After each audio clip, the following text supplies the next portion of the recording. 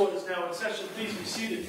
Good morning, Your Honor. May I proceed? Yes, please. Your Honor, before the court today, we have the matter of Commonwealth versus Lindsay Clancy. Ms. Clancy is present. She is represented by Attorney Kevin Reddington. The Commonwealth is represented by Assistant District Attorney Jennifer Sprague and Assistant District Attorney Shannon Buckingham. All right. Well, good morning, everyone. Good morning, counsel. Good morning, Ms. Clancy. Good morning, Your Honor. All right. Well, I guess as we always seem to start every morning, if I could see everybody over at the sidebar, please.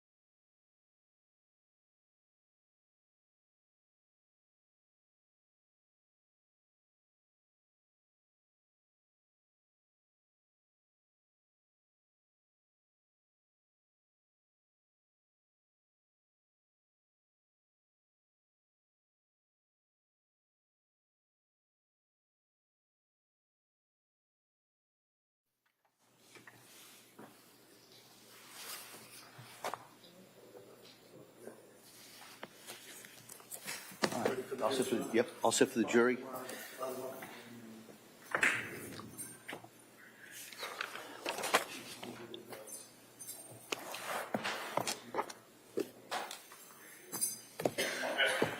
All rise. Jurors entering.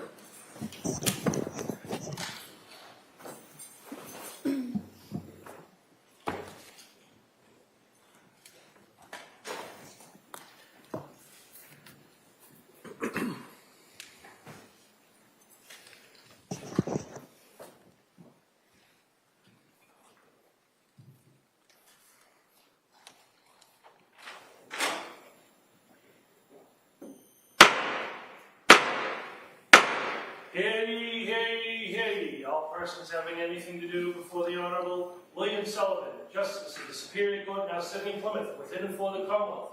Your Honor, give your attendance and you shall be heard. God save the Commonwealth of Massachusetts. This court is now in session. Please be seated. Good morning, Your Honor. May I proceed? Yes, please. Before the court today, we have the continuation of the jury trial in the matter of Commonwealth versus Lindsay Clancy. Ms. Clancy is present. She is represented by Attorney Kevin Reddington.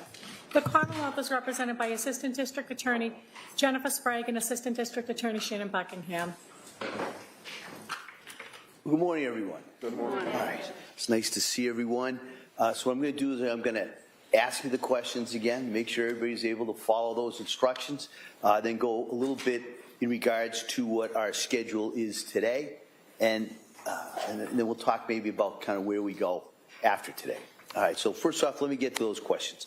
Has any member of the jury read, seen, heard, or overheard anything from any source about any aspect of this case which would affect your ability to be a fair and impartial juror? All right.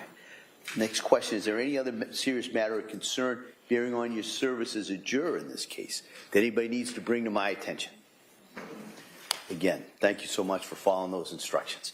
Now, what we're going to do today is we're going to return to the witness who was on the stand. Commonwealth is still conducting direct examination. After that, the defense will be given the opportunity to do their cross-examination. And I believe after that, the Commonwealth has one last witness. Okay? And so that's the anticipated lineup that we have today.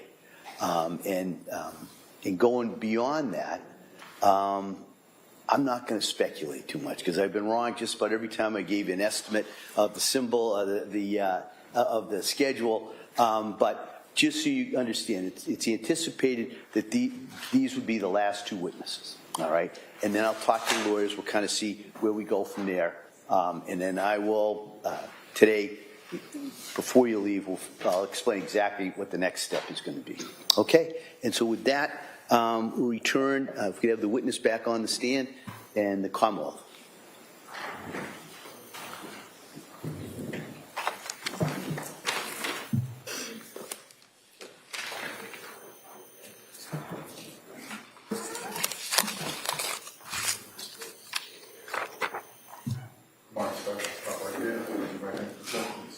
Good morning. Do you solemnly swear that the testimony you give in the court in the jury and the not coming between the Commonwealth and the defense shall be the truth, the whole truth, and nothing but the truth, so help you God. Thank you.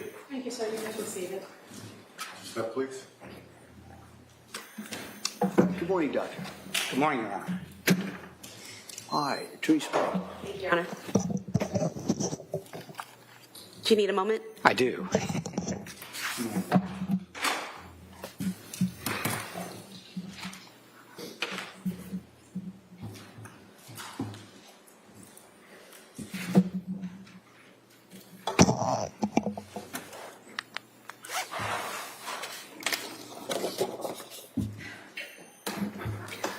So, Doctor, could you tell us what is peritraumatic, sorry, let me start over. Can you tell us what peritraumatic disassociation is and whether it factored into your evaluation in this case? Yes, that's the kind of thing that you experience when you're going through a very frightening or traumatic set of situation or circumstances or whatever. And it's the sort of thing that you can experience in the sense that you kind of feel that things are unreal or that it's not you. It's like you're watching yourself go through actions and so on. And it's the sort of thing that if you talk about it, it sounds like it could be psychotic, but it's actually a recognized, more likely to be a recognized aspect of going through a traumatic situation or set of circumstances that many people going through something like that would experience. And when you say going through something like that, are you talking about when the defendant was strangling her children? That would be one example because that was very traumatic for her. And did the defendant show signs of peritraumatic disassociation in the records or in your conversation with her? She did. She talked about feeling like it wasn't her, like she was watching herself, like she was going through what she called no thinking, no decision making, only responding to the voice and taking action. And when she said that there was no decision making involved, did you see anything about in the records or in her detailing of what happened that was inconsistent with that claim, that there was no decision making? Yeah, this is difficult but important to say. That there are just many ongoing decisions that have to be made to accomplish a killing like this in 18 to 20 minutes. For example, why the basement? Who among the children goes first? What do you say to the kids to keep them from panicking? There are other examples, but Yeah, hold on. And so what types of decisions, without getting to what she might have said or thought, what are some types of decisions that had to be made to effectuate the strangulation of the children? Well, I tried to give some examples a minute ago, and I don't want to go too... All right, hold on. Just answer the question, all right? Don't comment on the rulings of the court. Just answer the question, please. Okay? If I could rephrase. Yeah. Doctor, the choice of where to strangle the children, does that have to be a choice of where that happens? Yes. The decision of how to strangle them, is that a decision that needs to be made? Yes. What to use to strangle the children, is that a decision that has to be made? I'm sorry, I have to object. No, overruled. I'll allow that. What to use to strangle the children, is that a decision that has to be made? Yes, it is. The order in which to strangle the children, is that a decision that has to be made? That's another example of the decision, yes. Decisions. And the way in which to kill herself, were those decisions that had to be made? Yes, they were. Now, you said that this peritraumatic disassociation seems like it would be a sign of psychosis, but isn't. Why isn't it? It's actually something that is much more commonly experienced in that kind of set of circumstances than psychotic symptoms. And yesterday when you went through the two options that you considered, that this was psychosis with command hallucinations or suicide with altruistic filicide, is your testimony that it's either or it's one or the other? It's my testimony that those were the two possibilities that seemed to have some evidence, but at the end of talking to her, testing, reviewing all the information, doing the collateral interviews, everything I did as a part of this evaluation, the evidence much more strongly, in my opinion, supported the second explanation, which was the serious suicide attempt accompanied by killing the children out of love.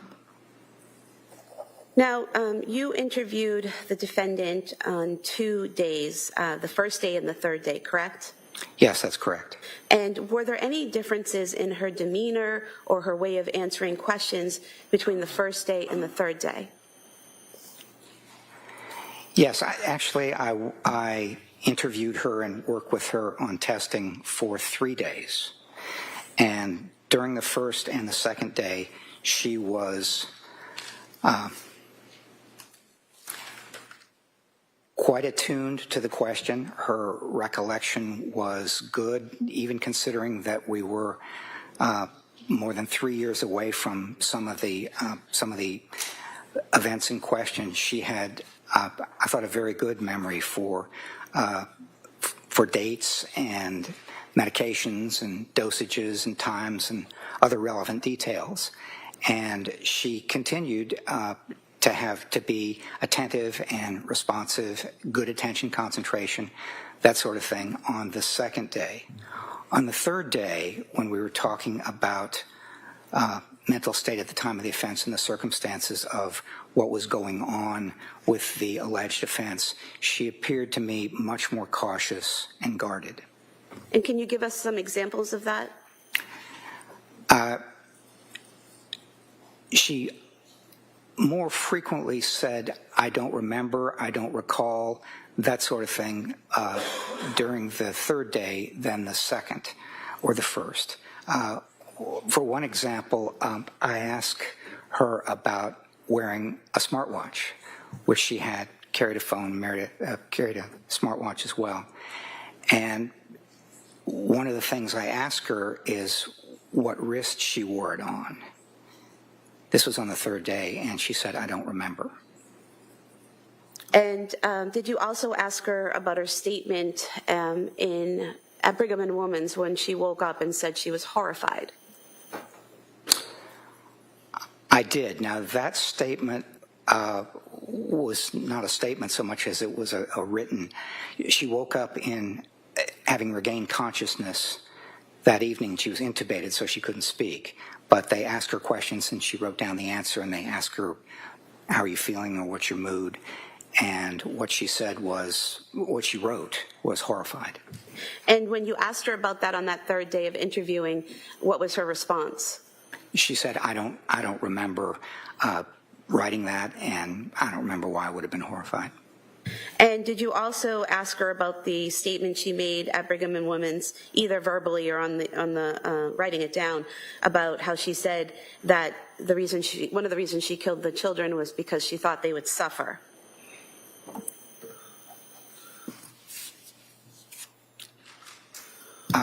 Where are you? Are you in my report there? Referring to the records at Brigham and Women's where she told... She's going to lead him with the records. No, she can refer to where she's looking to direct his attention, if you reviewed those. You reviewed the Brigham and Women's records, correct? I did, yes. And the portion where it says that she told a treatment provider that she had to kill the kids to kill herself because the kids would suffer. Do you recall that statement? Yes, I do recall that statement. And when you asked her about it on the third day of interviewing her, did she recall that statement? Yes, that statement in Brigham and Women's to the attending psychiatrist was made in the context of her thinking about what happened. Well, let me see if I can find it here. Yeah, she was asked about what the voice had said on that afternoon, and her response was, it had said, you have to kill yourself so you can kill the kids. It also said, the kids will suffer without you. And when I asked her about that, whether the voice had said that, she said, no, the voice only said, this is your last chance. You have to kill the kids so you can kill yourself. So I'm going to move to strike. That's not responsive. No, overruled. A lot. So the two differences where at Brigham, she's saying, the voice said, you have to kill yourself so you can kill the children, and that the children would suffer without her, versus after that when she says the voice only said, you have to kill the kids so you can kill yourself. Is the fact that she's giving two different statements significant in your evaluation? As I talked about in my testimony yesterday, when there is inconsistency, that's something that alerts me to the possibility of inaccuracy. And two statements that are mutually exclusive or inconsistent suggest to me that there is a problem. One of them, at least, is not accurate. And Doctor, did you find any significance in your evaluation to the fact that she was able to complete a phone call with her husband during this time frame of killing the children and herself? Yes, that was very unusual in my experience, to have a crucial time interrupted by something like a phone call, because one of the considerations there is that you then not only can document the time that it happened, and that helps be more precise about the time, but you also have whoever is on the other end of the phone. And this was her husband. When he called her at 5:33, she didn't pick up, but she called back immediately at 5:34. And when I talked to him during the collateral interview, one of the things he said is that she sounded, on the short call, distracted, and like she was in the middle of something, but it wasn't anything that struck him as that unusual. He said when she's home with 3 kids, she's always in the middle of something. So that was one of the reasons that it was important. And then another reason, as I mentioned a minute ago, is it helps to establish a time frame. We know when her husband left the house, which was 5:15. We know when he came home, which was around 6 o'clock. And this is not quite in the middle of it, but close to that. And so it was unusual and valuable and important in trying to establish those kinds of things. And when reviewing the records and talking to the defendant, did you notice any statements or behaviors that seemed to focus in on herself? Such as, for example, being future-oriented. Well, one of the things I noticed from the records at Brigham and Women's is that several days after she came in, there were comments from staff and in the notes about how she was a little bit more future-oriented and thinking about what it would be like in the future, her life, and that sort of thing. So that's one of the considerations that was in response to kind of thinking about herself and being oriented toward herself. And is there any significance to that state of mind or those thoughts in your evaluation of her? Well, I don't think that she was in any way over this or thinking only about herself. It's something that I noticed when I evaluated her in April, is that she is still grieving. She's still in mourning for those kids, and she used language like, I have lost everything and I don't want to be here. So I would not think of Lindsay Clancy as someone who is really self-centered or oriented only to herself. She is grieving her children. And you mentioned yesterday the emphasis she had on control of thought and control of her life. How did that come into play in your evaluation in terms of what was done here?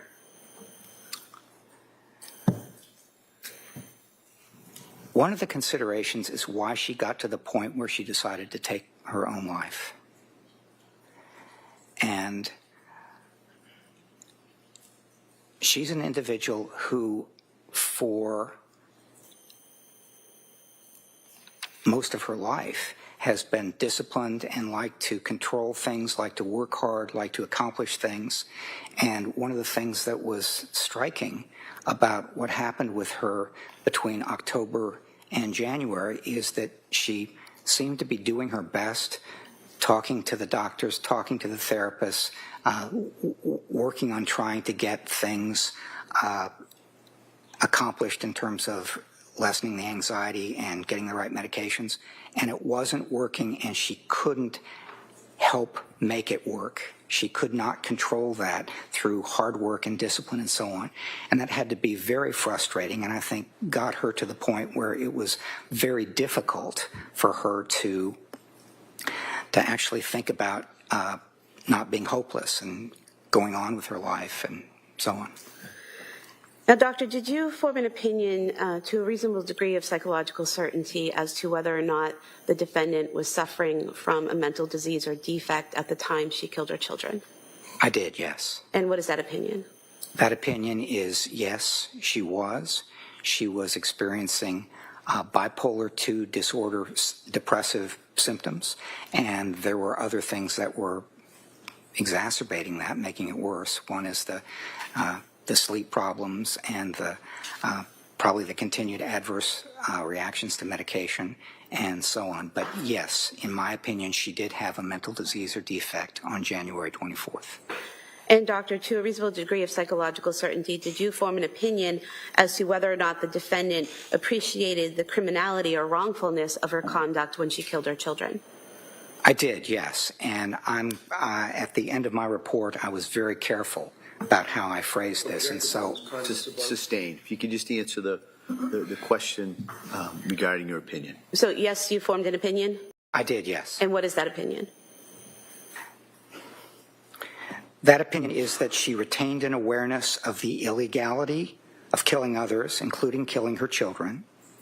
Her moral awareness of the wrongfulness of this killing was influenced by her strong desire to die and, if she were dead, not to leave her children behind. Some of this perception was realistic. For example, my children will suffer without me because they would have suffered, I think. And some of it was distorted. For example, nobody else can care for my children. But her awareness of the illegality and moral wrongfulness of such killing is best appraised by understanding these acts as a serious suicide attempt combined with altruistic filicide, killing her children out of love, rather than as a response to command hallucinations. And did you form an opinion to a reasonable degree of psychological certainty as to whether Ms. Clancy was able to conform her conduct to the requirements of the law when she killed her children? Yes. And what is that opinion? That her capacity to conform her conduct to the requirements of the law is, again, best understood by considering the seriousness of her suicide attempt and her strong desire not to leave her children.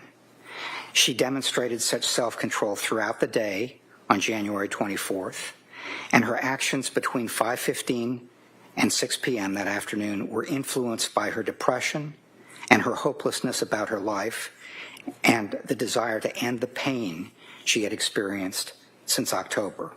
Although this depression and hopelessness influenced her decisions, she retained control over whether, when, and how she carried it out, and the inclusion of her children. And doctor, did you form an opinion to a reasonable degree of psychological certainty as to whether or not the defendant was criminally responsible when she killed her children? Yes. And what is that opinion? My opinion, my clinical opinion, since I'm not the decision maker here, but my clinical opinion is that she was criminally responsible on January 24th. Thank you.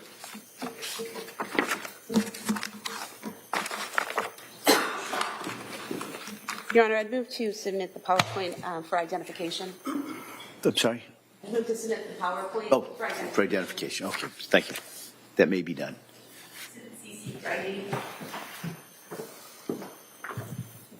Attorney Reddington? Thank you.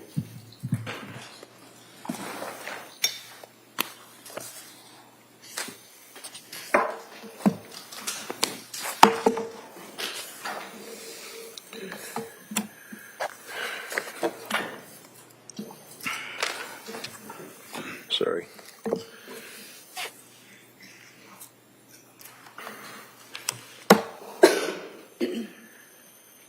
Doctor,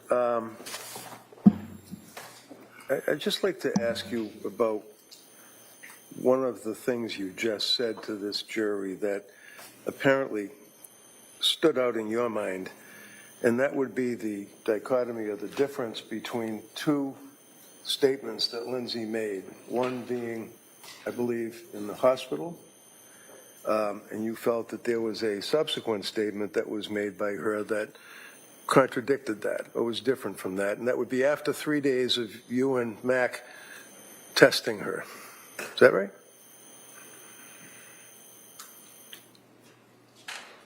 Can you just say, is it right or wrong?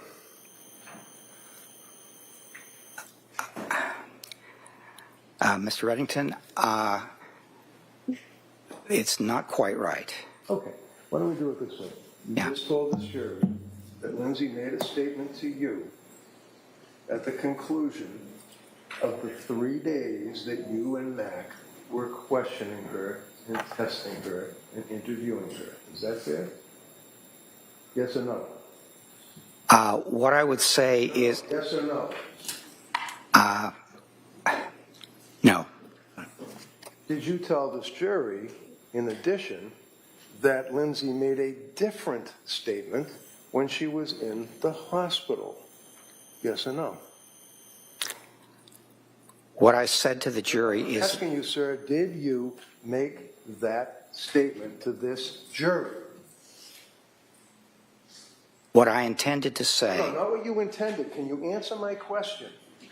Yes or no? No. Okay.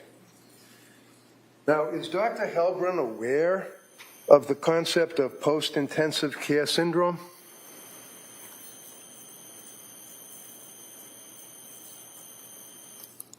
Post-intensive care syndrome. Yeah, PICS. It's called PICS. No, I have not heard of post-intensive care syndrome. Dr. Helbrin aware of when a person is coming out of major surgery and has been subject to anesthesia, that it is known that they have delusions, hallucinations, make statements that don't make sense. Are you aware of that, sir? Yes, I'm aware of that. And is that from your personal experience, professional experience? Because you didn't know what PICS was when I asked you, right? Yes, it's not from my personal experience or my professional experience.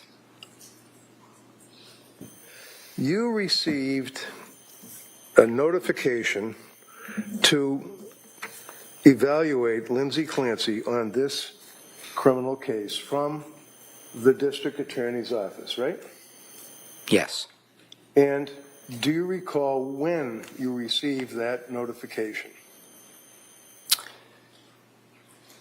It would have been sometime before January of 2025 because that's when I started reviewing the documents that they provided. Okay, so January of 25, January of 26, and then in the spring of 26, you go to the Tewksbury Hospital with Mac and you interview Lindsay, right? Correct. So how many months is it from the time that you were appointed or requested or asked to help the DA's office to the time you saw Lindsay? How much time passed? Probably about 18 months. About a year and a half. And how much time passed from that point going backwards to January of 23? I'm not sure what the question is. Okay, January of 23, you add a year, that's January of 24, right? Yeah, That's 1 year. yeah, January of 24, you add a year up to January of 25, that's 2 years, right? yes. January of 25 up to when you and Mac finally go out to Tewksbury to interview this young lady is how many months? Well, it would be about 3 years. Okay. And are you telling this jury that it's good, using the term loosely, medical practice to interview a young lady like this 3 years after the event for purposes of helping the DA, in your opinion? Do you mean in the context of a forensic mental health assessment, sir? That's the only reason you're here, right? Yes, it is. Okay.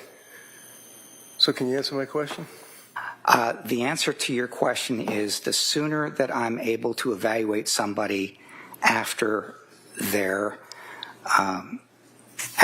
involvement in the alleged offense, the more closely I can come to using that current state information as something that is relevant to their mental state at the time of the offense. Okay. So in other words, yes, it is better to see them sooner rather than later, to coin a phrase, right? Yes, it is. Okay.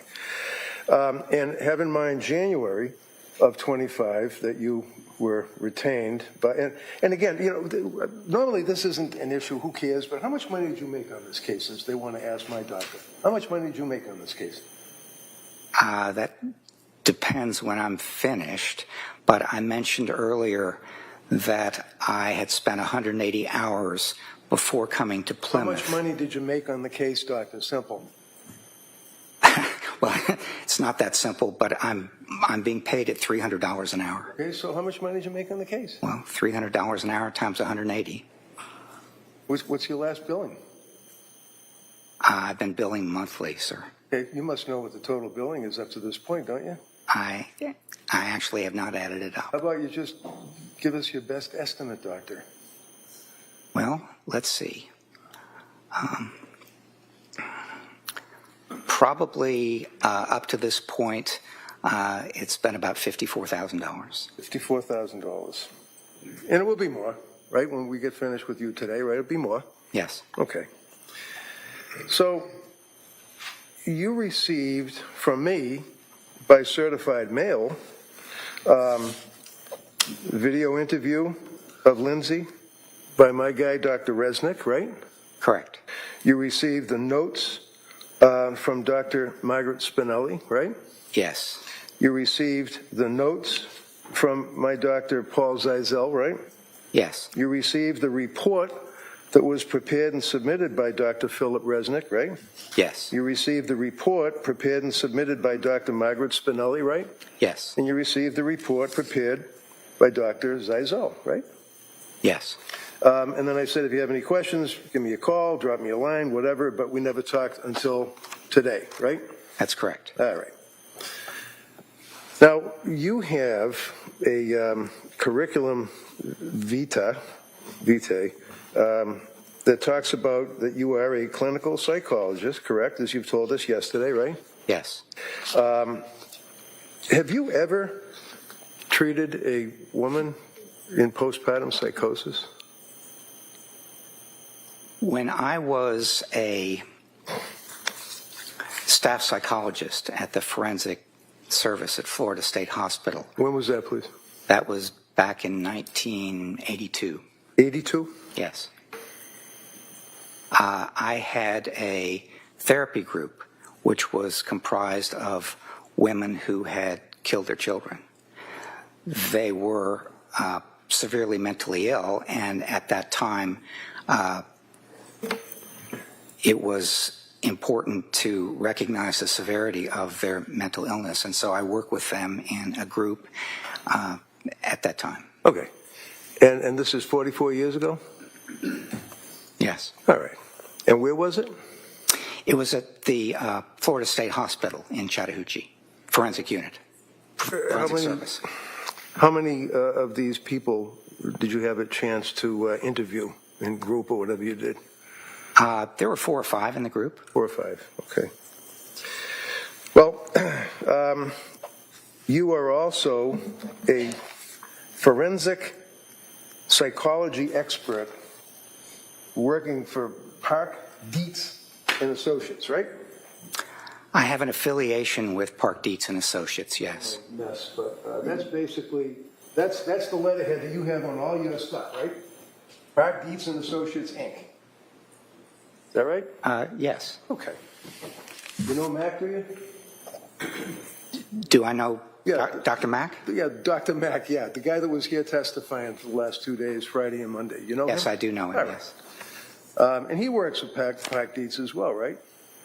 I think he has the same kind of affiliation I do, which is we both have jobs and do things elsewhere, but we occasionally do cases in affiliation with Park Dietz and Associates. Right. And continuing on, and if you have it, you can certainly take a look at it. Make sure I don't misrepresent anything on your V-Day, as you refer to it.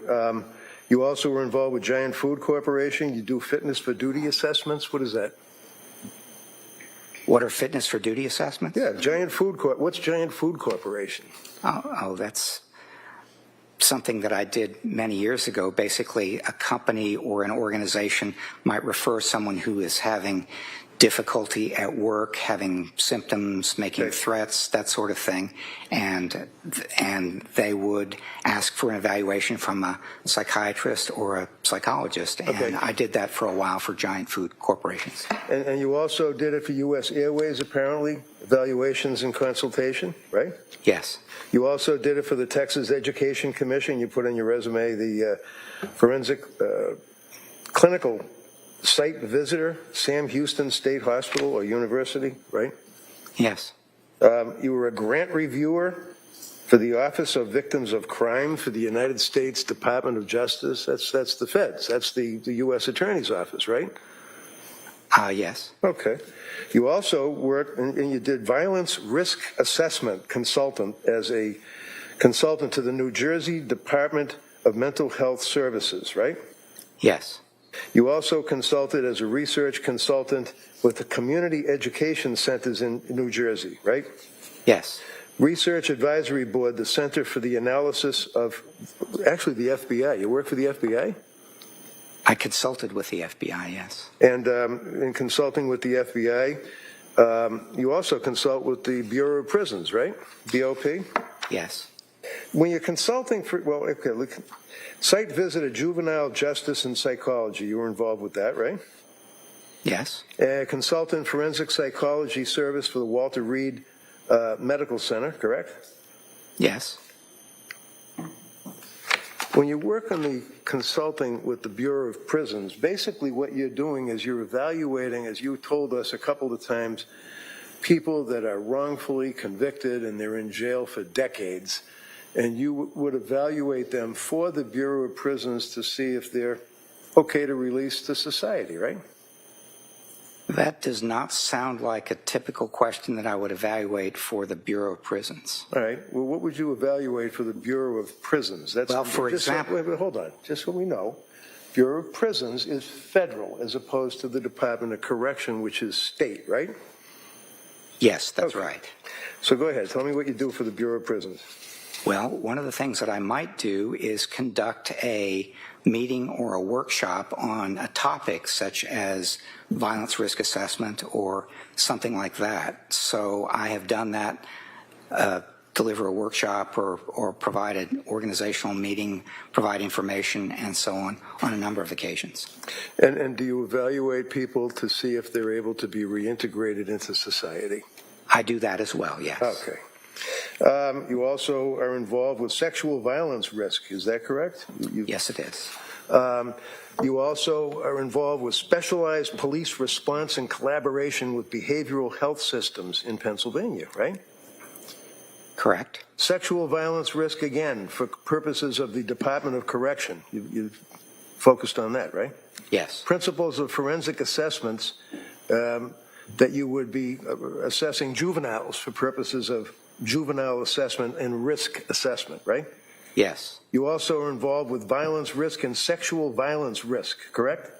Yes, correct. Juvenile assessments, risk assessments, and principles of forensic assessment for the American Academy of Forensic Psychology. Is that right? Yes, that's right. And also a focus on juvenile assessment and risk assessment of juveniles, right? Yes, correct. Violence towards others, psychiatrically hospitalized populations. That would be what? Patient-on-patient assaults or something like that when somebody's at a mental institution? Patients against patients, against staff, that sort of thing. They can be pretty violent places, can't they? They can be sometimes, yes. Sexual violence risk, you involved with New Orleans, Louisiana, sexual violence risk assessment, right? Correct. Obtaining and using mental health experts in criminal litigation for the Administrative Office of the United States Courts, right? Yes. What does that mean? What did you do with that when you were dealing with obtaining and using mental health experts in criminal litigation? Well, I have had the occasion to provide workshops to prosecutors, to defense attorneys, to judges, and so on. And depending on some of the questions that arise, such as what's the most effective way to obtain and present a forensic psychologist or forensic psychiatrist expert. I might do a half-day or a full-day workshop on that. Okay, so my question, sir, I know you get in there, but where did you lecture or give a lecture to criminal defense attorneys? I've given a number of those lectures over the years. I can't recall them all offhand. Okay. But my question, sir, was that you were working on behalf of the Administrative Office of the United States Courts, federal courts, right? Yes, I asked that's you that right. question? Okay. Yeah. You also worked for the Forensic Mental Health Assessment for the Ohio Forensic Psychiatric Center of Yes, that's inmates, right? Yes. You also participate and have written about To Kill or Not Kill, That Is the Question, for Drexel University, where you were a professor, correct? Yes. All right. Assessing risk of violence towards others in psychiatrically hospitalized populations. You focused on that, right?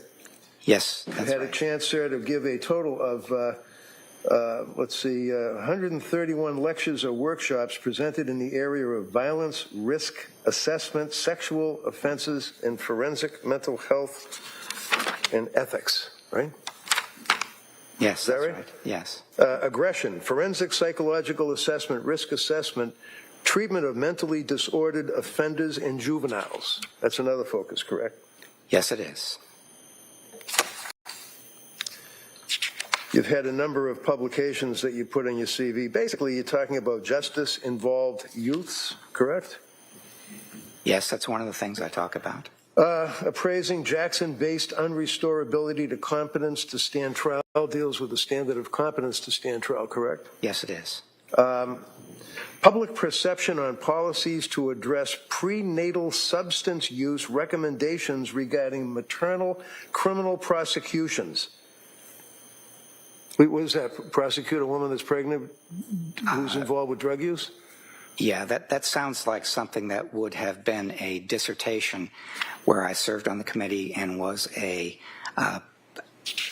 co-author of some kind, but the individual who Okay. wrote the dissertation would have been the first author there. All right. And life sentence for juveniles, sequential model for juvenile justice, justice involving men, forced medication, and competency to stand trial. These are interests or focuses of yours, sir? Yes. Urine drug screens as a baseline for predictors of graduation from drug court. Yes. What does that mean? That you were involved with drug court? Yes, I've been involved in writing about and consulting to drug courts over the years, yes. And disputed paraphilia diagnoses and legal decision-making is one of your other focuses, right? That was one of my graduate students, and I was a supervising and second author. Paraphilias would be in the, I mean, that's basically if you have some kind of weird sexual things that you do, right? Something like that, yes. Yes. Continuing on, juvenile, a lot of juvenile focus on your resume, correct, sir? Yes, there's a fair amount of juvenile work that I've done over the years. Involuntary medication, trial competence, clinical dilemmas, substance abusing adjudicated adolescence, and your resume basically is a number of pages, correct? Would you agree with me? It's almost 70 pages, right? Yes, I would agree with you. Okay. Flipping through and jumping ahead, sir, you wrote book chapters, correct? Yes, that's correct. You dealt with forensic mental health assessments, principles, and standards of care, right? That's right. Violence risk assessment, right? Correct. Juvenile violence risk assessment, right? Yes, that's correct. Managing hindsight bias and unstructured judgments, implications for legal decision-making is an article that you had, chapter or whatever that you wrote, right? Yes, it is. Again, juvenile delinquency, juvenile delinquency, juvenile delinquency, juvenile delinquency. A lot of focus on juveniles, right? Yes, there's a fair amount of Then you focus have on juveniles over the years, yes. A number of reviews that you have published, presentations that you've presented, a lot of them dealing again with juveniles and dealing with assessments of prisoners to have them released into society, things of that nature, right? Yes. Life sentence juveniles, for example, is one of the things you focus on, right? Yes, again, Okay. there's been a fair amount of juvenile work and Handling difficult cross-examination, integrating perspectives, combining substance with style, and learning. What does that mean? Handling difficult cross-examination. well, one of the things that people as forensic psychologists need to do is convey what they have done in a way that is effective. And so there are things that you, To a jury? to a jury, to a judge, to an attorney, various kinds of. Well, when you're dealing with an attorney, sir, you're presenting information to the attorney. You're not dealing with difficult cross-examination, are you?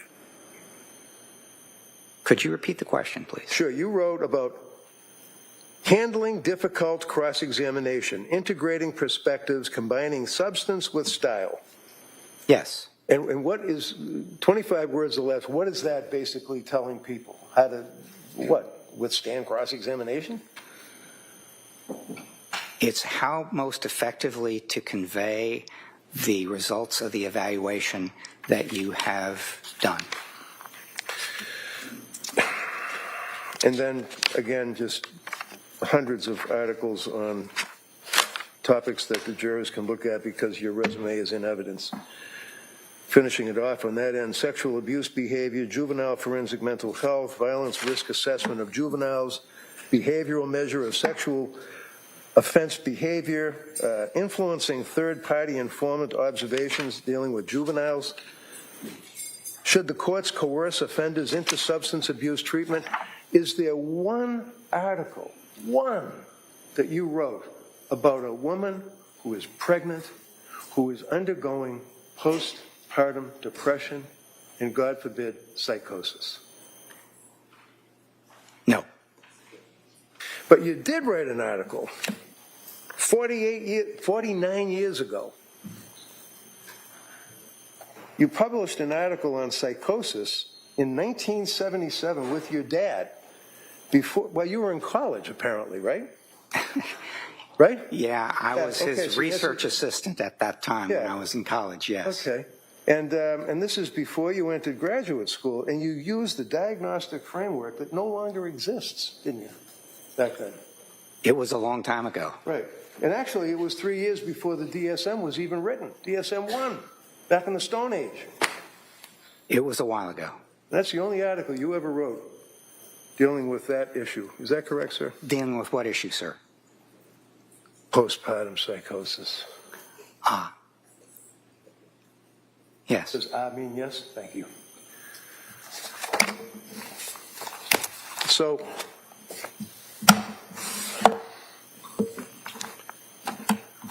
you make arrangements with the district attorney's office to get all this discovery that I sent you, that the DA sent you, police reports that you went through with the jury, and you read it, right?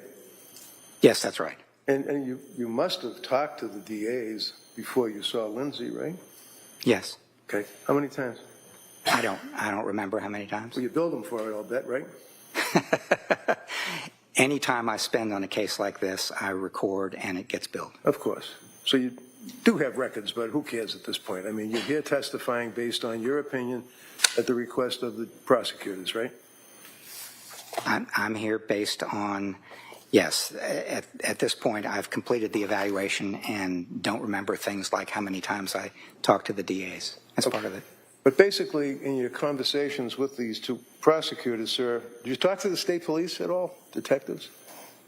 I reviewed a massive amount of reports, some by the state police, some by other individuals. So I reviewed records for many, many hours. And when you got involved with this case 3 years later, or 2.5 years later, you'd agree with me that it was quite publicized, right?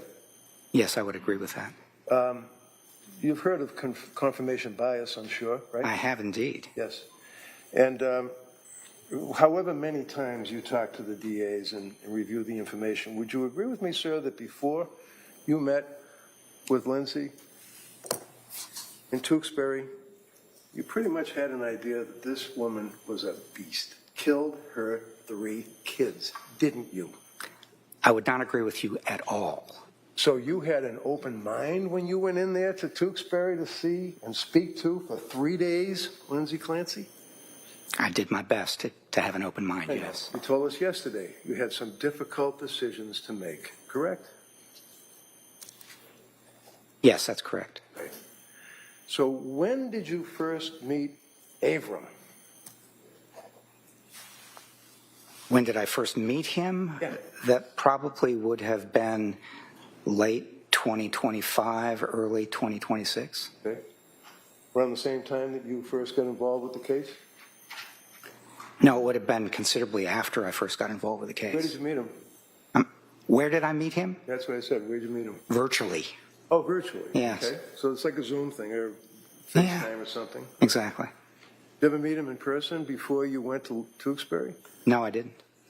So did you guys have a plan to meet up somewhere before you went to evaluate Lindsay? In the lobby of the hospital. Okay. Did you stay somewhere the night before? I did, yes. Yeah, where'd you stay? I don't remember. You don't remember? Were you with Mac that night? No. No? Did you stay in a private house? No. You stay in a hotel? Yes, I did. Wasn't a van down by the river, for sure, right? I don't remember the name of the hotel, but it was a hotel in Tewksbury. All right. So you're in a hotel, you meet with Avram Mack in the parking lot, and then you go into Tewksbury Hospital to meet with this young lady, right? Correct. And the two of you, day number one, you spend how many hours, the two of you, questioning her? 4.5. And day number two, you don't bring Mac with you, you're by yourself, and you administer the psychological testing, correct? Correct. And how long was that, sir? 3 hours. And day number three, how long did you speak to Lindsay in the hospital? 3 hours. So what was your total period of time over a 3-day period that this young woman was dealing with you and Avram Mack? 10.5 hours. So for 10.5 hours, this young lady is in a room, in a wheelchair, being questioned by you and Avram Mack while she's on medication, right? Yes, that's correct. And she was still answering your questions, trying to be cooperative and being affable and friendly, you put in your report, right? Yes, that's right. Did at any time she express to you that she was tired and wanted to take a break? We offered her in the beginning. My question, sir, was... Action, if you could answer. No, he's not going to, he's going to No, answer my... hold on. Why don't you ask the specific question, Doctor, if you could listen to that question, okay? My question, sir, was at any time did you or Avram Mack offer to her to take a break? Yes. Did she accept that offer? Once she did, and once she did not. And basically indicated that she wanted to get through this interview and get it over with, right? Yes. You weren't her buddy going there to talk to her those 3 days, were you? No. She knew that you were there on behalf of the district attorney's office to testify against her in a trial and say to a jury that she knew and was able to conform to the law when she killed her 3 kids. Isn't that right? No, that's not right. So,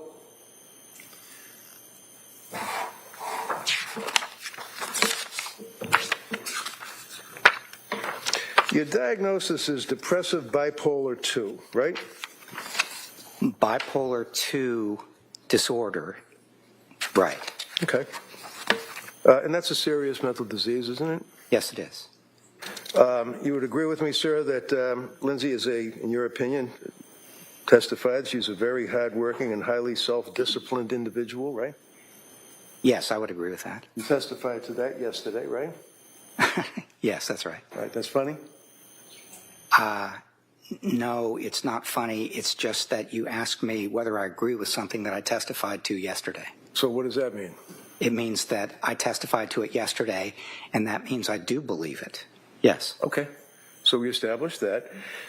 In your opinion, granted, through those 3 days that you had interactions with Lindsay, is it your opinion that she is a controlling individual, sir? It depends what you mean by controlling. Well, let me ask you, for example, would you agree that if a young mother prepares lists for a babysitter, for example, to chop up the carrots and dice them up small, and how to prepare the spinach, and how to prepare the chicken McNuggets, and then leaves them in a note and puts them on the kitchen table, is that controlling, in your opinion, of that individual? That is something that is working hard and being disciplined and exerting a certain amount of control, yes. That's not something that you would use against her in this opinion you have for this jury, is it? What I do is do my best to describe what she does, what she thinks, what she feels at certain times, what symptoms she has, and so on. And if that's a part of that overall picture, then it's not that I'm using it in favor of her or against her. It's just part of the overall picture, which I'm trying to present.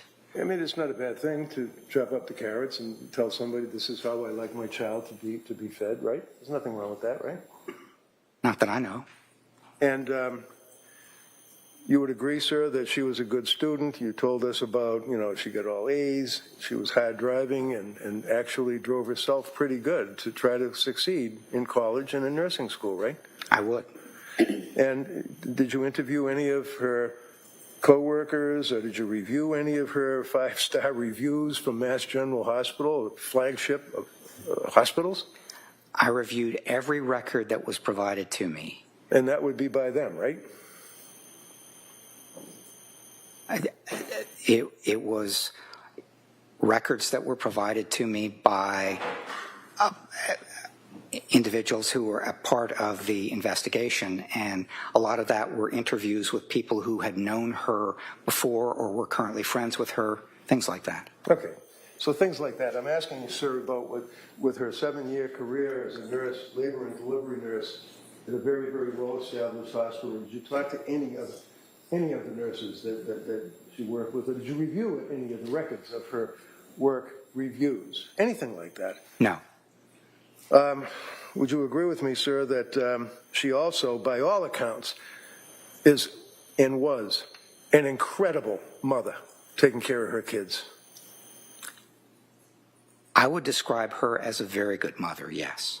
And in fact, sir, in the past 6 weeks or 5 weeks, there hasn't been one person that's had one thing bad to say about her other than these two. Isn't that right? Sustained. Did anybody, to your knowledge, come into this court in front of this jury and say that Lindsay Clancy was a bad wife? I don't know. How about bad mother? Again, I don't know. So in your readings about her as a mother, you were able to see that she would sing to her daughter when she put her to bed. That's in the reports. You read the reports, right? You might have to ask me that question. You know Rascal Flatts? I'm sorry? Rascal Flatts. You ever heard of them? No. Okay. So if I suggest to you, sir, that Lindsay would sing to her daughter every night, is that important to you in your evaluation? Yes. You didn't know that, though, apparently, right? I knew that she was very good with her kids, paid a lot of attention to them, spent a lot of time with them, and really enjoyed it. Even right up to within hours of their killing, she was making snowmen with them, right? Yes, she was playing with the 2 older children out in the backyard. And then bringing her life experience, which you testified yesterday that she never had any abuse in her life, was raised by loving mother and father, good student, hard worker, great mother, good friend, wonderful wife. She then randomly decides to kill her children by strangling them. It's the facts we're dealing with. Yes, sir, right? No, not right. So, one of the things you testified to yesterday is that, and you went like this and said that this is difficult, but then you were able to power through and tell the jury that Lindsay didn't like to leave her kids alone. She got anxious about that. Remember telling that to the sheriff? I do. And this is one of the things that you kind of hang your hat on that you felt was important in your evaluation, right? It was important. It was an important part of my evaluation that she did not like to leave her kids, and it made her anxious. Yes. That's not a bad thing, is it? For a mother not to want to leave her children and be anxious when they're out of her home, right? Well, it depends. It could be difficult and so on, depending on how anxious and even disabling it was if she just couldn't leave her kids. But on the other hand, if it just reflected that she was close to them and wanted to be with them and wasn't a problem or disabling, then it's not a problem. Did you know, sir, that Pat's mother and father would come over to the house and babysit for the kids when Lindsay and her husband would go out to dinner or go out to a movie or go out with their friends? Did you know that, sir? Yes. Did you know that the children were actually in learning Sprouts school? Did you know that? Yes. They had to leave the house to go to school, didn't they? Yes. She wasn't anxious when they would go to school, was she? It made her a little anxious to drop her kids off. She didn't like to be separated from them. Well, that's because the kids many times, not on occasion, would cry, like little kids do when you drop them off somewhere, right? I don't know if she was anxious only when they cried. You know that in addition to the date nights, in addition to socializing with friends, in addition to the children leaving to go to the Little Sprouts school, you knew that there were a number of occasions that Lindsay alone or Lindsay with her husband would leave the kids and go out and do any number of things. Shopping, socializing, go to Boston, things like that. Did you ask third-party contacts about that? I asked Patrick about that, and one of the things he said is that it was difficult for her to leave the kids, and he used as an example date night for their 5th anniversary. It was hard for her to leave. Was that in 22? Was date night for their 5th anniversary in 22? Mention it to the jury. Was that in 2022, their 5th anniversary?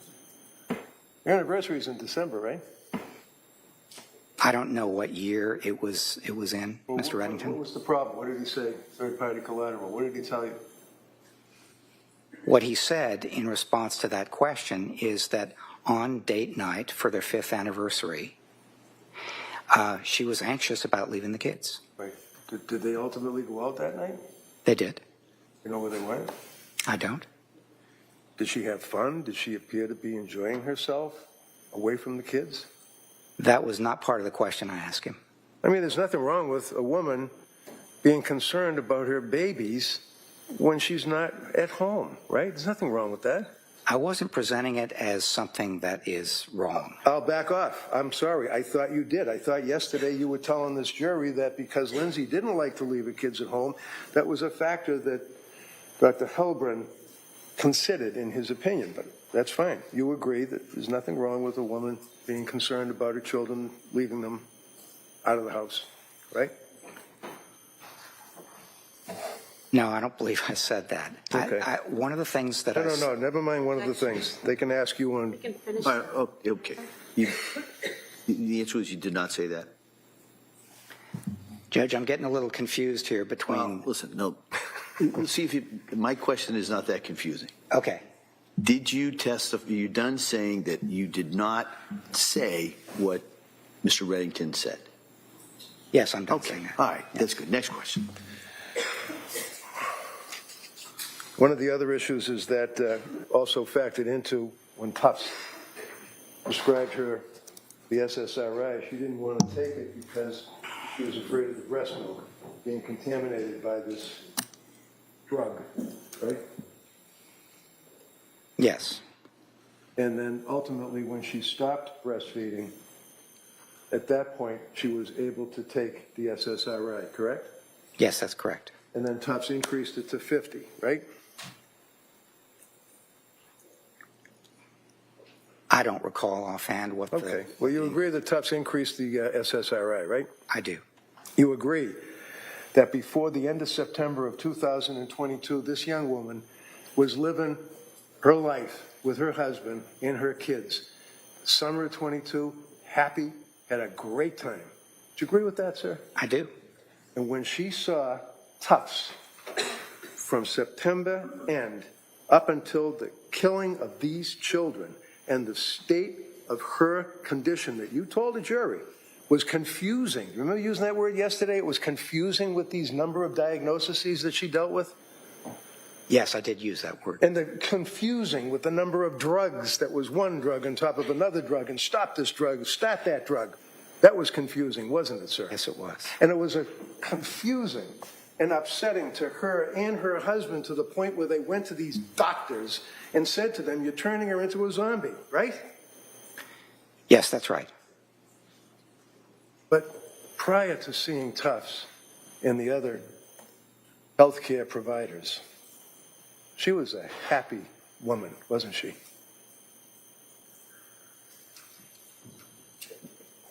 She was in many respects happy, pleased with her life. So she wasn't happy in an unqualified way, but she was, yes, she was very happy with certain aspects of her life. So as September turns into October, middle of October, thereabouts, how is she doing at that point between her depression, anxiety, drugs, prescribed? How is she doing? She was anxious about going back to work, but she hadn't started taking the drugs that were prescribed. Let him finish. Go ahead. Go ahead, Doug. Yes. In September, she was anxious about returning to work. She had not yet started taking the medications that Dr. Tufts had prescribed, though. How about a text that she had sent to her mother on October 20th, sir? I know you indicate in your report that you had a chance to review all of the computer searches, text messages, Apple Watches, all that stuff, right? Yes, that's right. All right. Read that text, please. October 20th. This is a text that she sent to her mother. Read it. Would you like me to read it out loud? I'd like you to read it out loud. All right. Mom, will you please come up and stay with me for a bit? I'm really sick. Something is wrong. I had horrible insomnia all night, and I just don't know how I'm going to get through the day. I started taking the medicine my doctor prescribed for anxiety, and I think it's made things worse. It's just really scary, and I don't want to be alone. Did her mother come up the next day and stay with her? Oh, I don't know. I'd have to go back and look at the records. I'm sure. Do you know, sir, that she actually climbed into the bed with her mother to sleep with her mother when the mother was staying with her during this period of time? No, I didn't know that. In the middle of November, sir, she texted her mother-in-law, which would be Pat's mother, Sue. This would be Sue Clancy, who was also a labor and delivery nurse, right? Yes, that's correct. She texted Sue while she was at work as a nurse, right? Yes. And Sue was in the emergency room and actually realized that Lindsay was at the hospital and stated that she felt unwell. Is that right? Yes. Did Sue see her in the hospital, if you know? I think she met with her in the emergency room. Okay. And then her mother-in-law was trying to help her out and referred her to another person that was a friend of a friend, so to speak, right? To help her out? The nurse practitioner, is that who you're talking about? Yes, yeah. Yes, that's right. And she was able to meet with that individual, Paul, until she left, I think like a week later. She went on to another job, right? I think that's right, yes. And that's when she saw Nurse Gelada. Was that correct? To my memory, that's correct, yes. And then would you agree with me, sir, that at this time frame in November, she was having real difficulty with sleep disruption, yes? Yes, I would. She had concerns all along about this, starting in mid-October, about the impact of the medications on her insomnia, correct? Yes, insomnia was one of the first problems that she experienced when she started taking the medication in October. And she expressed the fact that she believed that the medications were obviously having an adverse effect on her. They were damaging her brain, right? She did express that view, yes. And then she still, however, had a positive outlook and was hoping that things would turn around in her life and that she could get back to being herself, is a quote, right? Yes, that's right. But instead, and I quote your words yesterday, it got worse. Yes. Late in November, she's still having a lot of trouble sleeping. She thought that she was close to, and I quote, the end of her rope.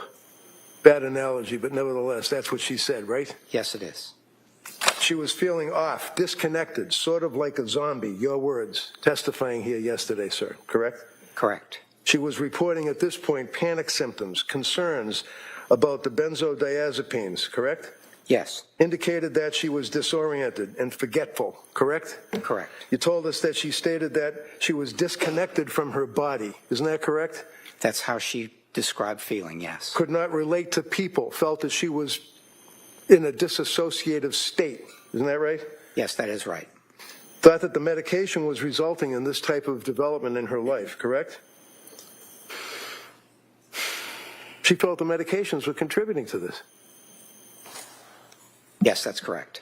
And in December, and I quote you, it's not getting better. It got from worse, it got better. Well, actually, not better. It got worse again, didn't it, in December? December was probably the worst month for her, as she described it. And in December, sir, you recall that she indicated, and I quote from your testimony, horrible intrusive thoughts. She had thoughts about harming herself, potentially as she continued to experience these thoughts later into December, correct? Yes, that's right. These thoughts, did anyone say to her, are these thoughts, are these coming from outside your head? Are they coming from inside your head? Are they male voices? Are they female voices? Anybody ask anything about thoughts, what they were? According to the medical records, not according to your guess. That's a standard kind of question when you're My being question, sir, is you read the medical records. No, overruled. Can you answer that question based on Dr. Helbrin's review of the medical records of what this young lady went through in that hell that she was living? Is your question, did someone ask her about hallucinations? Yeah, if or I come thoughts? to you for help and I say, I've got intrusive thoughts about killing myself, and God forbid I'm thinking about killing my kids, I've got these thoughts in my head. Would you ask me? Voices? Thoughts? What are they? Does anybody ask that question? Yes, that's a standard question that psychiatrists ask at the beginning of each appointment. It's a standard mental status question. Did any one of those psychiatrists ask Lindsay Clancy that question, according to the medical records? Anyone? Ms. Clancy completed the answer to those questions What on question? a number of occasions, Sir, if I what might. questions? No, well, go ahead. What No, questions? Finish that question, and I'll let you have that question. Okay. Finish the answer. Questions such as, are you hearing voices? If so, describe those and so on. And the typical response that she gave as part of a question like that was no. How about when someone says, I've got dark thoughts? Does anybody, professionals, ask, what are the dark thoughts? If somebody said, I'm having dark thoughts, then the follow-up question would be, tell me more. What are the thoughts? Tell me, just give me some descriptions of what you're having, what you're thinking, what it's like, and so on. So if a patient goes to a doctor and says, I'm having these intrusive thoughts, I'm having dark thoughts, I'm having thoughts of, and at this same time frame in December, she's talking about harming the children, correct? She said that those thoughts had come to her at times. At times. Yes. And she mentioned that to her husband, didn't she? That's what she said, yes. She mentioned, did you talk to her husband about it? Yes, I did talk to her husband. Tell you that she said that to him? Yes. A couple of times she said it to him, right? A couple of times she said, I'm having thoughts, and he asked her, give me more detail if you could, and she said, they're just thoughts, it's not a plan, that sort of thing. You got this girl living in her house with her kids, saying she's having dark thoughts, saying she's thinking of harming the children, and Patrick's response, according to your testimony, is just basically just power through it, you'll be okay? Objection. No, overruled. Huh? No, that was not his response as he described it. He asked more questions because one of the things that she had been dealing with for some time are thoughts about hurting herself and possibly the kids. And so what he did was try to get more information about the details. He asked questions that a mental health professional would also ask, which is how often, what are they like, do you have a plan, things like that. And she pretty consistently said, no, I don't have a plan, and this is how often it happens, but they're just thoughts. So let's talk about that, because that's apparently the standard reaction if a patient comes to a doctor and says, I'm having dark thoughts, intrusive thoughts, I'm thinking of hurting myself, I'm thinking of hurting the kids. You say, do you have a plan? That's the question you ask, right? That's one of the questions that you ask, If yes. the person says, nah, I don't have a plan, I'm just having these thoughts, then you just basically move on, give them more drugs. What do you do? No, you don't move on. You're aware that the person has reported having those thoughts, and you've appraised the risk, and the risk has to do with things like how imminent is it, how serious is it, are there means, how is there a plan, what sort of detail is involved, and so on. And so basically what you do at that point is you take it seriously, but you also try to describe how seriously to take it. Okay. Would you agree, sir, that she was complaining through December about these unwelcome and internal thoughts? Is that correct? Yes. It's important for your evaluation because when you ask the question, when you're experiencing these thoughts, were they your own thoughts or were they auditory hallucinations? And she indicated to you they're my own thoughts. That's what your testimony was, right, yesterday? That's correct.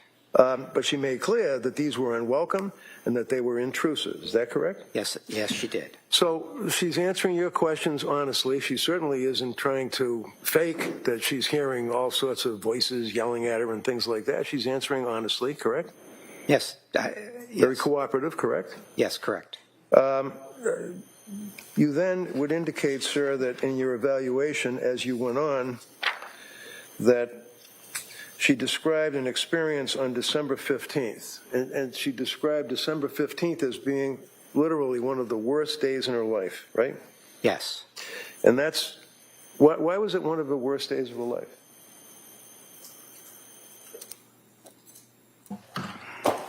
Well, it was one of the worst days because things were getting more intense and difficult, and the thoughts that she was experiencing were harder to handle for her. As a result of that, her husband, Pat, took her to the hospital, right? Correct. And you indicated that it looked like she was having general anxiety symptoms, right? That's your testimony yesterday. It looked from what the records reflected that anxiety was something that they were focusing on her experiencing. And then you said in your testimony, but not so much the postpartum. What does that mean? It means that in December, she would have been 7 months away from giving birth to Callan. And consequently, it was less likely to be postpartum than depression for other reasons, or bipolar or major depression or something like that, rather than postpartum depression or postpartum psychosis, something like that. Because you know that postpartum is not a medical diagnosis. That's just the fact that you had a baby, right? I do know that, yes. Okay. And when she went to that hospital, did they provide any help for her or any medication, or what happened on December 15th? She did not stay in the hospital very long, and so No, she didn't remain there long enough to get the kind of help that you would usually get on an inpatient basis. But the next day or thereabouts, she goes back to see Tufts, right? Yes. Okay. So she immediately tries to reach out for help to anybody that would listen to her, right? She was trying hard to get help. Now we get to December 20th. December 20th wasn't a very good day either, was it? Well, that was the day she went to the she went to the Rhode Island hospital that had a postpartum program. Now, you know from looking at the medical records that, in fact, it was recommended to her, I think by maybe the LASCW young lady, Letitia Dukes, but maybe I'm wrong, they're in the records.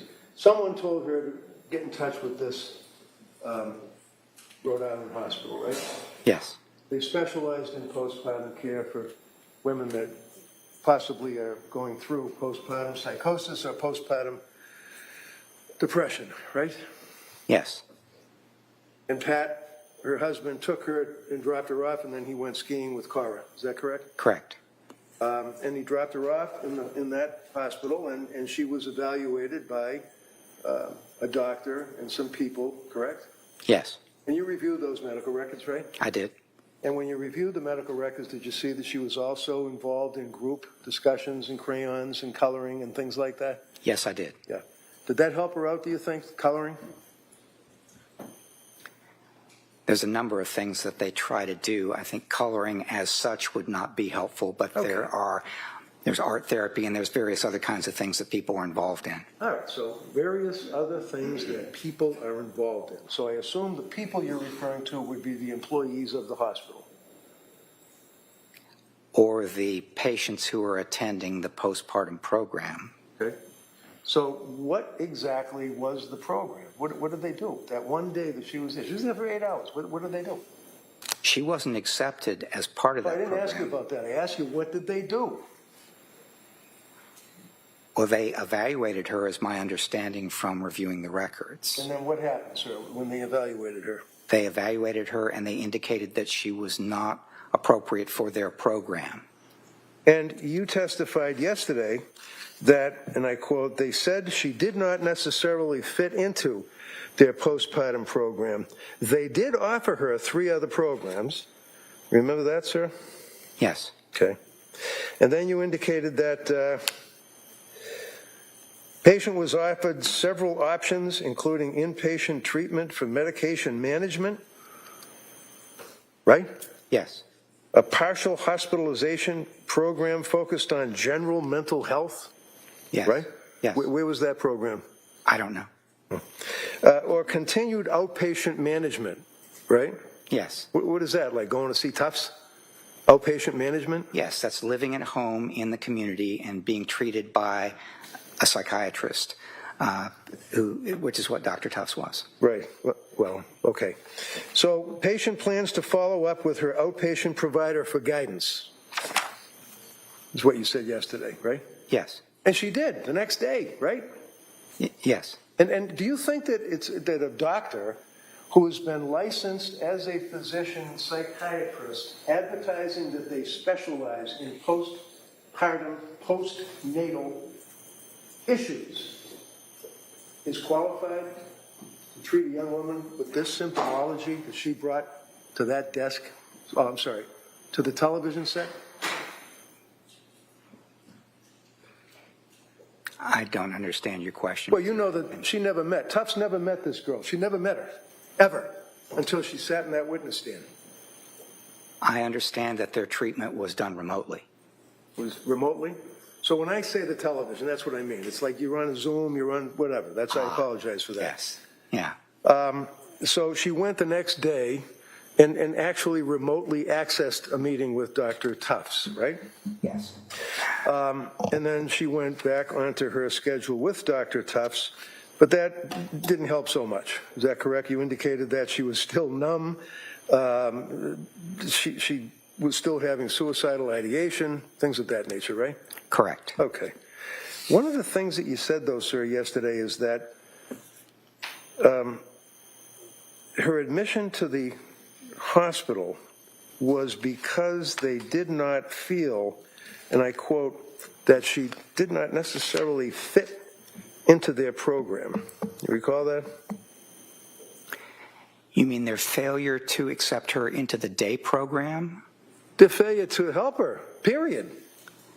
They told her to leave. It's my understanding that what they said was that you don't fit with our program because it's not a postpartum phenomenon, and that's what the program is about. Did you really read those records? Yes. Seriously? Yes, I did. Okay. And So I tell me wrote again. something about, in my report, I wrote something about it. Wait for the next question, okay? Yes, Your Honor. So you read the records from that Women and Infants Hospital in Rhode Island? Yes. Telling this jury, right? Yes. And what was the word, the language, the word salad you just said to me that they didn't accept her because of what? Objection. Yeah. You can rephrase that. What was it you just said to this jury they wouldn't accept her? Why? It was a day program for women experiencing postpartum difficulties.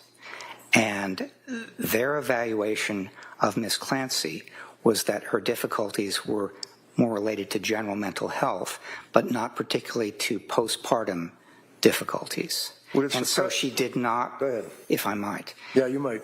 if she might be more appropriate for somebody, she might be more appropriate for a general mental health program, but not so much for a postpartum day program, which is what they had. So they didn't say that you don't need help. They just said that you don't fit with our program. Would it surprise you to know, sir, that they said that she didn't fit with their program, as you put it, because of the overlay of over-medication that her doctors had caused to that point? Do you have any memory of that at all? There were questions that they raised about the medication. It wasn't just questions. They said that's the reason. The secondary diagnosis as to why they wouldn't accept this young lady is because of the medications that she had been prescribed. Over-medicated. The Do you recall seeing that in those records? Yes, I recall a diagnosis of depression, which was not specified further because there were medicine complications. Do I have to get the medical records and read them to you? I actually have something in my report, so I can read it back to Can you. you pull it out and tell me Yes. what the discharge diagnosis was?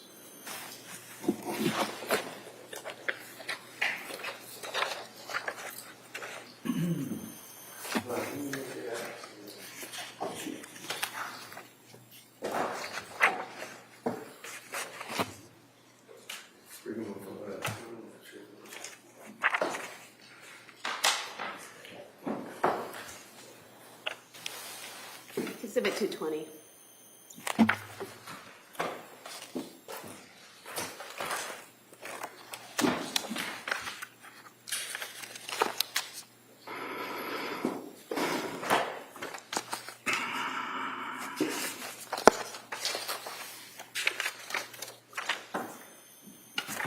Which ones are you looking for? 220, I guess. Women and Infants Hospital record.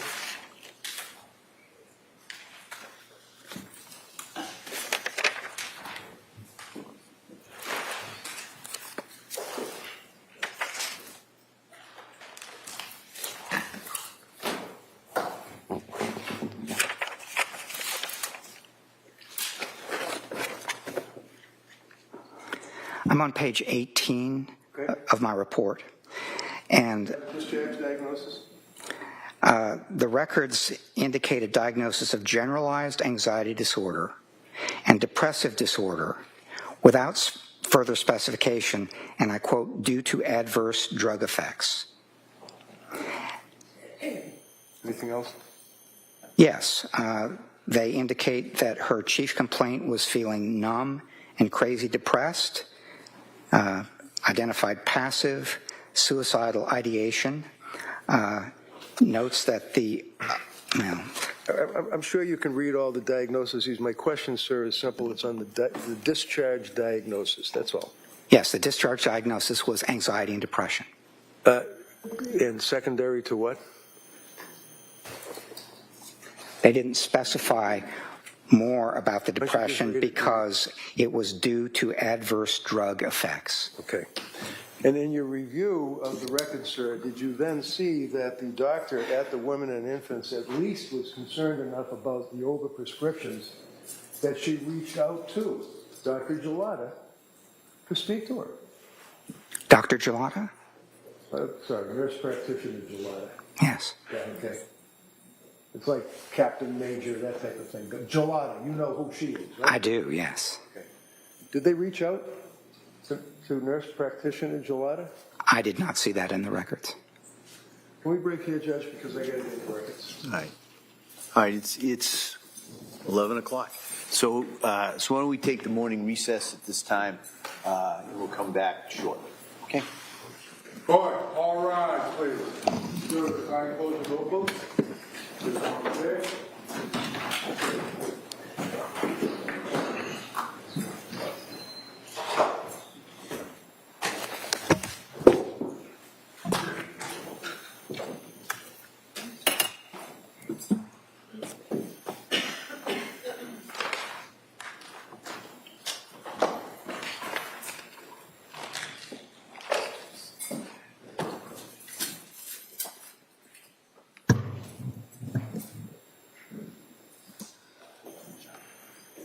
Jurors are next to the courtroom.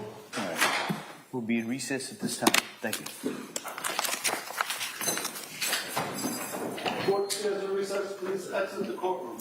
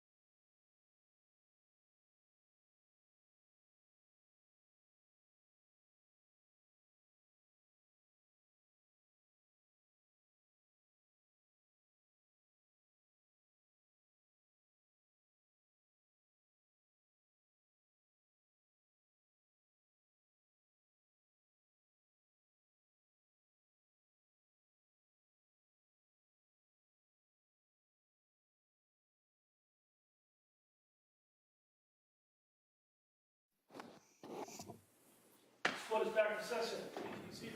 Your Honor, for the purpose of the record, we return back to the trial of Commonwealth versus Lindsay Clancy. All parties are present, excluding the jury. All right, we ready for the jury, counsel? Okay, yeah.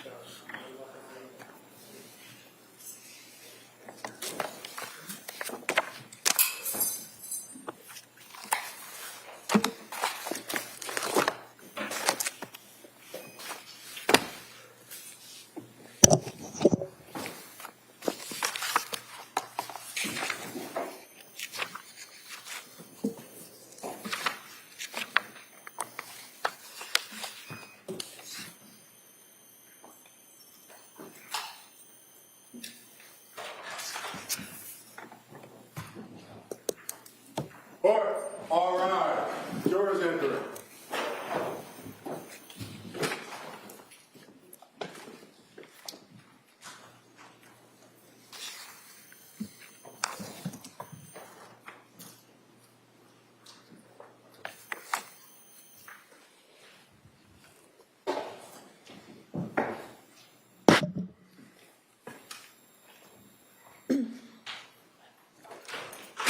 This court's now in session. To be seated, please. Your Honor, for the purpose of the record, we return back to the trial of Commonwealth versus Lindsay Clancy. All parties are present, including the defendant and including the 18 jurors. All right. Attorney Reddington? Thank you. So I now have, sir, Exhibit 220, which would be the records from the Women and Infants Hospital that you read prior to coming in here today, correct? Yes. And when you read the records, would you agree with me, sir, that there was a history of present illness, which means they would ask Lindsay questions about how she felt, what her medications were, things like that, right? Yes, I would. And when you were reviewing this, did you note that she indicated that she was feeling, and I quote, because it's in quotes, crazy, depressed, numb to all emotion, end quote, quote, can't feel love, end quote. Quote, my life is becoming a disaster, end quote. You saw those? Are you quoting from the records or from my report? Records, Exhibit 220. Okay, yes, I would agree that those were words that were used when I reviewed the records. And when you were talking with Lindsay, did you ask her what she meant by saying she can't feel love? Yes, she said that she felt like a shell. She felt hollow. She felt like a zombie. She felt emotionally flat as a pancake, which is also one of the phrases that was used in those records to describe her mood. Okay.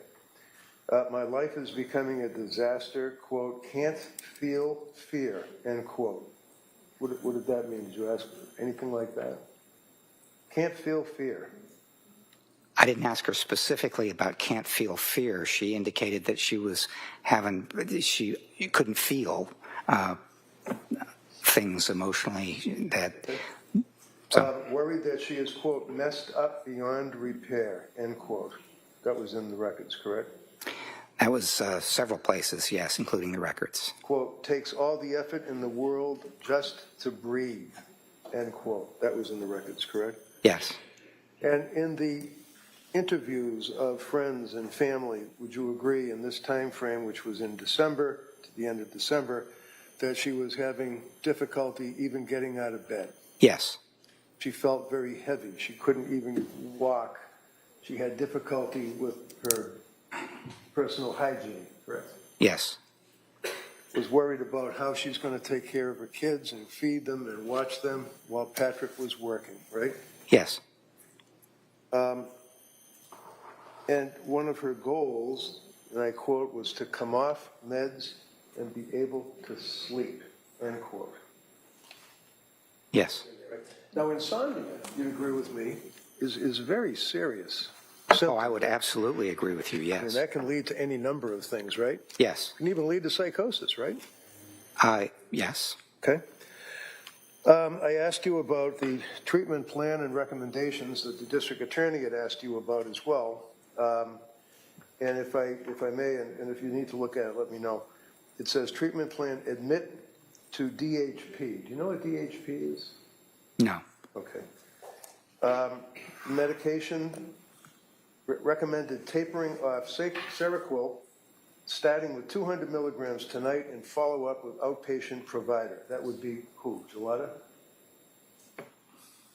At the time, it could have been Gelada or Tufts. And then indicating, sir, that diagnosis that we talked about, if I may approach, can you, right here, just read number 1 and 2 for the jury, please? Number 1 is GAD, which stands for Generalized Anxiety Disorder. Number 2 is depression, unspecified, rule out due to adverse drug effects.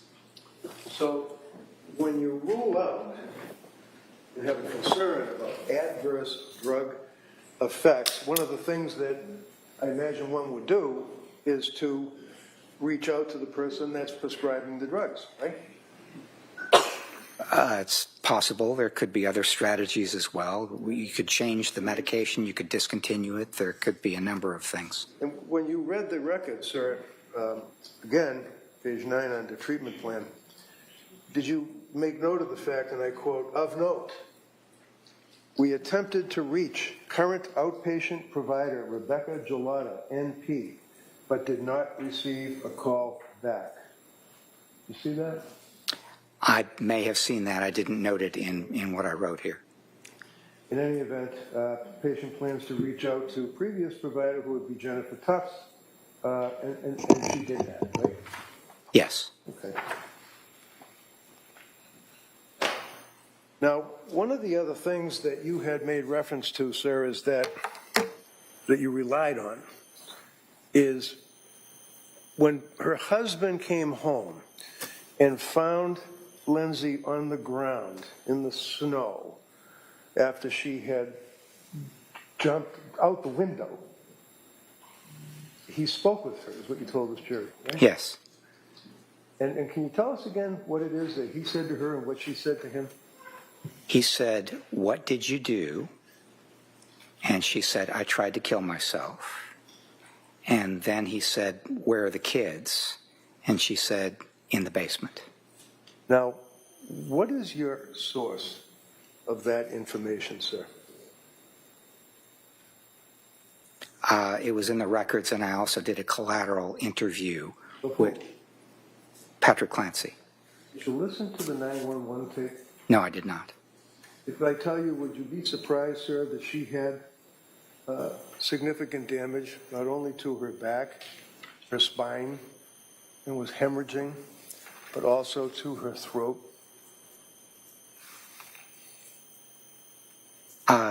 No, I would not be surprised.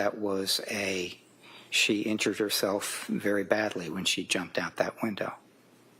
If I suggest to you, sir, that if you listen to the 911 tape as it relates to Patrick Clancy interacting with her, that she can only make grunting noises, would you be surprised at that? I would be surprised, yes. And you never listened to that tape? I did not.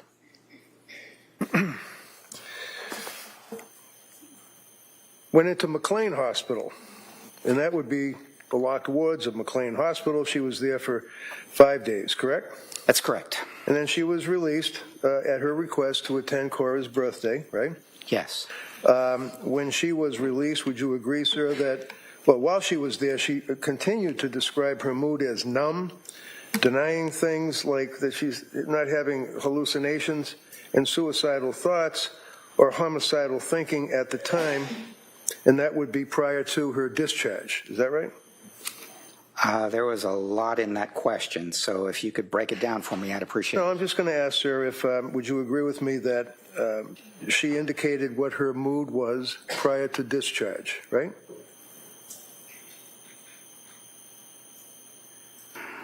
Well, as a doctor, you're not going to let somebody walk out the door of a locked ward in a hospital without making sure that, in your opinion, that it's okay for the person to be released to their home, family, things of that nature, right? I'm looking at the part of my Sir, report. can you understand my question? I don't care about your report. I'm asking you about when someone is in a hospital, you don't release them unless you feel they're not a danger to themselves or others, right? Yes. Okay. The answer to that question is yes. And she was released, right, from the hospital. Yes. And she then was allowed to go home and go to her daughter Cora's birthday, right? That's correct. And this was on January 5? January 5, yes. And she was described in the records as being cooperative and pleasant, right? Cooperative, pleasant, no psychosis, no suicidal or homicidal ideation, mood described as good, in quotes, and not anxious. Good for you. Anything else you want to add? Objection. That's sustained. Next question. So after discharge, would you agree, sir, that she had what she described as a small shred of hope after discharge because she thought that she was off the Seroquel and felt that was what was causing her a lot of her problems, right? Yes, I would agree with that. Okay. But the intrusive, suicidal ideation and thoughts returned. Isn't that right? Within a week, yes. And they were pretty bad, weren't they? Yes, they were. And again, she's describing, according to your testimony yesterday, symptomology that you said of combined 2 and 3. That would be on the little diagram you put up on the board, right, for the jurors to look at, the blue thing that you had with the 1, 2, 3, 4, 5, 6, 7? The PowerPoint slide, yes. Right. So you combine 2 and 3 on the slide, but you talked about this before, is what you indicate, and this is after she started taking the medication. Anxiety didn't get better. She had difficulty, great difficulty with insomnia, and that she was numb, right? Yet again. Yes, Right? correct. And a zombie, yet again, right? Yes. And she didn't see any improvement. Is that right, sir? No, that's not right. Okay, well, quote, in fact, she thought it was getting a lot worse. And so basically what she thought is that the symptoms that she was experiencing following taking the medications prescribed beginning in October, she said the symptoms were getting worse, particularly new symptoms, which were insomnia. It's page 126 of your testimony. Okay. Yes, okay. All right. I misunderstood your question. That's all right, no problem. Sorry. That's okay. And then you further indicated that moving on to number 5 on your chart, one of the things she also said is that she was focusing on making the anxiety, helping the anxiety getting better through medication, right? Yes. It was also counseling. She went to counseling through Latasha Dukes. Miss Gelada was still treating her, correct? The counseling was limited, but yes, that is correct. She was involved in some counseling. So it was limited. Is that a bad thing? Did this woman not want to Objection. go to anybody that would help her, sir? Are you trying to tell the jury that she was avoiding help? Sustained. Next question. So it was limited? How was it limited? It was short-term and supportive as opposed to something where in the field you might pick a cognitive behavioral therapist, which is empirically supported for things like anxiety and depression and patience and things like that. Who makes that decision? Does a person like this make that decision, sir? Is it up to the patient to make a decision of cognitive, whatever it is you just said? Yes, it's certainly one of the things that an individual can do is looking for a referral from somebody who would be a cognitive behavior therapist or something like that. So yes. Go ahead. I don't want to cut you off. I'm All finished. set? I'm finished. She was focusing on trying to make this anxiety and make her feelings about her feelings go away. She wanted to be herself again, right? Yes, that's right. Now, there's nothing wrong with that, right? For a person to want to do that? Not at all. Okay. You indicated that she was concerned about resolving her problems, and the district attorney then asked you about if this is some type of her taking control of her life. You indicated that she is trying to take control of her life. Remember that? I testified that it was important that she felt in control and that she could make things happen and improve things through focusing and discipline and hard work. And that's what you've already agreed, that she was a person that wasn't afraid of hard work, right? Yeah, on the contrary, she worked hard and she got a lot of results from working. So that's not an issue that would be something that would be a black mark against her, that she's trying to take control of her life as it relates to these medications and what they're doing to her and her internal feelings of postpartum, if that's what she believed? I was not trying to develop black marks against her. I was just trying to describe how she thinks and feels and behaves. Sorry, you're right. All right. Next question. I thought you said yesterday that, you put 2 marks over this category, 3 marks over this category. This is possible, that's possible. You were considering these things, right? That was on another issue. Okay. Yeah. So as it relates to resolving the problems, that would include talking to doctors about different medications to try, researching medications on her own. This is your testimony. Asking friends and family for tips. Really? You're supposed to ask friends and family for tips about your mental psychosis, your mental state? I'm not sure what the question is. Well, Dr. Helbrun testified yesterday as it relates to, in response to questions from the district attorney about her resolving her problems, including talking to doctors about different medications to try, researching medications on her own, and asking friends and family for tips. Objection, is there a question? Yeah, the question is that good medical advice, sir, to tell a sick person who comes to a doctor for help to go ask their friends and family for tips? One of the things I would say is that when you want very much to improve, you, of course, ask your doctor and whoever else you're working with, but you might also ask other people in the family or friends any recommendations that they might have. That's sort of something that you do. And when you say sort of something you do, what are you referring to? The women that come to a doctor and the postpartum depression, postpartum psychosis, and ask for help, that they should go talk to their neighbors? I think that one of the things that's kind of a natural human inclination is to talk to people who are close to you, friends and family and so on, and say, this is a problem I'm having. Do you have any advice, or can you help in any way? And then over the course of the time that she was going through this experience into late January, she had a lot of providers offer a lot of diagnoses, and there were a lot of complicated considerations, so much so that the diagnosis that was given to her, being at that time adjustment disorder with anxiety and depressions, generalized anxiety disorder, major depressive disorder, bipolar disorder 2, postpartum depression, postpartum psychosis, postpartum stress disorder. Those are your words, sir. Yes. And that was all in January, wasn't it? Right? Stop saying no. Are you asking me whether she had all the symptoms of all those disorders in January? Your word, sir, for late January. Objection. If we could have the question and the response. Yeah.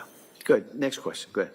Did I just read right what you said in your testimony yesterday? I'm not understanding your question, Mr. Reddington. She also had psychotropic medication with adverse reaction. Your words to this jury yesterday. Yes. What is psychotropic medication with adverse reaction? What does that mean? It's pronounced psychotropic. And sorry? Oh, okay.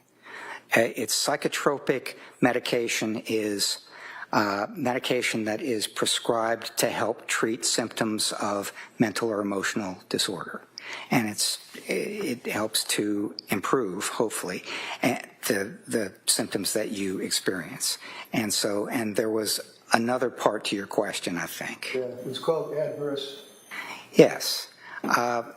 These medications are available because for what they're prescribed for, they help most people. They have to go through clinical trials and all sorts of things. But for a few people, there are side effects and what we call adverse reactions, and they don't help. In fact, they might make things worse. And it appeared to me from reviewing the records that for Ms. Clancy, she's one of those few people where the reactions were very different, very poor, they were not the kind of reactions that were designed to have the medication prescribed for and improve the symptoms. She just had sort of the opposite happen. Look at her. You look at her, sir. Did she have adverse reactions in your mind after you evaluated her, looked at the medical records, and looked at all of the scripts that she had? Do you Objection. believe that she had adverse reactions? Sustained as to the form. Do you believe that she had adverse reactions? To the medication that she had been prescribed since September? Did she have adverse reactions, sir, up to the time of late January when you had no problem answering questions for the DA yesterday? Did she have adverse reactions into late January? I believe she was having adverse reactions from the time she began taking the medication in October up to and including January. Do you think that the treatment that she got from Tufts and Gelada was good? Objection. No, overruled. I don't know. That's not something that I evaluated as part of my evaluation of Ms. Clancy. You testified yesterday that she was returning to exercising in December. And then the district attorney followed up and indicated, well, she went to the Kingsbury Club in December. Remember that question? I don't, actually. No? Do you know what the Kingsbury Club is? It sounds pretty fancy. I don't, actually. Do you know that it's just an exercise place with a pool? You can bring your kids in a little restaurant? Once again, I don't know what the Kingsbury Club is. Well, there's no problem with a woman trying to exercise to try to avoid drugs and try to get herself out of any depressed state that she might be in after having a baby, right? No problem with that. On the contrary, it's a good idea if she can do it, and it's something that she used exercise all her life to help manage her mood and do better. One of the questions the DA asked you yesterday is about the manic state or hypomanic state, and exercise or things of that nature. And you answered that she did some exercise. Well, she did more than some exercise right after having Callan, didn't she? She did. What did she do? She got up at 4 a.m. She ran 3 miles. She did half an hour on the Peloton, did an exercise class. So she was doing a fair amount of exercise. How about a road race shortly after she had the baby? Yes, it's my understanding that she did that too, yes. During that period of time while she's exercising and running and road races and all the rest, sir, would you agree, sir, that that coincided at the same time that they were involved with the cleaning out of the garage and removing property and selling things? Do you agree with that? Yes. Would you agree that at the same time she was doing the beach blanket bingo or whatever it is on television, where she's selling people things like videos and lost money doing it? Would I agree what? Would you agree that she was selling videos online and it turned out that it was a scam and she lost her money? I would agree that she was involved in something like that. I didn't know that she lost her money. We have the exercise, we have the scam, we have the hypo cleaning, all of that. Would you agree that that is just a little bit indicative of what you said to this jury that you were struggling over, trying to find mania, manic, hypomania? Agree with that? I would agree that those could be symptoms of a manic episode, which I was having a hard time identifying as she was clearly experiencing something like that. But I did end up with a diagnosis of bipolar 2, and that reflected my thinking that some of those things that Mr. Reddington has just described could be symptoms of a manic disorder, although less serious than a bipolar 1 diagnosis. Okay. District Attorney asked you about anxiety, that you felt that she was suffering. Your answer was, well, if it works. Objection. Will you approach sidebar? Sure. Yeah, Counsel.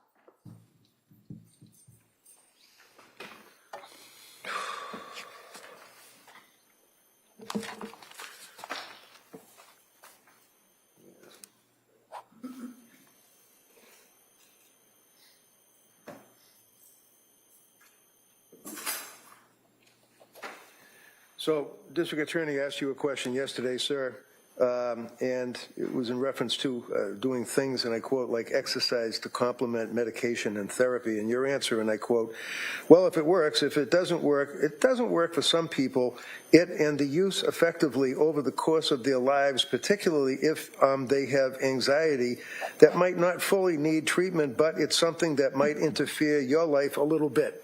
What did you mean by that? I mean that exercise is something that isn't useful for managing anxiety for some people, but for other people it's quite useful. Okay. In reference to determination as to a manic episode.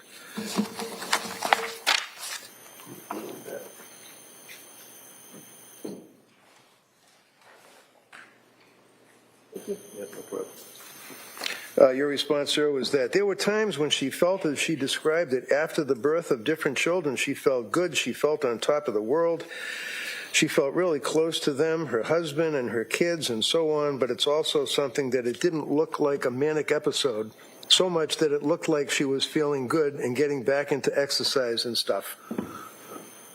Yes. That was your answer yesterday. Is that in reference to the struggle that you had to try to get to a manic episode? That's what you said yesterday, right? Yes. Okay. And the answer is yes?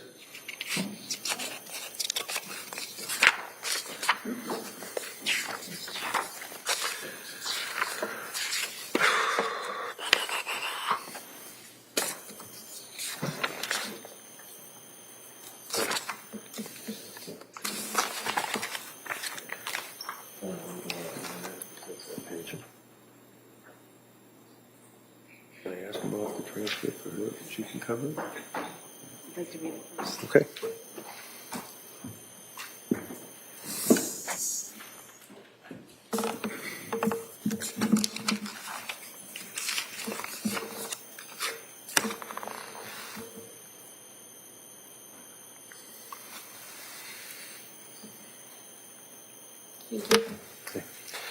When you were talking with her in Tewksbury, either you or the other guy in the hospital, interviewing her one of those 3 days, yes.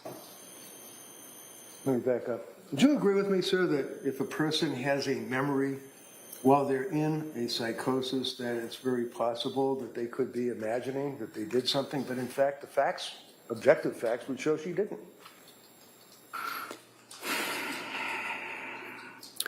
It's possible that being in an actively psychotic condition could affect the way information is processed, and therefore could affect the accuracy of their memory. So, for example, she told you that after she slashed her wrists and after she tried to slit her throat, that she used the knife to cut the screen before she threw herself out the window, right? Yes. Was the screen cut? I understand that it was not.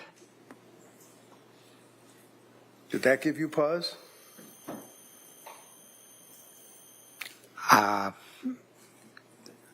There are a number of things that I don't think are all that important in terms of memory difficulties and accuracy of memory, and that was one of them.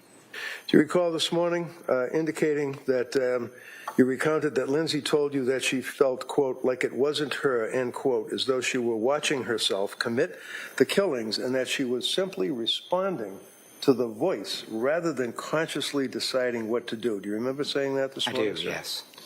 Would you agree that that description is consistent, almost black letter definition with profound disassociation? My testimony was... No. Is that, sir, consistent with profound disassociation? No, it is So consistent. the answer is no. The answer is no? Well, I was about to give the rest I'm sure of the you were, answer. but the answer is no, is what you're saying, right? I just read to you what you testified to this jury this morning, right?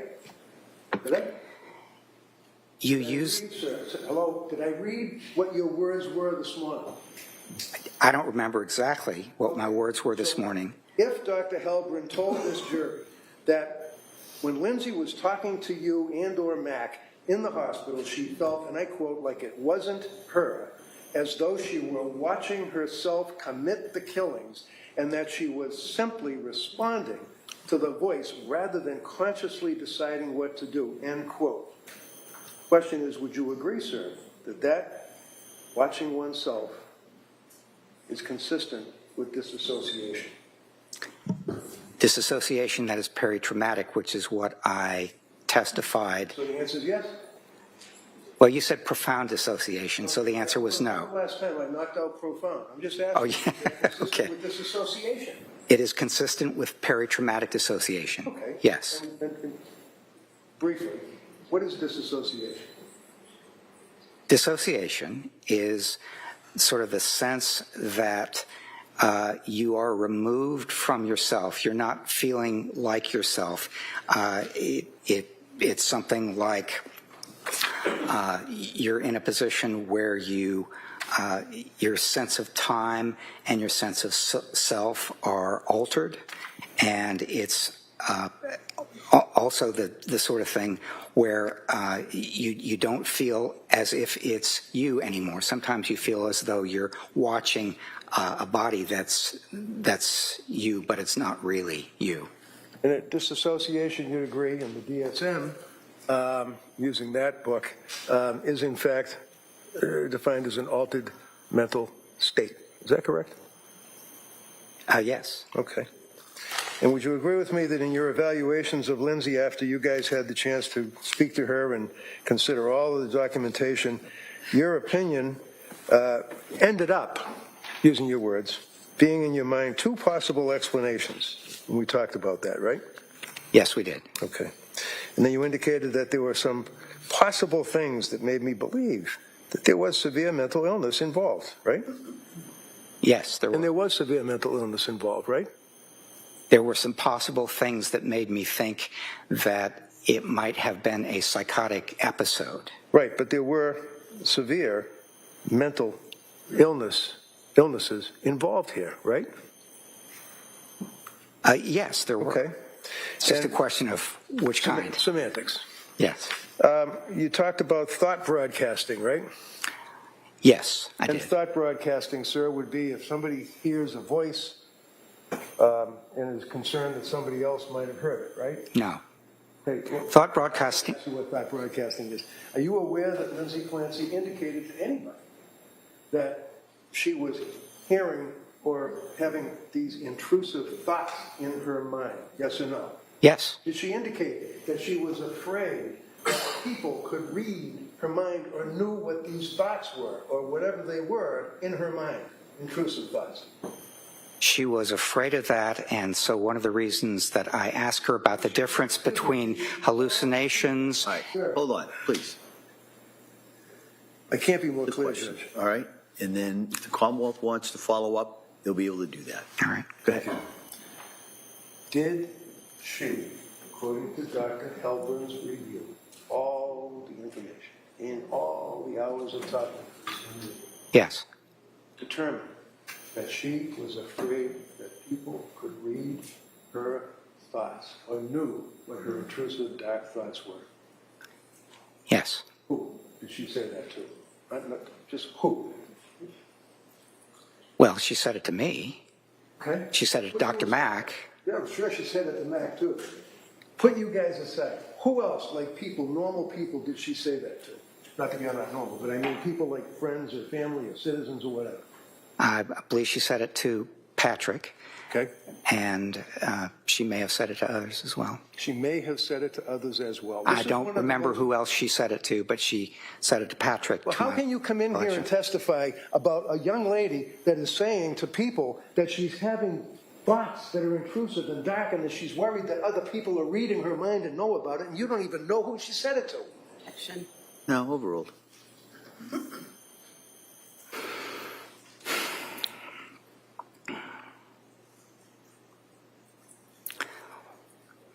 One of the things that she said is that her thoughts were kind of intrusive and loud, and I mean, that sort of thing. And one of the things that she said was that she thought that because of that, other people might be hearing them or might know what they were. Like even worried about dropping little Cora off at the school, and she was afraid that the teachers could hear her voices or thoughts? Read that.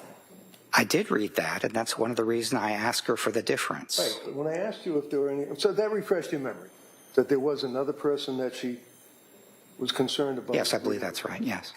How about her friends? Do you recall her telling her friends that she was worried about the teachers being able to read her thoughts? I do not. You indicated yesterday that one of the concerns or one of the issues or possibilities was, at the time of the killings, was acute psychosis, right?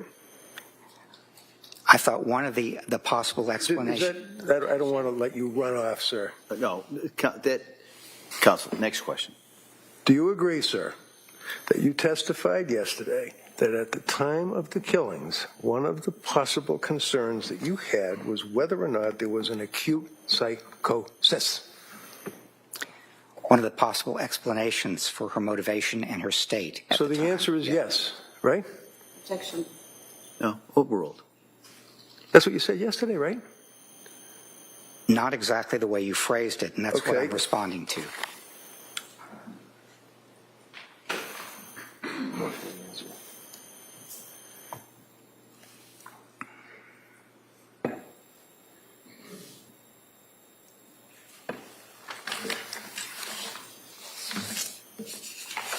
Thank you.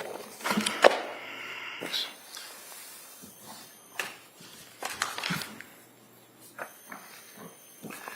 Yesterday, sir, you were asked, the next part of the evidence or what you saw against acute psychosis, and you referenced this discussion of whether this was postpartum. So let's stop there for a minute. Again, you know that postpartum is not a diagnosis, right? I do know that, yes. Okay.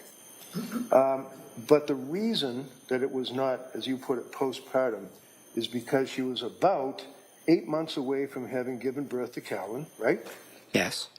And most of the explanations from the authorities, like DSM-5, would point to maybe 1 month after birth, or maybe give a little bit, maybe 2 months after birth, or something like that.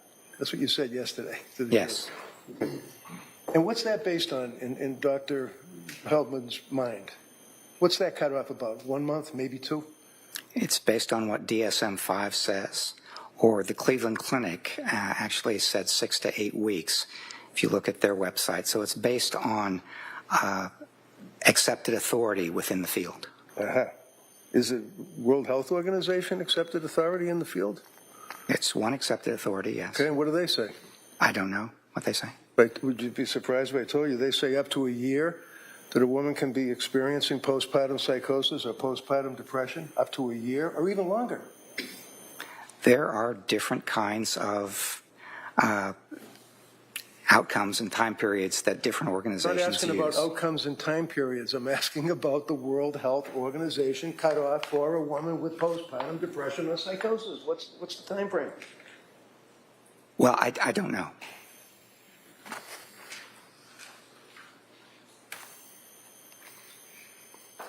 And then you indicated, now, it could be something else, and there was certainly some stuff that I saw that were symptoms of depression and other sorts of things that she experienced in January, but it was, given the time, it was less likely, I thought, to be postpartum. What did you mean by that? I meant that she was 8 months after giving birth to Callan, and if you look at two sources of authority, which I relied on, the DSM-5 and the Cleveland Clinic, then neither one of those would suggest that postpartum was the more likely explanation as opposed to something else. So, if we put aside the DSM, when was the DSM? Strike that. Would you agree that the DSM virtually only mentions the whole concept of postpartum psychosis, postpartum depression in 2 paragraphs? I would agree that they don't consider it to be a mental diagnosis in the same sense that other diagnostic areas are described in that manual. Okay. Think that should change? Objection. No, overruled. Do I think it should change? Yeah, you. The way I look at this is that the DSM-5 and the Cleveland Clinic and the World Health Organization reflect different outcomes, and I think that one of the things that they do on the conservative end is they reflect something that is basically a month, a month or 2 months, and something else on the very extended end is a good bit longer. I think it depends on a number of things in terms of how it changes, and I'm not in a position to offer informed opinion on that, really. Obviously. Objection. That'll be stricken.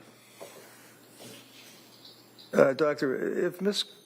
Clancy had a genuine command hallucination, which in fact did cause her to feel compelled to carry out the killing of her children Yes. and herself, would you agree that she lacks substantial capacity to conform her conduct to the requirements of the law? If in fact that was a genuine command hallucination that she believed? That would depend on a number of things. It would depend, for example. Let's not go through a number of things. So your answer is no? And my answer would be it depends. Okay, so it depends. Next question. Would you agree, sir, that in December of 2022, and she told you that at that time frame she had these thoughts that were in her head that would, quote, pop into her head, intrusive thoughts that included that her brain was damaged and that she had to kill herself? And she told you that, right? She did. Do you believe that she was telling you the truth, sir?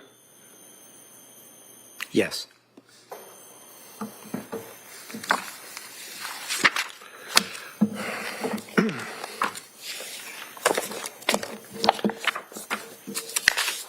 I stand corrected in one regard, sir. This morning I started off my questions by asking you about 49 years ago when you published an article on postpartum psychosis, and you agreed. You were in college or something. But in fact, it was not postpartum psychosis. It was about schizophrenia, wasn't it? I'd have to think back 49 years, but I think that's right, yes. Transcripts of interviews with 32 schizophrenic patients, 15 male, 17 female, all with primary or secondary paranoid symptomology, were edited only to delusion-relevant material. Does that refresh your memory, sir? It does. Okay, so it wasn't postpartum psychosis. You've never written about postpartum psychosis, right? That's right. Okay. So, finally, sir, would you agree, and if you don't, just say, no, I don't agree. Postpartum depression. Are there tests that can be administered to? I'm not talking about a guy who's upset about his job. I'm talking about a woman who's just had a baby, who's going through the postpartum period, exhibiting signs of depression and or psychosis, okay? Yes. All right. Would you agree with me? A person can complain that they're less able to laugh or see the funny side of their life. Is that a symptom, sir, if you know? Are you asking me if that's a symptom of postpartum depression specifically or depression more generally? Oh, no, I'm asking you about postpartum depression, sir. That's what I'm talking about right now. All right. Okay? Do you agree that a patient would complain that they're less able to laugh and see the funny side of life? That's a symptom of depression. All right, you're going to Could tell be me it's a postpartum symptom or of it could depression be- constantly. My Right. question is, do you agree that it's a symptom of postpartum depression? Yes. Okay. Not looking forward to things.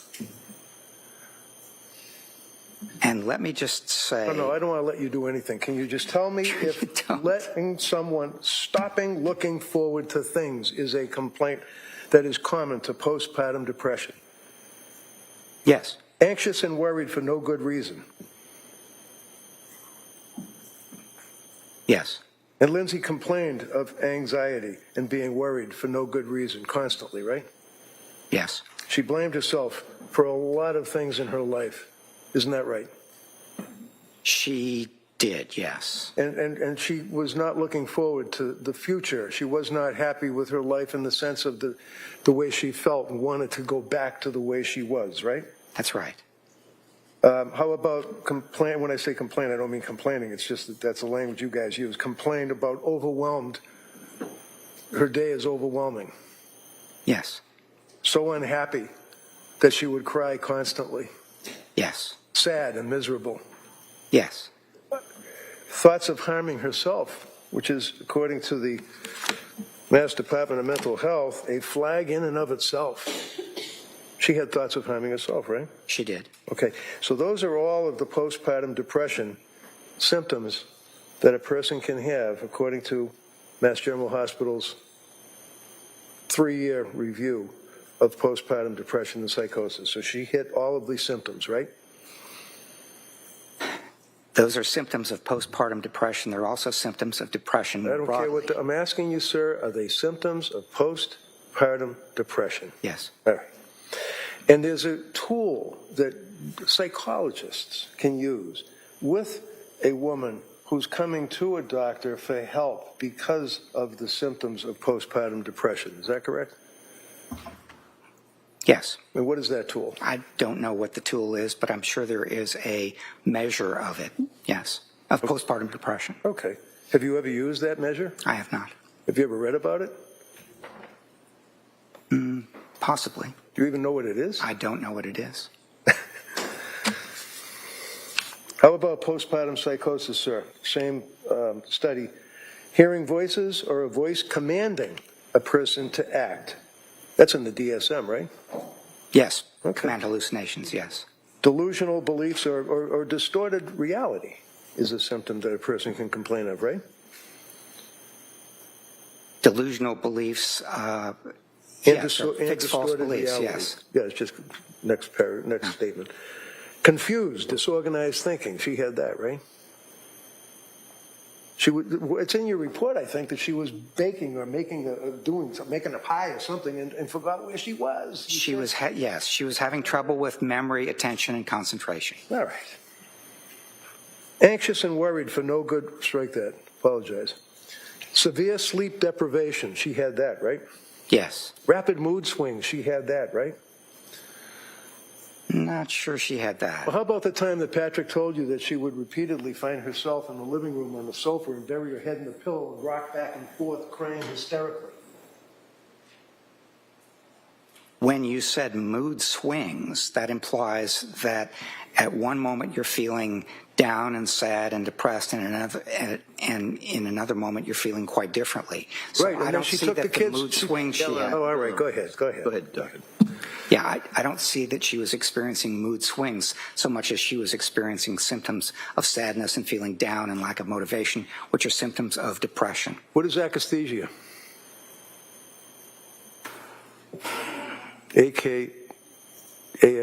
A-K-A-S-T-H-E-S-I-A, I believe. Yeah, I'd have to look that one up.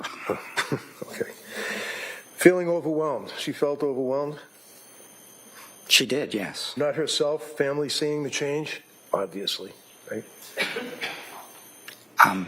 Repeat the question, please. Yeah, not herself, semicolon, family seeing the change. Yes, correct. Lord knows, I mean, the mother-in-law, the father-in-law, her mother, her father, her husband, neighbors, people could see the change in her, right? Yes, they could. Okay. Continuing on with postpartum psychosis. Not herself, thoughts of harming her children. That's a big red flag, isn't it? Yes, Okay. Thoughts of suicide. She complained of that, right? correct. Poor insight. She had poor insight at the end of January, didn't she? I would not say she had poor insight. No, I think she understood pretty much where she was and the difficulty she was having and was aware of a number of things about that. That's all I have, Your Honor. Thank you. Attorney Sprague. Thank you, Your Honor. Doctor, those symptoms that Attorney Reddington just read you about postpartum depression. Are those also symptoms for general depression? They're symptoms for general depression. They are, to some extent, symptoms of major depression, which is a more extreme example, a more extreme version of general depression. And there are also symptoms of bipolar disorder and bipolar 2. And I thought at the end of this evaluation that her correct diagnosis was bipolar 2. And why was that? One of the reasons, as I testified yesterday, is that she has been in Tewksbury for 3.5 years, and that is her diagnosis of record, bipolar disorder. But what that indicates to me is that having had the chance to see her, prescribe medications, and do a number of things, that they really think that she has a mood disorder of a fluctuating kind, a bipolar sort, as opposed to a major depression or some other kind of disorder. Now, you were asked by defense counsel about the fact that you interviewed Ms. Clancy a little over 3 years after she killed her children. And your testimony was it's better to interview the person as soon as possible, right? Correct. But you were able to watch Dr. Resnick's interview of the defendant about 3.5 months after the incident happened, correct? Yes. And you were able to review all of her records leading up to when she killed the children and then after she killed the children all the way up to present day, correct? Yes. Is that something that you typically have when you do these forensic reviews, that much information, medical history and information on a patient? I had more records information in this case than I have ever had in my career. And so, also, were you aware that you weren't allowed to interview the defendant until the court gave permission? I really wasn't. I didn't know how the process worked. But as soon as you were informed that you could meet with the defendant, you did, correct? Yes. And the fact that you had all of these resources, the records, the prior interviews, the recorded interviews of witnesses, the criminal file, the collateral interviews that you did that in any way aid you in overcoming whatever deficits you might have had in interviewing her 3 years later? It did, yes. And how so? Because of how extensive the records were, from different people, different observations, different times, and so on, they, in effect, created something that I would have tried to do myself if there had been fewer records available. So I would have tried, for example, to... Well, I'm going to object to what he would have done. No, overruled. I would have tried to conduct a number of collateral interviews. I would have tried to go out and get some of the records myself if they'd not been available and provided to me. Usually I have to work a lot harder to get 10% of the records that I had in this case. And you were provided with her complete psychiatric history from September through present day, correct? I was.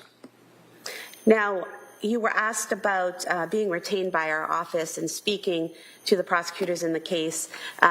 Did anyone from my office or myself or Ms. Buckingham ever tell you what your decision or what your evaluation should say in this case?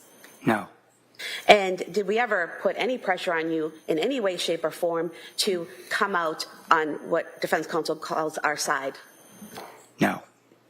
And he also asked you about your interview itself with the defendant. At any point in time, was your conversation with Ms. Clancy hostile or aggressive or rude in any way? No. Did she ever ask you to stop and say she couldn't do it any longer? She did not. In fact, she declined a break at one point in time, correct? For one of the days, yes. That was the third day. Prior to reading the records in this case, did you form an opinion as to what her criminal responsibility was? No. In fact, I worked very hard to avoid forming any kind of opinion until very late in the process when I'd had the chance to go through all the records, do the 3 days of evaluation, do the collateral interviews, and get everything I could have, because that's the kind of thing that helps you handle what's been referred to as confirmation bias, which is starting out with a good idea or a conclusion and then being drawn to the things that support that and avoiding the things that don't. Would an example of confirmation bias be giving a press conference in which you diagnose a patient before you even do an evaluation of that patient? And then finding that same diagnosis that you initially made? Well, an example of that would be saying before you had ever met with somebody that I have a diagnosis, and then meeting with them and then possibly resulting in your providing that diagnosis. So it could well be an influence of associated with confirmation bias. Now, you were asked about the defendant telling you that she didn't like to leave the children and how that was, how that impacted your evaluation of the defendant. And I think you were cut off on your answer. So if you could just tell us what you saw in terms of, or heard from the defendant in terms of her not wanting to leave her children and how that impacted or influenced your evaluation. That was an important consideration. Objection, it's not responsive. No, I'll go ahead.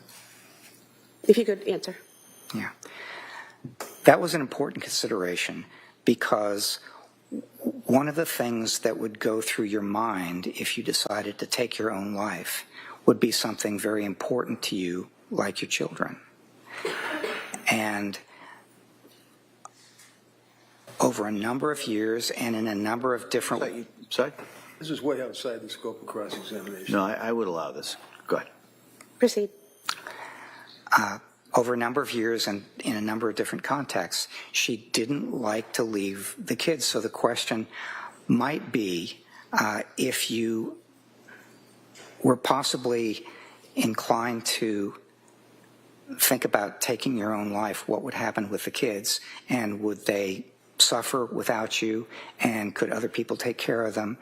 And that turned out to be something that I thought was consistent with not wanting to leave your kids and not wanting them to suffer and so on. It all went together in how she thought about her own kids, felt about her own kids.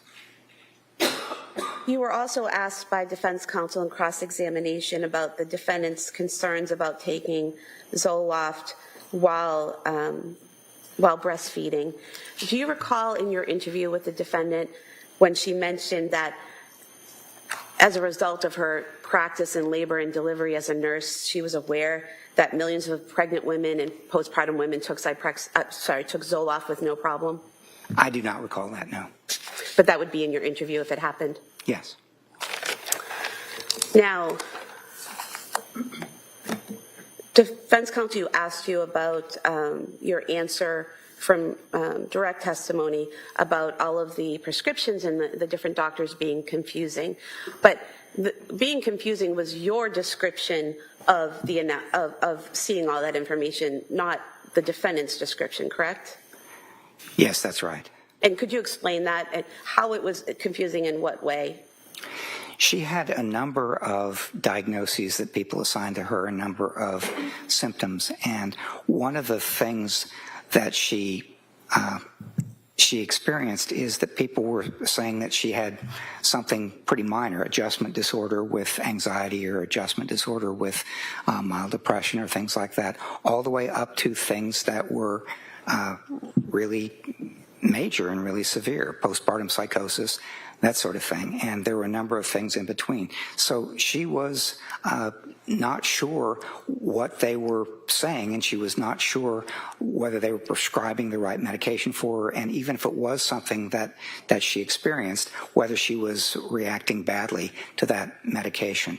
So that's basically my understanding, that there were a lot of things that people said, mental health care providers. Some of them were pretty minor as far as what was wrong with her, and some of them were not minor.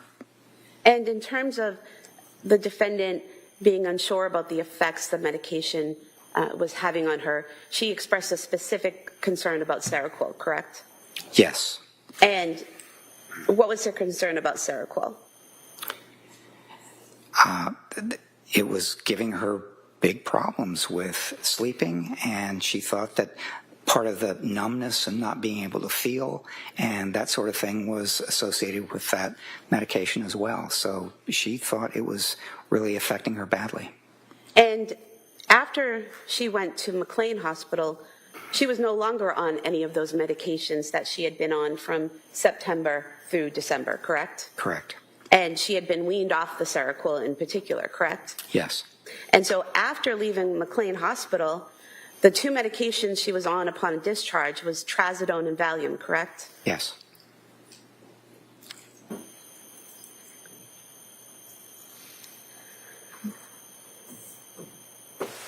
Now, you were asked about thought broadcasting and the defendant thinking that people could hear her thoughts. And you said that there was some difference there between thought broadcasting and what the defendant explained to you was happening. Could you tell us what she said to you in your interview and how that impacted your evaluation? Yes, she said that they were thoughts. They were unwelcome and intrusive thoughts, but they were thoughts just like many people would have. And if they were particularly insistent, or they were particularly vivid thoughts, then you might think that, oh, people can pick this up from what I'm experiencing. But that is not a psychotic symptom, having vivid thoughts. On the other hand, if you hear a voice like somebody might hear my voice, it's an external sort of a thing, then that is very likely a psychotic symptom. And so I tried to ask her to describe the difference between the two and specify whether it was an external voice, which would have been an hallucination, or an internal thought, which would have been an unwelcome, intrusive thought. And she said, except for on January 24th, what she was experiencing were thoughts rather than hallucinations. So internal thoughts versus external auditory hallucinations. Is that right? Yes. Now, defense counsel asked you if before all of these medications and before all the treatment, if Lindsay Clancy was a happy woman. But didn't she go to Dr. Tufts in the first place because she was struggling? She was anxious about returning to work. She had been having a very good time with her family that summer, but as the fall approached and Patrick's paternity leave expired and she was thinking about returning to work and scheduled to return to work, that made her anxious. And so it's not as if Dr. Tufts went to her home randomly and handed her a prescription. She actually went to Dr. Tufts with some mental health concerns, and Dr. Tufts treated her, correct? Yes.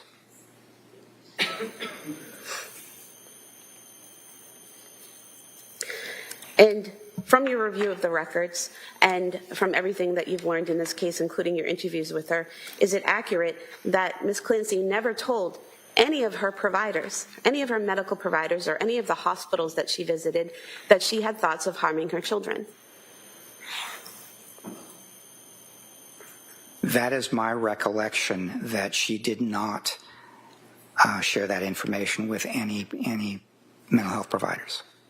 And in your review of the records for Dr. Tufts, nurse practitioner Delata, mental health workers Letitia Dukes, and also at McLean Hospital, isn't it true, isn't it accurate, that in all of those records, it indicates that the defendant denied suicidal ideation, denied homicidal ideation, denied auditory hallucinations, denied visual hallucinations, except for saying that she felt suicidal in December?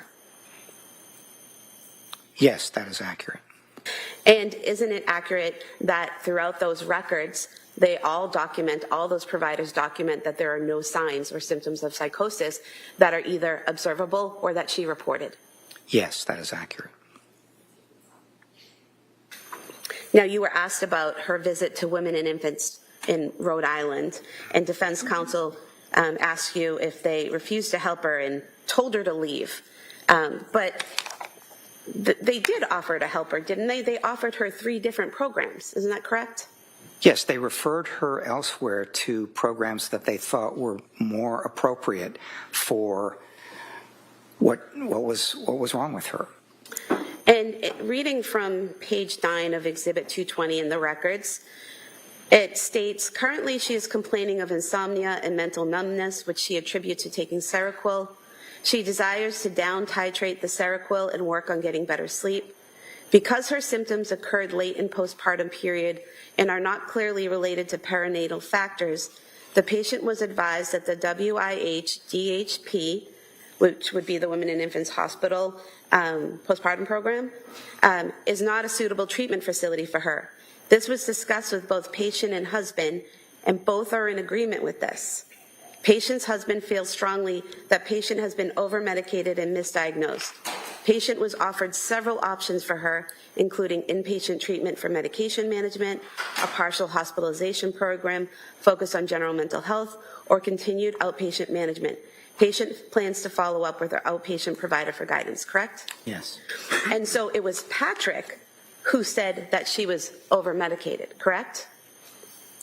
Well, he was one of the two of them who said that. She also thought that she was over-medicated. But the people at Women and Infants Hospital, the ones who are doing the evaluation, don't say in their diagnosis that she was over-medicated.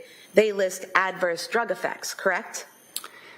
They listed rule out adverse drug effects. And what does it mean when they write in a diagnosis, rule out adverse drug effects? It means it's possible, but it has yet to be confirmed. And there's nowhere in the diagnosis any doctor or mental health professional saying that she was, in fact, over-medicated, correct? In the diagnosis portion here? Oh, of women and infants? Yes, I'm sorry, women and infants. Yes, I did not see anything like that. And is there a difference between being over-medicated and having adverse drug effects?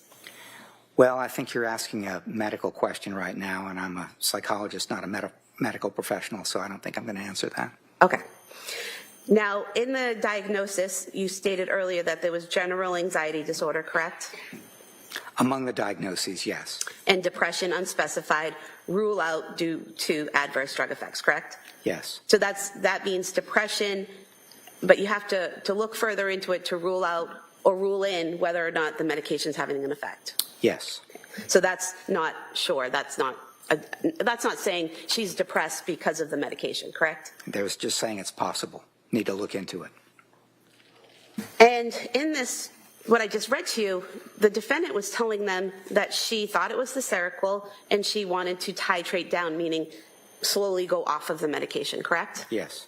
And then she went to Dr. Tufts after this and to nurse practitioner Gelada, and nurse practitioner Gelada actually gave her a prescription to titrate down, correct? Yes. Exactly what the defendant was looking for, correct? Yes, that's correct.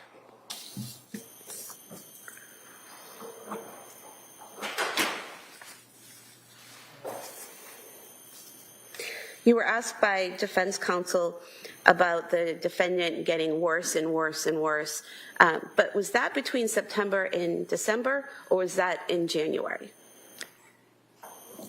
It didn't begin until October when she began taking the medication, and she seemed to get worse and worse into November and December, and then following her discharge from McLean on January 5th, she seemed to be somewhat improved in different ways, including her sleep was better and her mood was slightly better and things like that. So if I had to describe it, it was worse from October into November into December, and then somewhat better and somewhat improving in January. And you were asked by defense counsel about, you had mentioned cognitive behavioral therapy might be something that someone would look into, and he asked you if that was on the patient to do that, correct? Yes, I think that's right. Were you aware that there are searches on the defendant's cell phone where she looked up cognitive behavioral therapy or CBT therapy? Yes. And so she was actively engaging in her treatment and looking up that type of therapy, correct? That was one of a number of things that she was searching for information on and looking for, yes. And despite searching for information on it and looking for, she never made an appointment, to your knowledge, for that type of therapy? To my knowledge, she did not. You were asked about peritraumatic disassociation, about how a person feels outside of their body watching what they're doing. Did I describe that accurately? Yes. And in that scenario where someone might be experiencing that during a traumatic event, does that mean they're not in control of what they're doing? No, it doesn't mean that. It means it kind of influences their perception and their memory and so on, but it doesn't completely remove their self-control.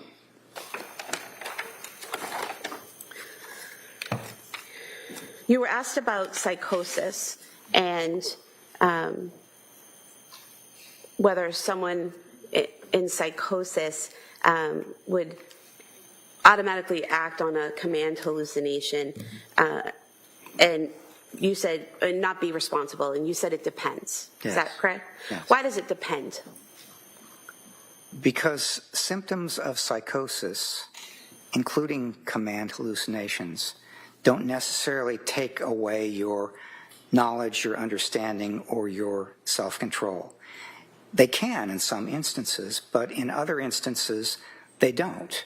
And one of the things that people do to try to retain more control is things like distracting themselves, praying, doing other things that that basically make a difference in terms of supporting and boosting their self-control.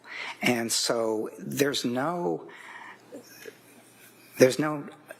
automatic connection between any mental disorder, including psychotic mental disorders, and the legal standard for knowing that something is wrong or conforming one's conduct to the requirements of the law. That's why we go through all this in such detail. Well, next question. Doctor, can someone who is experiencing psychosis with a command hallucination, can that person know the difference between right and wrong? Yes. It's way outside the scope of questions. Right. Next question. And can someone who is experiencing psychosis conform their behavior to the law? Same objection. No. Overruled. In some cases, they can, yes.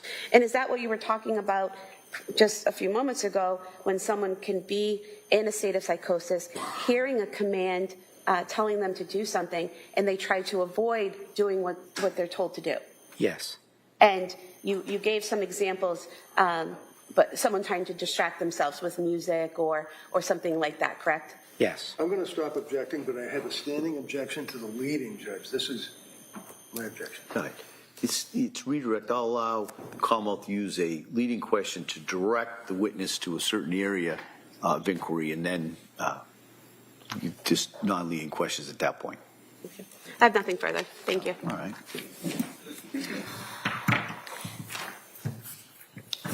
Couple of things. Sir, first of all, counsel was asking you a question about the inconsistent statement or what have you. You indicated, sir, if I stand corrected, you administered a test, the MMPI, to her, right? Yes, I did. And one of the subcategories. Beyond the scope. No, she asked about inconsistent statements. No. Yeah. Overruled. Is the K scale or the lie scale, right?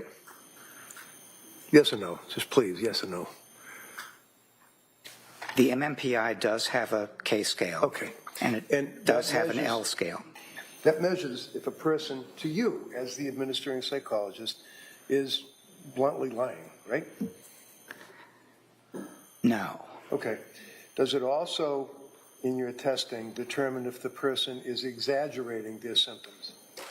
Yes, it's much Okay, closer yes. to that. Answer is yes, thank you. And when you administered the test to Lindsay, close to 3 years later, you indicated that it was the fact that it was late that you administered the test. It was testing her at the time it was administered, right? That's right. And one of the things that, the results, by the way, if I understand, looking at your transcript of testimony, is regardless of all of your explanations about MMPI and the other psychological testing, she was not elevated on anything except for suicide scale, right? That's correct. Okay. So she wasn't, according to the testing you administered when you saw her with Mac, exaggerating, lying, malingering, anything like that, right? That's correct. Okay. And one of the things that you did in your report, sir, is regarding the lying or the malingering, is you made reference to, I believe, Dr. Resnick, Philip Resnick. You know him, right? I do. He's a significant authority in the field of filicide. Is that right? He is. And Dr. Resnick indicated, sir, that his opinion as to the lack of malingering, and, as well as yours, right? Yes, he did. Okay. And you made reference to one of Dr. Resnick's articles, actually, in your report, correct? Some of his research on... The answer is yes? We can make this easy. The answer is yes? Did you look at and cite Dr. Philip Resnick's research report? His research, yes, Okay. I did. And are you aware, sir, that what you cited is outdated? Are you familiar with the 2012 article by Dr. McCarthy Jones collaborating with Dr. Resnick talking about the largest study of hallucinations ever conducted in the world? I'm aware that as a researcher, you build on some of the No, things. not what researchers do. Are you aware of that report? No. Okay. Are you aware, sir, that that study was after the report that you cited in your report, and it involved 191 individuals who were asked almost 400 questions about auditory hallucinations? You aware of that? No. And are you aware, sir, that in fact it was determined that auditory hallucinations can come from within and it can come from without in that report? You're not aware of that, right?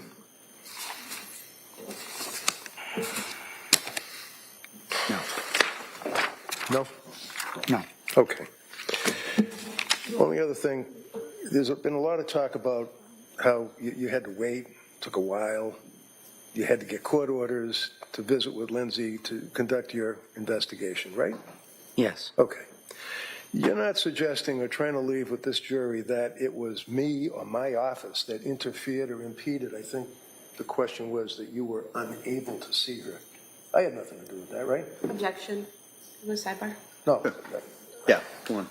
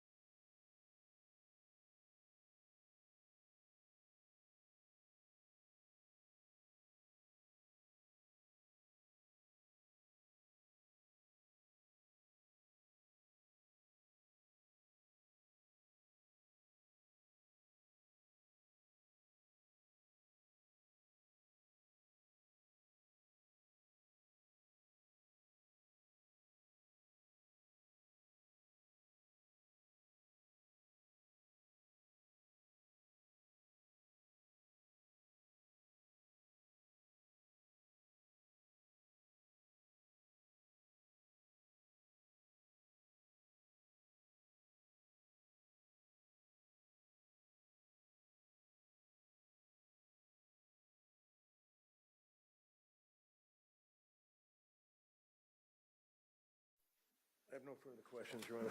Commonwealth? No. All right, thank you, Doctor. You may step down. Thank you. Thank you, Your Honor.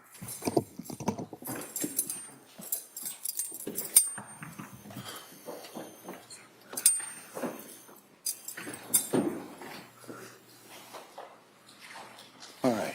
Well, members of the jury, we're going to take the afternoon recess at this point. We'll come back. Commonwealth will call their last witness. So during lunch, you know the drill. Don't talk about it. Don't read about it. Don't listen to it. Put it out of your head, and we'll have you back here at 2 o'clock. Okay? Thank you. Court, all rise.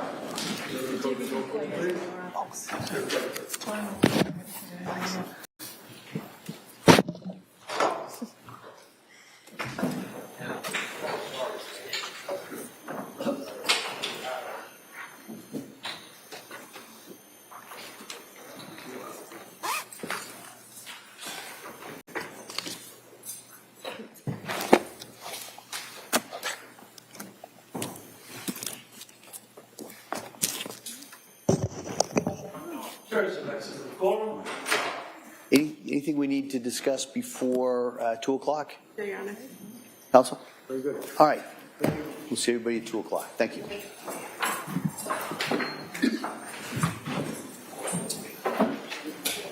Same sense that other diagnostic areas are described in that manual. Okay. Think that should change?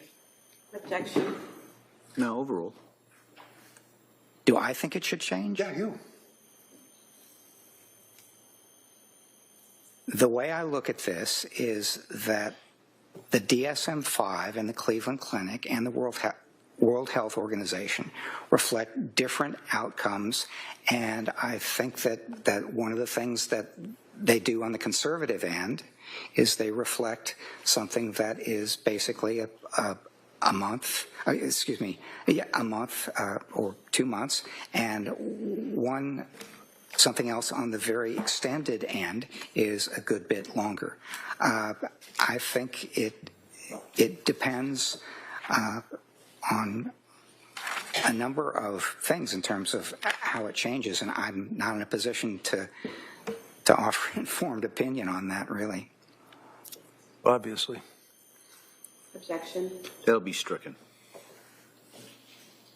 Doctor, if Ms.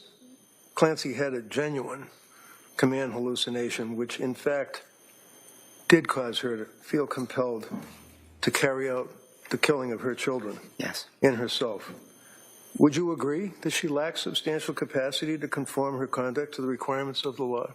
If in fact that was a genuine command hallucination that she believed? That would depend on a number of things. It would depend, for example. Let's not go through a number of things. So your answer is no? And my answer would be it depends. Okay, so it depends. Next question. Would you agree, sir, that in December of 2022, and she told you that at that time frame she had these thoughts that were in her head that would, quote, pop into her head, intrusive thoughts that included that her brain was damaged and that she had to kill herself? And she told you that, right? She did. Do you believe that she was telling you the truth, sir? Yes.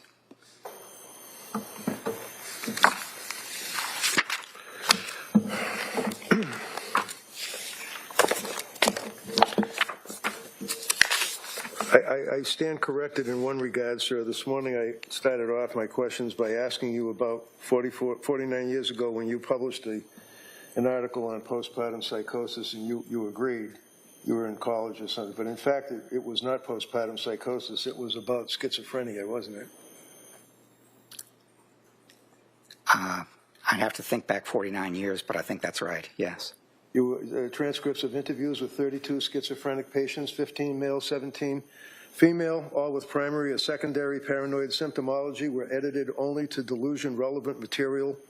Does that refresh your memory, sir? It does. Okay, so Kevin Reddington going back full circle to the 80s, really. I think the late 70s is when that article on psychosis was done. The witness did it with his father and wasn't a doctor at the time, hadn't gone to grad school yet, so he's bringing it up again now at the end of the cross, or what may be the end. Let's get to our break, and when we come back, we'll have more of this testimony happening in day 20 of the case against Lindsay Clancy.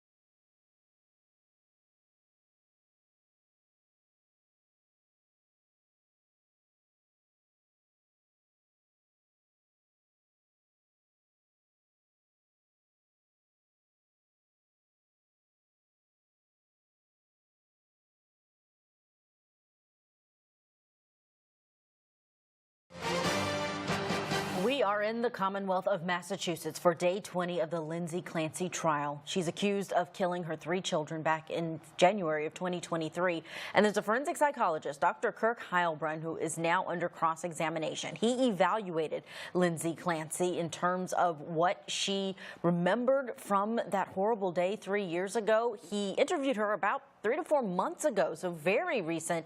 And the defense is challenging his opinions about Lindsay Clancy's mental state. Let's head back onto court for the latest of that cross. Your memory, sir? It does. Okay, so it wasn't postpartum psychosis. You've never written about postpartum psychosis, right? That's right. Okay. So, finally, sir, would you agree, and if you don't, just say, no, I don't agree. Postpartum depression. Are there tests that can be administered to?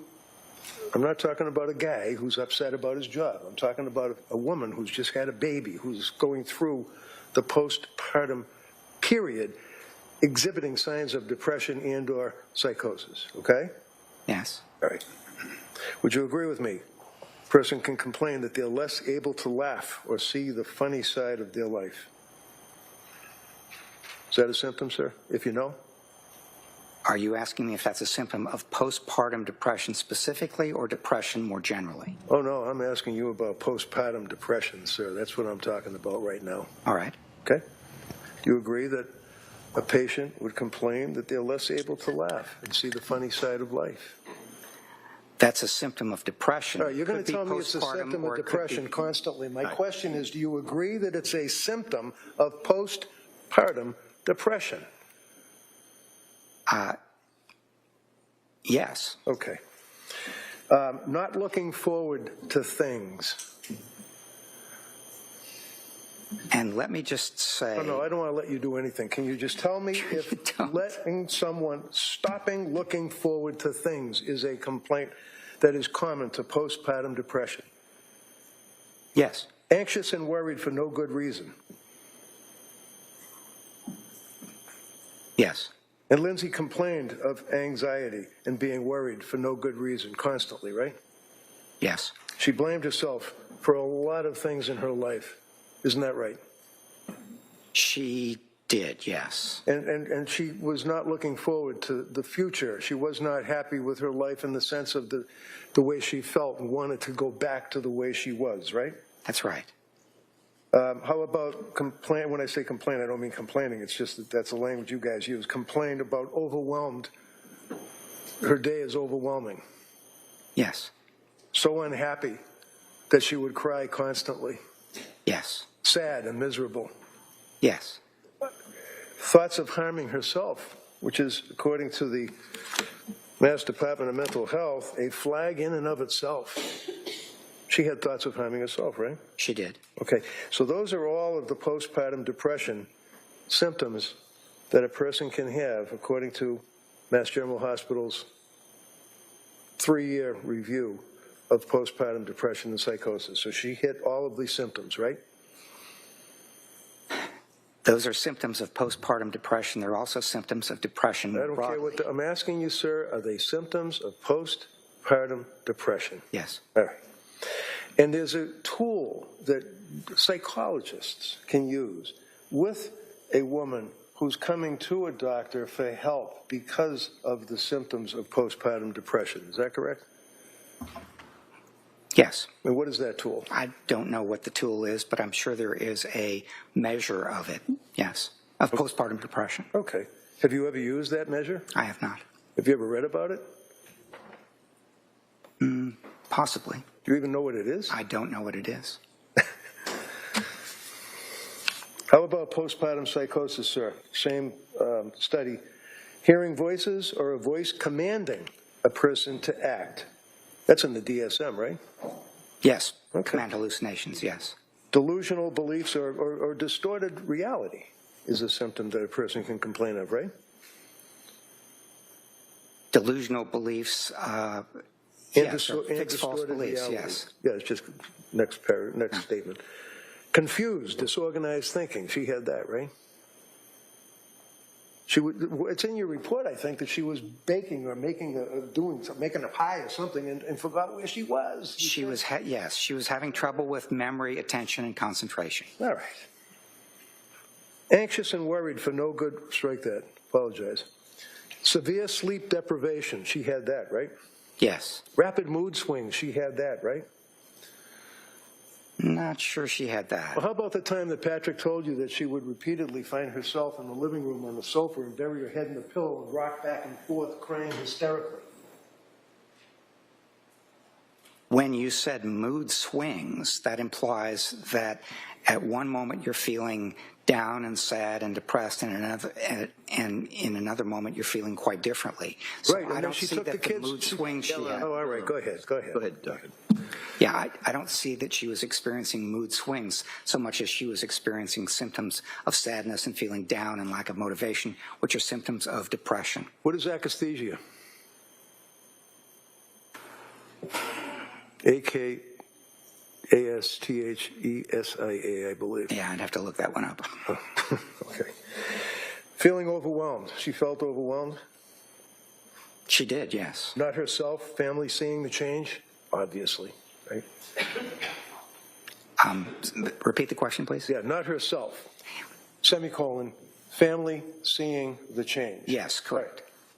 Lord knows. I mean, the mother-in-law, the father-in-law, her mother, her father, her husband, neighbors, people could see the change in her, right? Yes, they could. Okay. Continuing on with postpartum psychosis. Not herself, thoughts of harming her children. That's a big red flag, isn't it? Yes, Okay. Thoughts of suicide. She complained of that, right? correct. Poor insight. She had poor insight at the end of January, didn't she? I would not say she had poor insight. No, I think she understood pretty much where she was and the difficulty she was having, and was aware of a number of things about that. That's all I have, Your Honor. Thank you. All right, that ends the cross-examination, a contentious one that lasted for hours. Let's bring in National Trial Attorney Michael Jafer to see what he thinks of this cross. You have a grade for me, Michael Jafer, on the position that the defense took with this witness? For the defense, I say that it was an A. The Reddington, the defense attorney, delivered it well. I can tell people watching this trial that was probably the most difficult preparation for that cross-examination a defense attorney, any attorney, could ever do. And midway through, he had to pull up, because you never ask a question on cross that you don't control, where you don't control the answer, right? So he asked him a question. Did you say yesterday in your testimony 1, 2, 3, 4, 5? He had to have the transcript pulled up and ready. If he declined, if he said, no, I did not say that, and he didn't, he said, I did not say that, so the defense attorney had to go through the transcript, because this is very difficult. Look, we watch it on TV, and it seems pretty seamless, and it seemed like he was in command, but it was very difficult to prepare. He had to have impeachment testimony for every single question he asked him to make sure that if he came back and he said no, he was going to he could impeach him.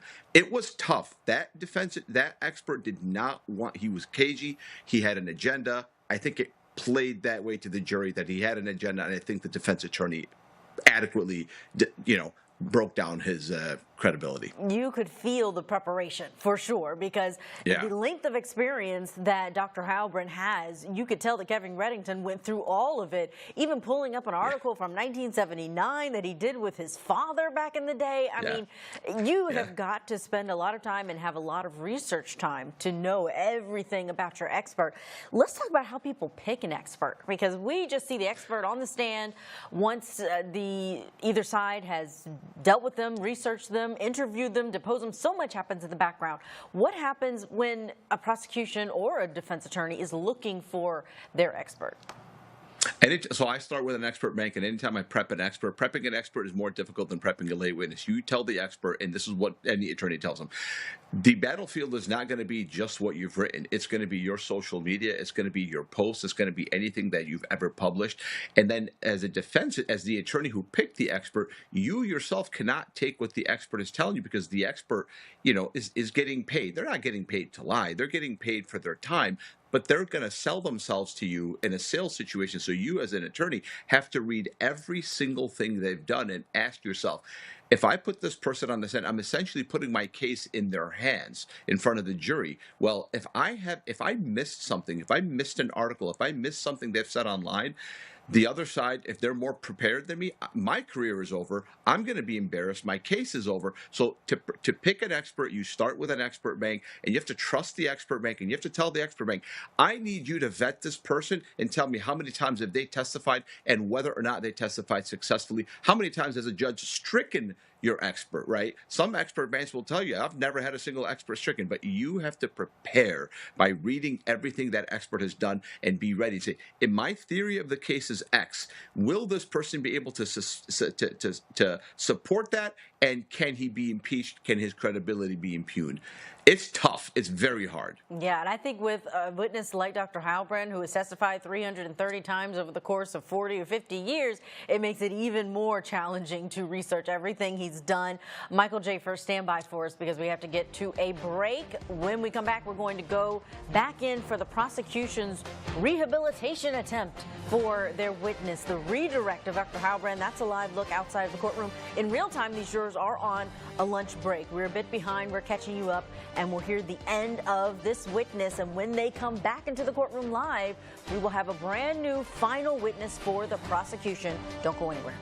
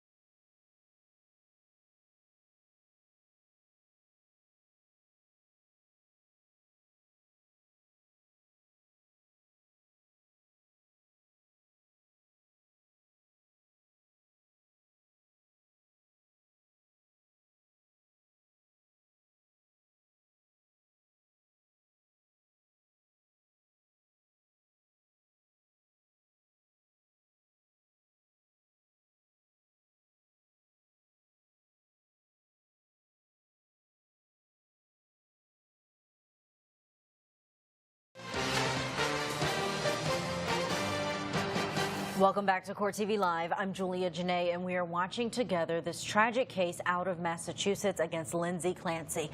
And something to keep in mind. This case is about 3 children, Cora, Callan, and Dawson. They were all strangled to death by their mother in January of 2023. Their lives mattered. Lindsay was suffering from depression and anxiety, but did she hear a male voice command her to take the lives of her children as a result of postpartum psychosis?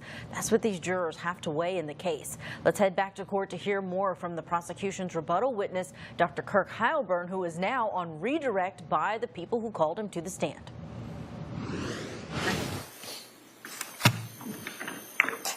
Doctor, those symptoms that Attorney Reddington just read you about postpartum depression, are those also symptoms for general depression? They're symptoms for general depression. They are, to some extent, symptoms of major depression, which is a more extreme example, a more extreme version of general depression. And there are also symptoms of bipolar disorder and bipolar 2.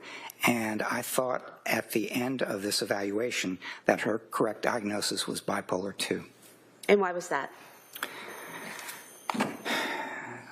One of the reasons, as I testified yesterday, is that she has been in Tewksbury for 3.5 years, and that is her diagnosis of record, bipolar disorder. But what that indicates to me is that having had the chance to see her, prescribe medications, and do a number of things, that they really think that she has a mood disorder of a fluctuating kind, a bipolar sort, as opposed to a major depression or some other kind of disorder. Now, you were asked by defense counsel about the fact that you interviewed Ms. Clancy a little over 3 years after she killed her children. And your testimony was it's better to interview the person as soon as possible, right? Correct. But you were able to watch Dr. Resnick's interview of the defendant about 3.5 months after the incident happened, correct? Yes. And you were able to review all of her records leading up to when she killed the children and then after she killed the children all the way up to present day, correct? Yes. Is that something that you typically have when you do these forensic reviews, that much information, medical history and information on a patient? I had more records information in this case than I have ever had in my career. And so, also, were you aware that you weren't allowed to interview the defendant until the court gave permission? I really wasn't. I didn't know how the process worked. But as soon as you were informed that you could meet with the defendant, you did, correct? Yes. And the fact that you had all of these resources, the records, the prior interviews, the recorded interviews of witnesses, the criminal file, the collateral interviews that you did that in any way aid you in overcoming whatever deficits you might have had in interviewing her 3 years later? It did, yes. And how so? Because of how extensive the records were from different people, different observations, different times, and so on, they, in effect, created something that I would have tried to do myself if there had been fewer records available. So I would have tried, for example, to... Well, I'm going to object to what he would have done. No, overruled. I would have tried to conduct a number of collateral interviews. I would have tried to go out and get some of the records myself if they'd not been available and provided to me. Usually I have to work a lot harder to get 10% of the records that I had in this case. And you were provided with her complete psychiatric history from September through present day, correct? I was. Now, you were asked about being retained by our office and speaking to the prosecutors in the case. Did anyone from my office or myself or Ms. Buckingham ever tell you what your decision or what your evaluation should say in this case? No. And did we ever put any pressure on you in any way, shape, or form to come out on what defense counsel calls our side? No. And he also asked you about your interview itself with the defendant, at any point in time, was your conversation with Ms. Clancy hostile or aggressive or rude in any way? No, Did she ever ask you to stop and say she couldn't do it any longer? she did not. In fact, she declined a break at one point in time, correct? For one of the days, yes, that was the third day. Prior to reading the records in this case, did you form an opinion as to what her criminal responsibility was? No, in fact, I worked very hard to avoid forming any kind of opinion until very late in the process when I'd had the chance to go through all the records, do the 3 days of evaluation, do the collateral interviews, and get everything I could have, because that's the kind of thing that helps you handle what's been referred to as confirmation bias, which is starting out with a good idea or a conclusion and then being drawn to the things that support that and avoiding the things that don't. Would an example of confirmation bias be giving a press conference in which you diagnose a patient before you even do an evaluation of that patient? And then finding that same diagnosis that you initially made?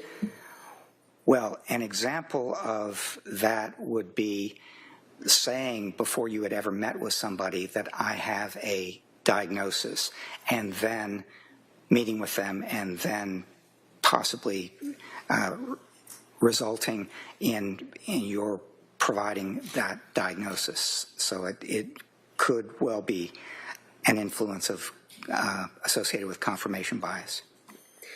Now, you were asked about the defendant telling you that she didn't like to leave the children and how that was how that impacted your evaluation of the defendant. And I think you were cut off on your answer. So if you could just tell us what you saw in terms of, or heard from the defendant in terms of her not wanting to leave her children and how that impacted or influenced your evaluation.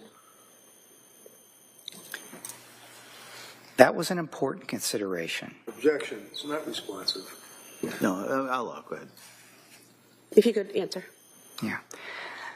That was an important consideration because one of the things that would go through your mind if you decided to take your own life would be something very important to you, like your children. And over a number of years and in a number of different... Sorry? This is way outside the scope of cross-examination. No, I would allow this. Go ahead. Proceed. Over a number of years and in a number of different contexts, she didn't like to leave the kids. So the question might be if you were possibly inclined to think about taking your own life, what would happen with the kids? And would they suffer without you? And could other people take care of them? And that turned out to be something that I thought was consistent with not wanting to leave your kids and not wanting them to suffer and so on. It all went together in how she thought about her own kids, felt about her own kids. You were also asked by defense counsel in cross-examination about the defendant's concerns about taking Zoloft while breastfeeding. Do you recall in your interview with the defendant when she mentioned that as a result of her practice in labor and delivery as a nurse, she was aware that millions of pregnant women and postpartum women took Zoloft with no problem? I do not recall that, no. But that would be in your interview if it happened? Yes. Now, defense counsel asked you about your answer from direct testimony about all of the prescriptions and the different doctors being confusing. But being confusing was your description of seeing all that information, not the defendant's description, correct? Yes, that's right. And could you explain that and how it was confusing in what way? She had a number of diagnoses that people assigned to her, a number of symptoms, and one of the things that she she experienced is that people were saying that she had something pretty minor, adjustment disorder with anxiety or adjustment disorder with mild depression or things like that, all the way up to things that were really major and really severe, postpartum psychosis, that sort of thing. And there were a number of things in between. So she was not sure what they were saying, and she was not sure whether they were prescribing the right medication for her, and even if it was something that she experienced, whether she was reacting badly to that medication. So that's basically my understanding, that there were a lot of things that people said, mental health care providers. Some of them were pretty minor as far as what was wrong with her, and some of them were not minor. And Dr. Heilbrunn said something that stood out to me, that there were more records in this case than any other one that he has seen. That says a lot, especially when he regularly deals with people who are experiencing mental health challenges and issues. Let's get to our break. When we come back, we will take you back into that courtroom for more after this.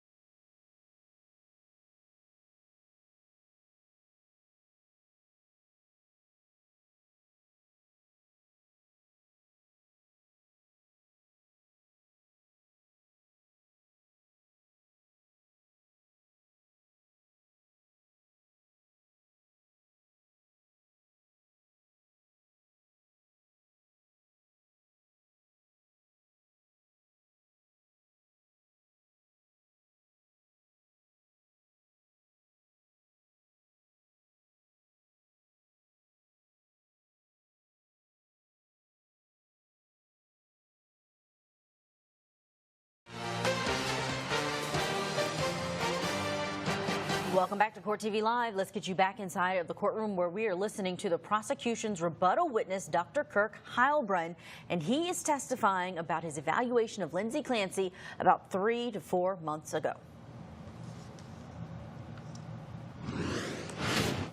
And in terms of the defendant being unsure about the effects the medication was having on her, she expressed a specific concern about Seroquel, correct?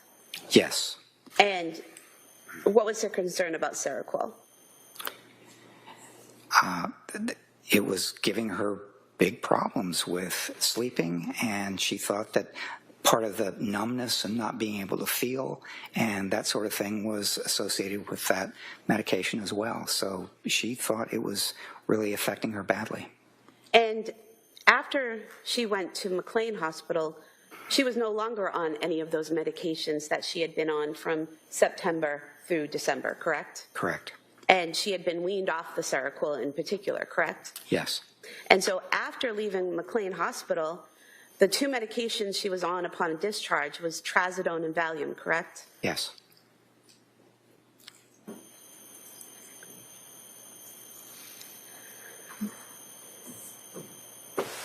Now, you were asked about thought broadcasting and the defendant thinking that people could hear her thoughts. And you said there was some difference there between thought broadcasting and what the defendant explained to you was happening. Could you tell us what she said to you in your interview and how that impacted your evaluation? Yes, she said that they were thoughts. They were unwelcome and intrusive thoughts, but they were thoughts just like many people would have. And if they were particularly insistent, or they were particularly vivid thoughts, then you might think that, oh, people can pick this up from what I'm experiencing. But that is not a psychotic symptom, having vivid thoughts. On the other hand, if you hear a voice like somebody might hear my voice, it's an external sort of a thing, then that is very likely a psychotic symptom. And so I tried to ask her to describe the difference between the two and specify whether it was an external voice, which would have been an hallucination, or an internal thought, which would have been an unwelcome, intrusive thought. And she said, except for on January 24th, what she was experiencing were thoughts rather than hallucinations. So internal thoughts versus external auditory hallucinations. Is that right? Yes. Now, defense counsel asked you if before all of these medications and before all the treatment, if Lindsay Clancy was a happy woman. But didn't she go to Dr. Tufts in the first place because she was struggling? She was anxious about returning to work.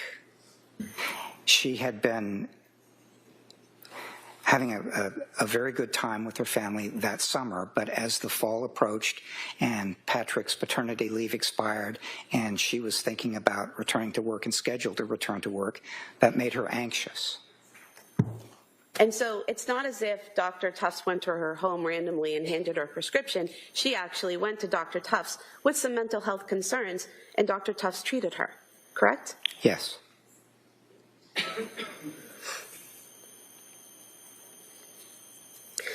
And from your review of the records and from everything that you've learned in this case, including your interviews with her, is it accurate that Ms. Clancy never told any of her providers, any of her medical providers, or any of the hospitals that she visited that she had thoughts of harming her children? That is my recollection, that she did not share that information with any mental health providers. And in your review of the records for Dr. Tufts, nurse practitioner Delata, mental health workers Letitia Dukes, and also at McLean Hospital, isn't it true, isn't it accurate, that in all of those records, it indicates that the defendant denied suicidal ideation, denied homicidal ideation, denied auditory hallucinations, denied visual hallucinations, except for saying that she felt suicidal in December? Yes, that is accurate. And isn't it accurate that throughout those records, they all document, all those providers document that there are no signs or symptoms of psychosis that are either observable or that she reported? Yes, that is accurate. Now, you were asked about her visit to women and infants in Rhode Island, and defense counsel asked you if they refused to help her and told her to leave. But they did offer to help her, didn't they? They offered her 3 different programs. Isn't that correct? Yes, they referred her elsewhere to programs that they thought were more appropriate for what was wrong with her. And reading from page 9 of Exhibit 220 in the records, it states, currently she is complaining of insomnia and mental numbness, which she attributes to taking Seroquel. She desires to down titrate the Seroquel and work on getting better sleep. Because her symptoms occurred late in postpartum period and are not clearly related to perinatal factors, the patient was advised that the WIH-DHP, which would be the Women and Infants Hospital postpartum program, is not a suitable treatment facility for her. This was discussed with both patient and husband, and both are in agreement with this. Patient's husband feels strongly that patient has been over-medicated and misdiagnosed. Patient was offered several options for her, including inpatient treatment for medication management, a partial hospitalization program focused on general mental health, or continued outpatient management. Patient plans to follow up with her outpatient provider for guidance, correct? Yes. And so it was Patrick who said that she was over-medicated, correct? Well, he was one of the 2 of them who said that. She also thought that she was over-medicated. But the people at Women and Infants Hospital, the ones who are doing the evaluation, don't say in their diagnosis that she was over-medicated. They list adverse drug effects, correct? They listed rule out adverse drug effects. And what does it mean when they write in a diagnosis, rule out adverse drug effects? It means it's possible, but it has yet to be confirmed. And there's nowhere in the diagnosis any doctor or mental health professional saying that she was, in fact, over-medicated, correct? In the diagnosis portion here? Oh, of women and infants? Yes, I'm sorry, women and infants. Yes, I did not see anything like that. And is there a difference between being over-medicated and having adverse drug effects? Well, I think you're asking a medical question right now, and I'm a psychologist, not a medical professional, so I don't think I'm going to answer that. Okay. Now, in the diagnosis, you stated earlier that there was general anxiety disorder, correct? Among the diagnoses, yes. And depression unspecified, rule out due to adverse drug effects, correct? Yes. So that means depression, but you have to look further into it to rule out or rule in whether or not the medication is having an effect. Yes. So that's not sure. That's not saying she's depressed because of the medication, correct? They was just saying it's possible. Need to look into it. And in this, what I just read to you, the defendant was telling them that she thought it was the Seroquel and she wanted to titrate down, meaning slowly go off of the medication, correct? Yes. And then she went to Dr. Tufts after this and to nurse practitioner Gelada, and nurse practitioner Gelada actually gave her a prescription to titrate down, correct? Yes. Exactly what the defendant was looking for, correct? Yes, that's correct.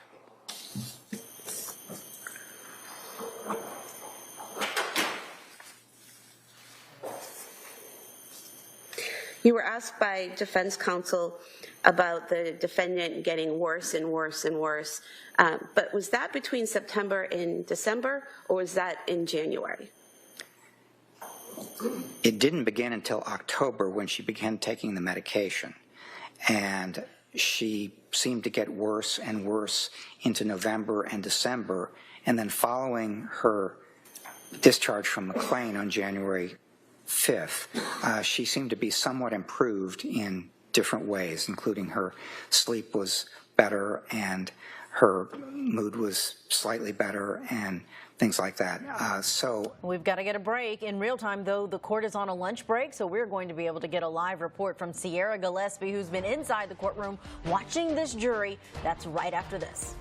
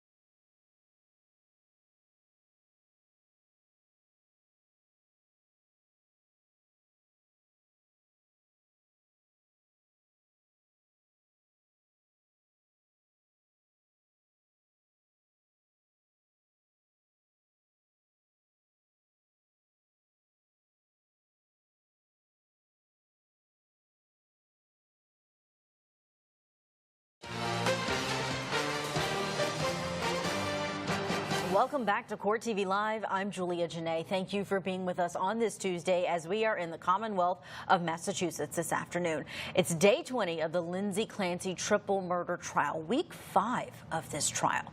The Commonwealth is expected to wrap up their rebuttal case today, and then we are anticipating those closing arguments to begin. And both the Commonwealth and the defense agree in this tragic case that Lindsay Clancy is the one who killed her 3 children, 5-year-old Cora, 3-year-old Dawson, and 8-month-old Callan.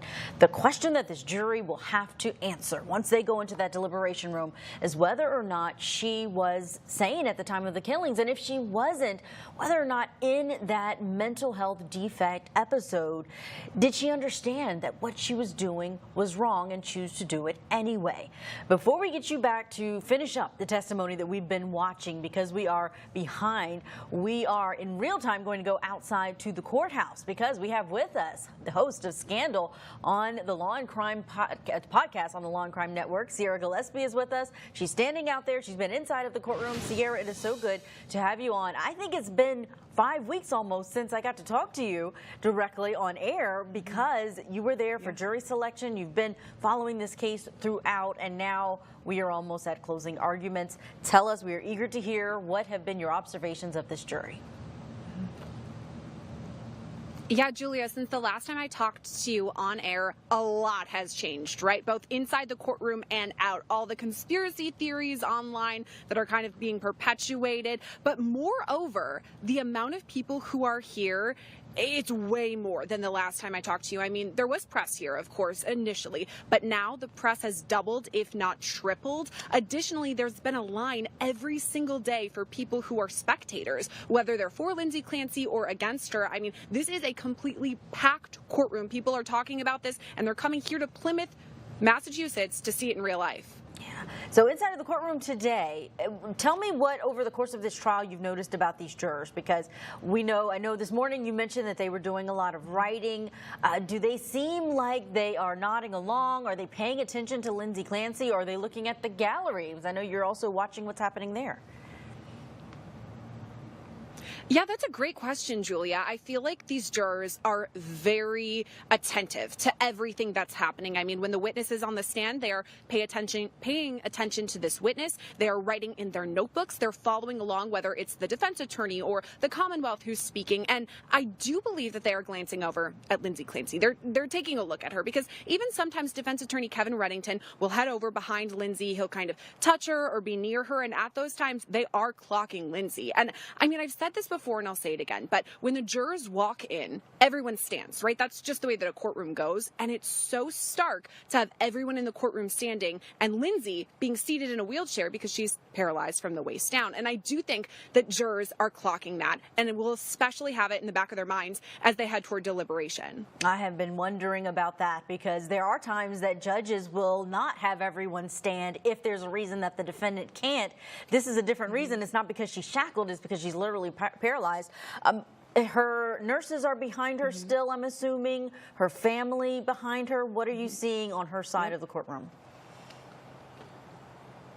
Yeah, this is an interesting question, too, kind of a look into the gallery. So there's Lindsay Clancy, who's seated, at the defendant's desk. Right behind her is a nearly empty row, except for 2 nurses who are there to help her with whatever she may need. I mean, if there's a break and she has to leave to go to the bathroom and they have to assist with that, they're there watching and making sure that she's okay. But the row behind that is where Lindsay Clancy's family is seated. And I know we talked about this before, Julia. They've never been excited to be here. This is a tragedy and devastating for everyone. But I will say, from the last time I saw them at jury selection to now, you can feel the weight. Their shoulders are lower. They're looking exhausted. I mean, mentally exhausted. They've been having to go through and see some of these really graphic images or hear things like the 911 call. And even her mother took the stand to testify. I spoke to her grandmother briefly today. She was very sweet. She held the door, but she just looks mentally exhausted. I mean, the entire family very somber today.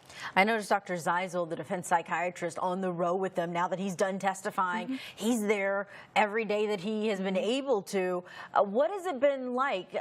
Are Patrick's parents there? Are they on that row? And with the psychologist on the stand right now, in person versus Zoom, do you feel that difference of having a live witness inside of the courtroom?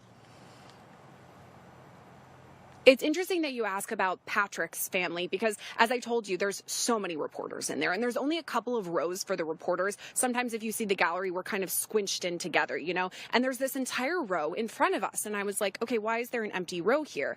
Turns out this is reserved for Patrick Clancy's family. So it's available. Obviously, he is a victim in this. His children were killed. So his family can come and sit in this row at any point. And today they haven't been. I mean, it's completely empty in that way. So I haven't seen much from Patrick's family unless it was Patrick on the stand or, of course, his mother, Sue Clancy, who we've talked about kind of at length here. But the difference between a Zoom witness and an in-person witness, I think it's the same with any of us, right? If we're in real life at a meeting, we're going to be paying more attention. We're going to be on our A game, moreover, than if we're on Zoom. We could turn our camera off. We could stop paying attention, whatever it may be. And so I think the testimony in person is a lot more captivating for the jurors than on Zoom. And I think you could definitely tell that with the testimony we've heard so far today. Sierra Gillespie, host of the podcast Scandal on the Law and Crime Network. Thank you so much for being our ears and eyes inside of that courtroom. We'll let you go now because they are on that lunch break, but it is going to be wrapping up very shortly. So for now, we're going to go finish up the testimony that we have been watching. Dr. Kirk Halbrand's testimony there inside of the courtroom for day 20. Let's pick it up where we left off. Oh, if I had to describe it, it was worse from October into November into December, and then somewhat better and somewhat improving in January. And you were asked by defense counsel about, you had mentioned cognitive behavioral therapy might be something that someone would look into, and he asked you if that was on the patient to do that, correct? Yes, I think that's right. Were you aware that there are searches on the defendant's cell phone where she looked up cognitive behavioral therapy or CBT therapy? Yes. And so she was actively engaging in her treatment and looking up that type of therapy, correct?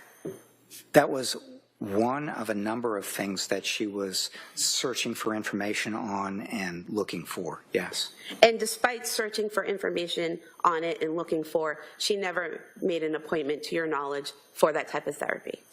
To my knowledge, she did not. You were asked about peritraumatic disassociation, about how a person feels outside of their body watching what they're doing. Did I describe that accurately? Yes. And in that scenario where someone might be experiencing that during a traumatic event, does that mean they're not in control of what they're doing? No, it doesn't mean that. It means it kind of influences their perception and their memory and so on, but it doesn't completely remove their self-control.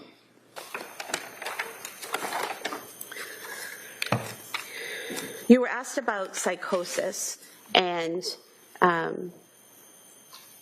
whether someone in psychosis would automatically act on a command hallucination, and you said not be responsible, and you said it depends. Yes. Is that correct? Yes. Why does it depend?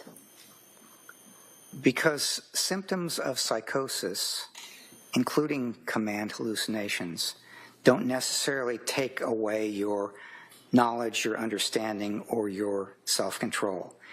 They can in some instances, but in other instances, they don't.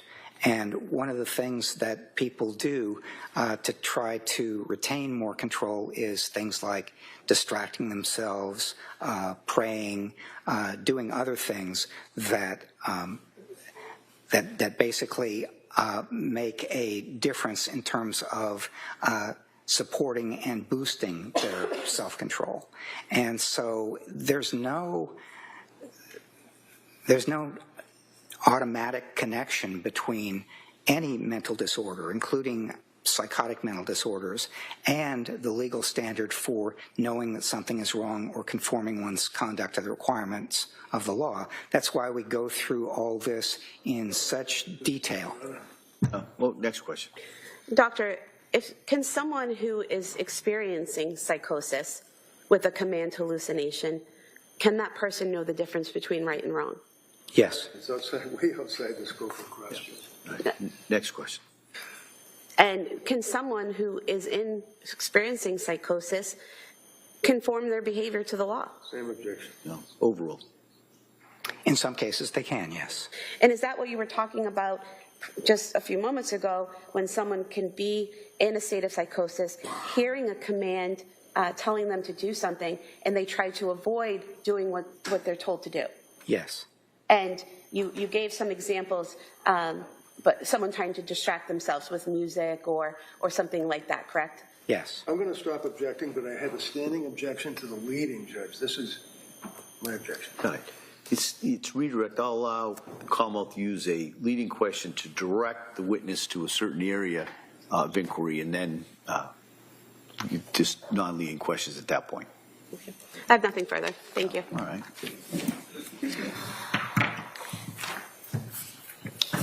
Couple of things. Sir, first of all, counsel was asking you a question about the inconsistent statement or what have you. You indicated, sir, if I stand corrected, you administered a test, the MMPI, to her, right? Yes, I did. And one of the Objection. Beyond the scope.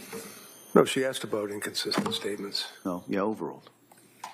Is the K scale or the lie scale, right? Yes or no? Just please, yes or no?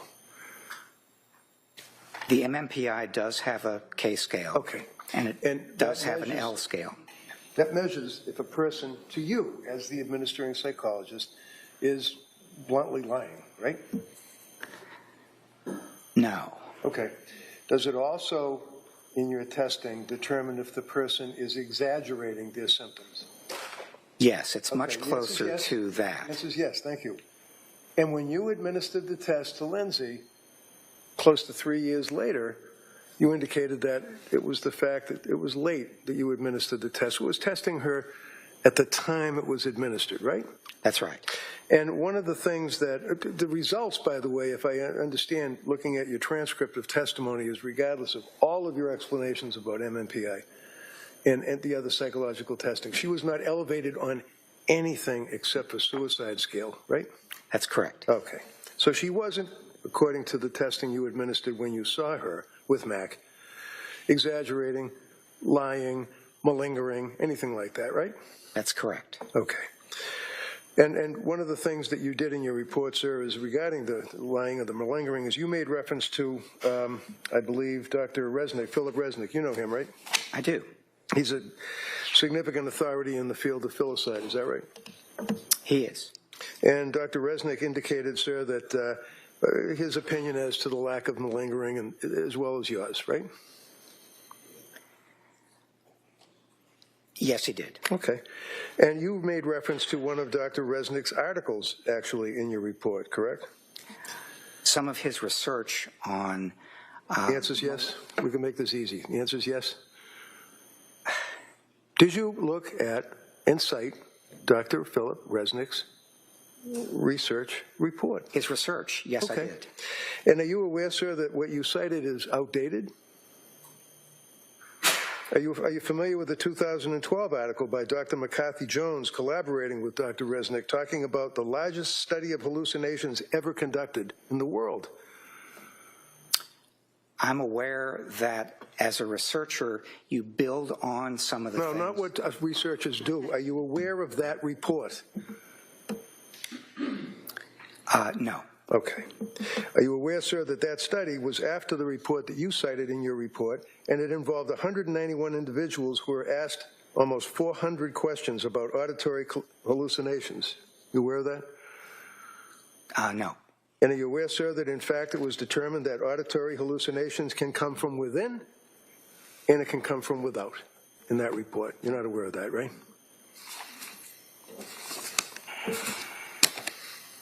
No. No? No. Okay. Only other thing, there's been a lot of talk about how you had to wait, took a while, you had to get court orders to visit with Lindsay to conduct your investigation, right? Yes. Okay. You're not suggesting or trying to leave with this jury that it was me or my office that interfered or impeded. I think the question was that you were unable to see her. I had nothing to do with that, right? Objection. You want a sidebar? No. Yeah, go on.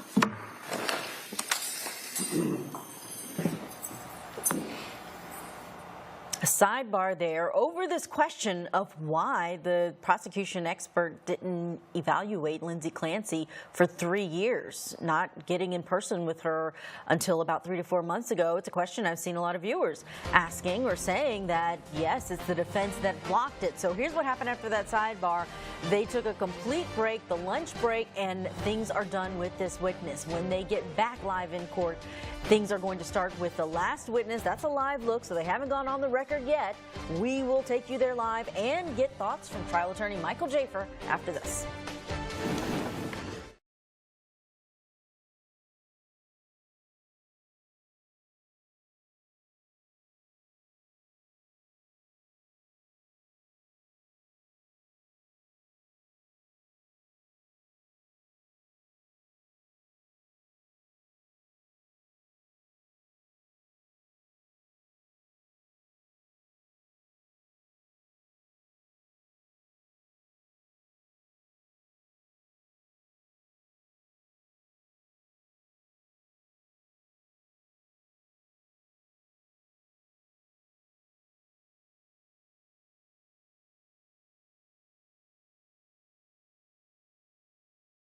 Turn back to the trial of Commonwealth versus Lindsay Clancy. All parties are present, excluding the jury. All right. Counsel, you all set for the jury? Yes. Yes, counsel? All right.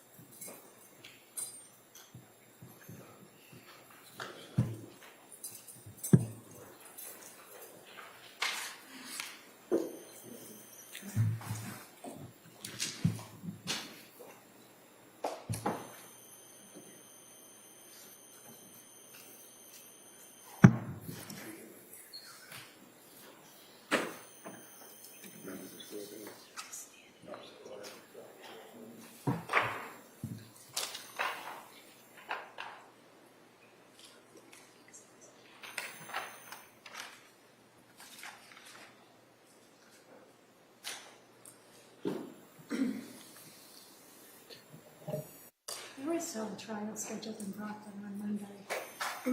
When he was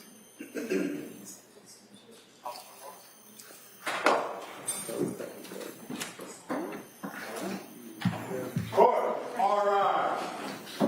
Jurors entering.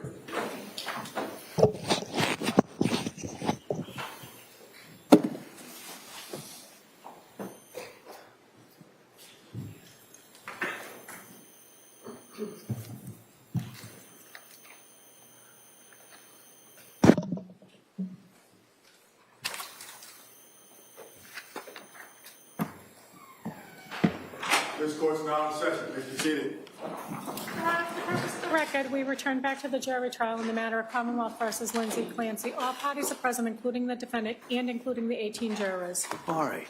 Commonwealth? Thank you, Your Honor. The Commonwealth calls Dr. Gregory Satoff.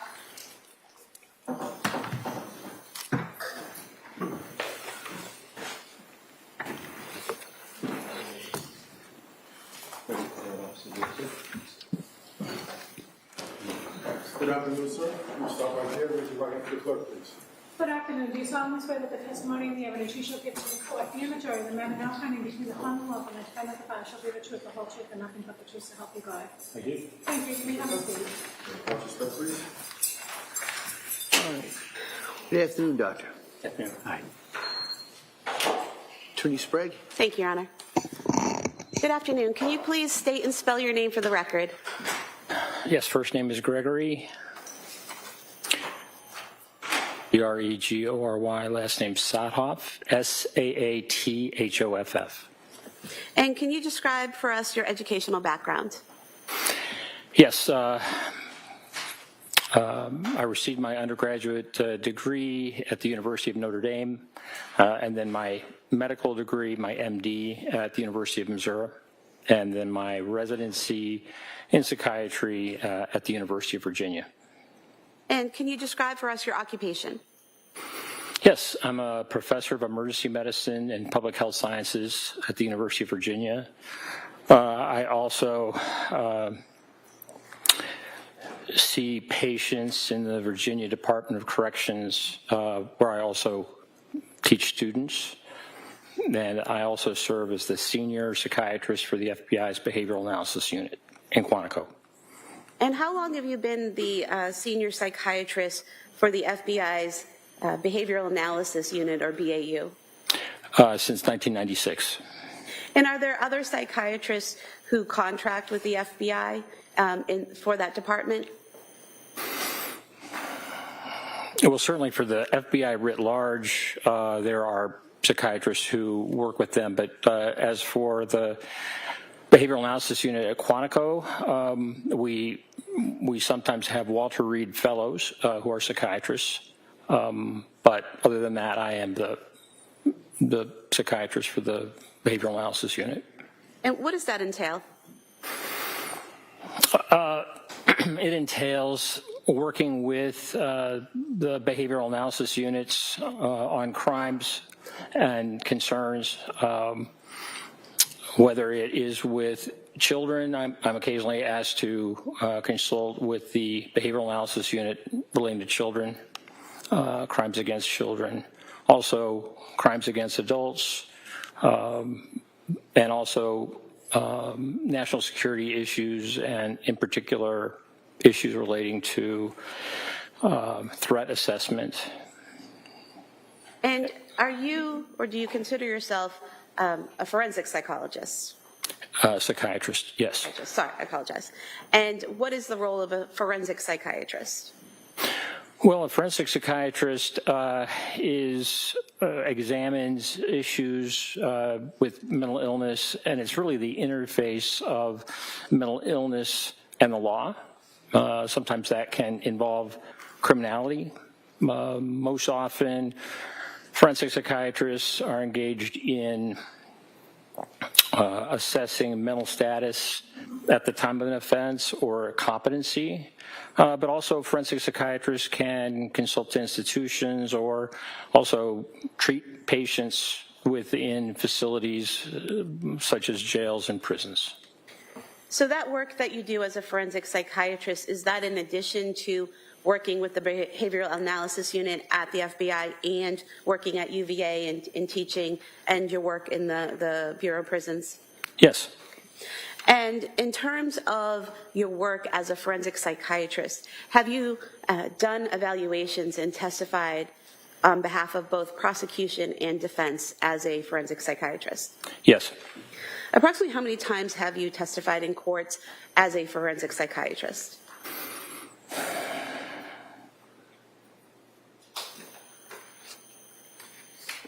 Maybe 40 to 45 times, something like that. And are you board certified in forensic psychiatry? No. And why not? Well, when I finished my residency, I was interested in public psychiatry. And so I also was in the military. And so military psychiatry and public psychiatry in a teaching hospital was very important to me. As time went on, I was consulted by the FBI. They wanted to meet with me based upon a paper that I had published. And by the time I was more heavily involved in forensic psychiatry and particular assessment of individuals, by that point, the way to be board certified within forensic psychiatry would require a one-year fellowship. And at that point in my life, I just did not have the time to be able to devote to a one-year fellowship in addition to the other things that I was doing. So instead of the one-year fellowship, did you have more on-the-job training as a forensic psychiatrist? Yes. And as a forensic psychiatrist, have you evaluated subjects for things like competency and criminal responsibility? Yes, I have. And let me just say also, in addition to on-the-job experience, it's important to get teaching and training. And so I've taken advantage of courses within the Institute for Law, Psychiatry, and Public Policy at the University of Virginia, and other opportunities as well in terms of even taking a board review course that was very helpful and quite comprehensive. So you've had other training other than the fellowship in order to be a forensic psychiatrist? Yes.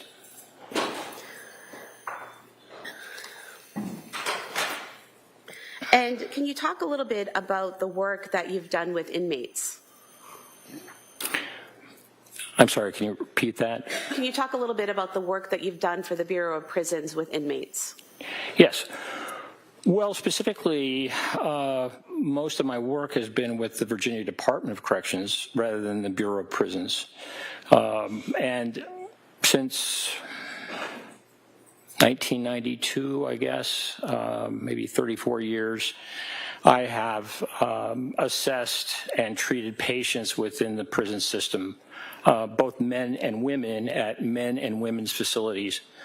And in that time, I have brought medical students and residents and fellows and taught them. So over the course of my career thus far, I've brought more than 2,500 medical students and residents into the prison system to learn about psychiatry and significant mental illness. And in the course of your evaluating and treating female inmates, did you have the opportunity to evaluate and treat female inmates who had killed their children? Yes. And how often was that would occur, that you would treat that type of patient? Well, in consulting to a maximum security women's prison, I would say 5 to 7 women who had killed their children. And in terms of your interactions with them, you said that you evaluated them. Did that involve diagnosing them? Correct. And then what did the treatment involve? Treatment involved working with a team within the system. Prisons have psychologists and social workers and those who are responsible for working with patient inmates. Medication treatment is very important, but also there are important therapeutic aspects. For a number of years, I ran a group in prison, as I felt that was important, and my students felt that was important as well. And in terms of the group you ran, what type of group was that? It was a therapy group in which individuals were brought together, all who were diagnosed with a significant mental illness, and being able to speak about their experience and also how to deal with issues or how they dealt with issues over and above the medications that they were receiving. And in your experience in the Department of Correction at the Bureau of Prisons, treating these patients, and also in your experience working at the FBI, did you encounter individuals who suffered from psychosis? Yes, very much so. And could you estimate how many patients you have treated who suffered from psychosis? I'm going to object at this point. No, overall. Thousands. I spent 15 years running an inpatient admissions unit in a teaching state hospital, and so. First side, Sure.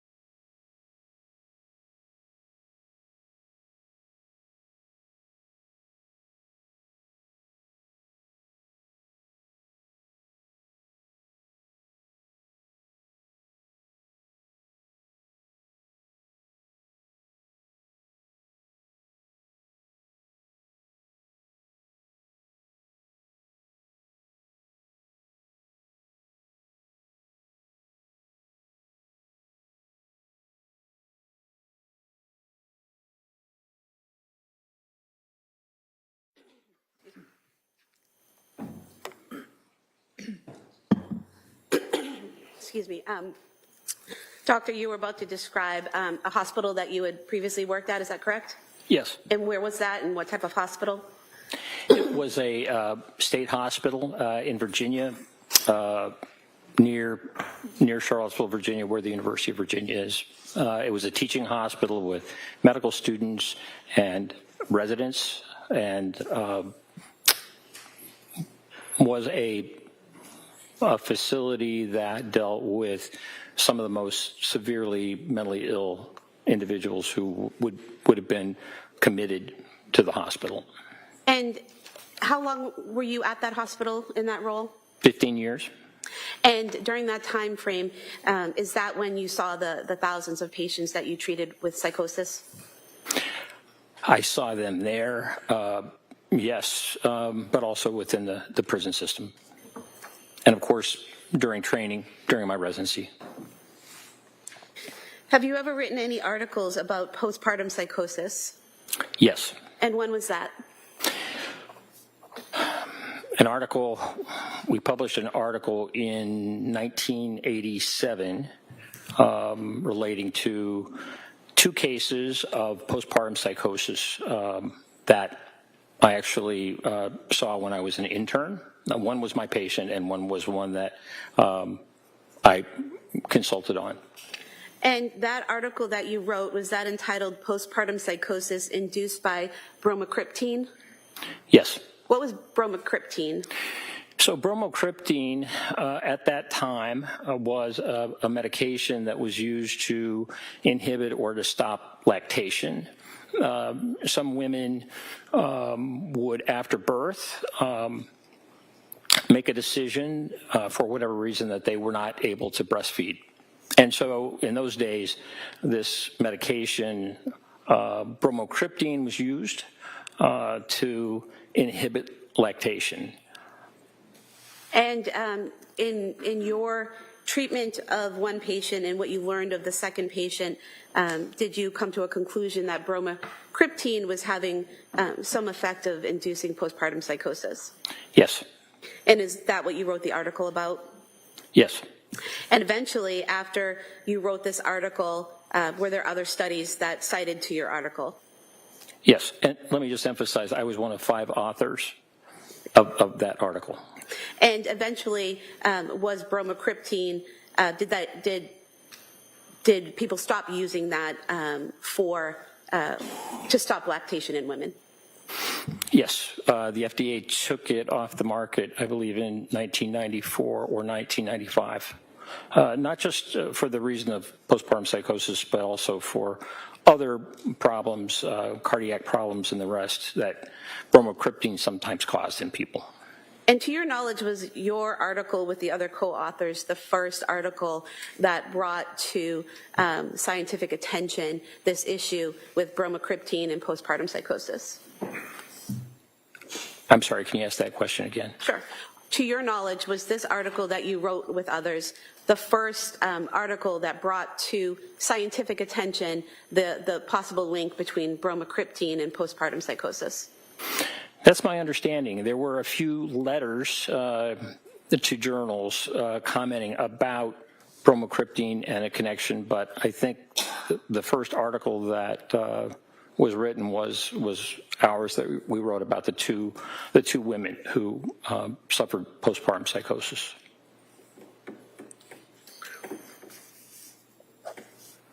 Now, you've mentioned your experience in diagnosing and treating psychosis. What is psychosis? Well, psychosis is, it can take a number of forms. I think we most often think about people who are psychotic as having hallucinations. And so we call those perceptual disturbances. That it's oftentimes auditory hallucinations, so people hearing voices or sounds. But they also can be other types of hallucinations as well, not as common in psychosis, such as visual hallucinations or even what we call tactile hallucinations, where the sense of touch is affected, or olfactory hallucinations. Most commonly, it is auditory hallucinations, though, if we're talking about those perceptual disturbances. Now, there are other areas that psychosis can show itself.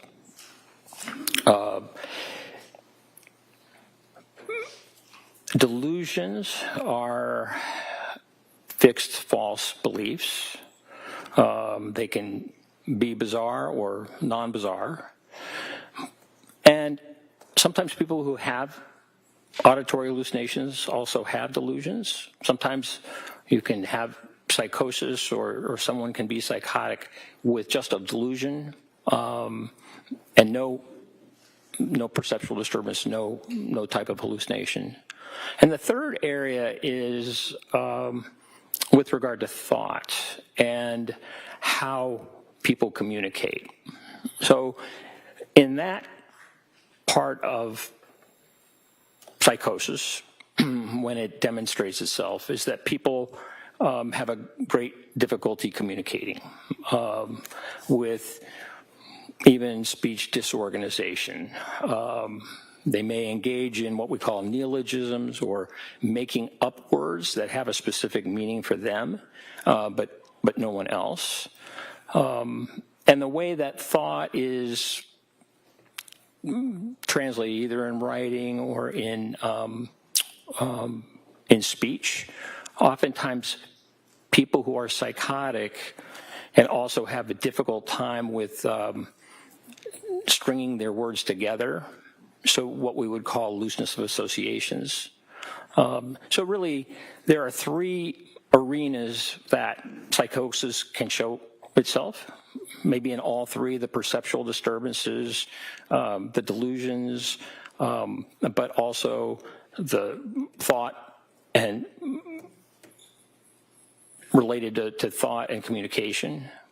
But it's also possible to be psychotic and have just one of those three elements. And is psychosis its own mental illness or a symptom of mental illness?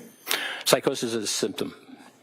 And why is it a symptom of mental illness and not its own defined mental illness?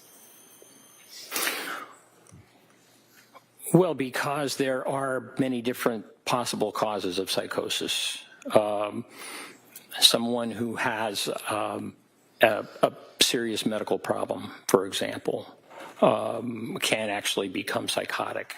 A brain tumor is one example in which those symptoms of psychosis show themselves. But there are other ways that people can experience psychosis. Some can be secondary to, say, drug abuse. There's certain drugs like cocaine or amphetamines or bath salts that can cause people to have the kind of perceptual disturbances or delusions or problems with communicating, that I talked about. So really, I think it's just important to know that that it is not a cause. It represents a significant finding or presentation. Schizophrenia is one diagnosis where we will see psychosis in a number of forms, but also someone who has a serious mood disorder, or schizoaffective disorder, or a brief psychosis. So there are many different roads that can lead to psychosis. And so it's important to find out what's originating, because that's how we make the best decisions about how to treat any psychotic symptoms that we're seeing. And doctor, the signs and symptoms of psychosis that are present, is that dependent on the underlying cause, the mental illness or whatever is causing the psychosis?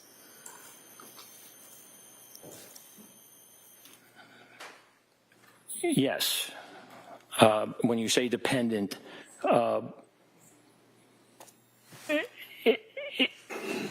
it just is clearly something that is a result of or a manifestation of the illness. For example, there are many different things that can cause a fever, right?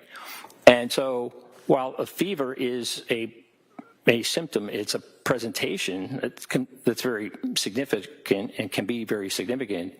What we need to do in medicine and psychiatry is find out, well, what is the cause? Because that is what's going to lead to the most appropriate treatment. So, for example, an analogy would be a bacterial infection can cause a fever.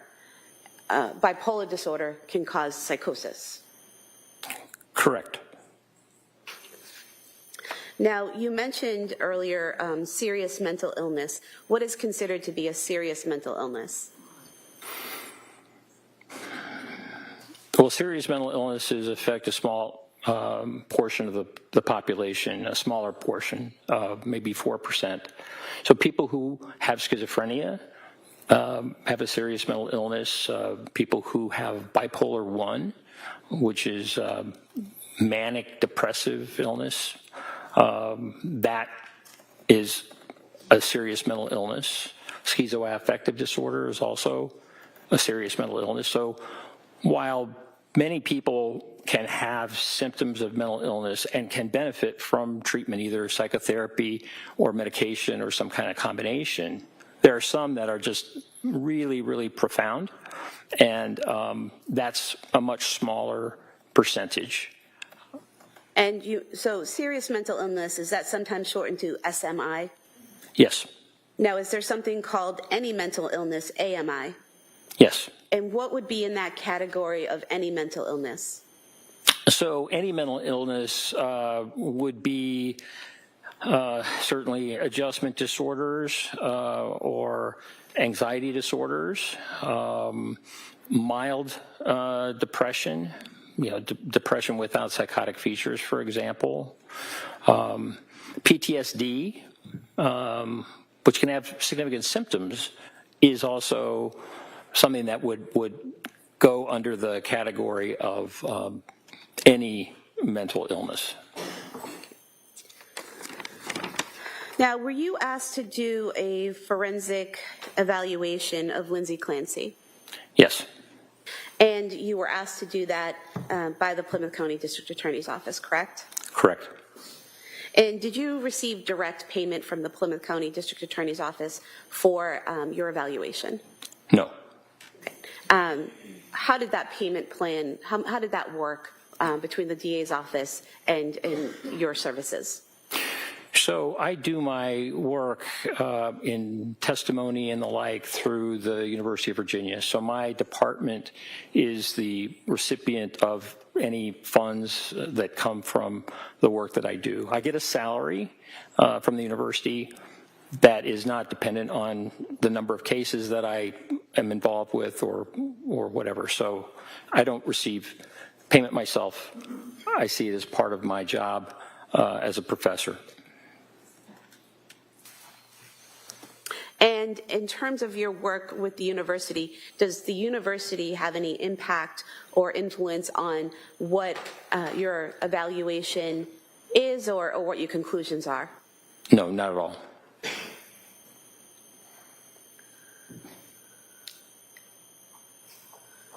For your review of Lindsay Clancy, what types of records and other materials did you review?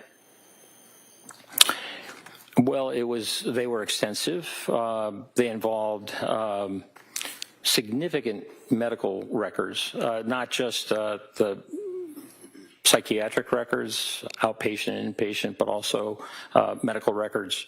Certainly the hospital records from McLean, the hospital records from Tewksbury, but also emergency department visits at South Shore and Mass General Hospital.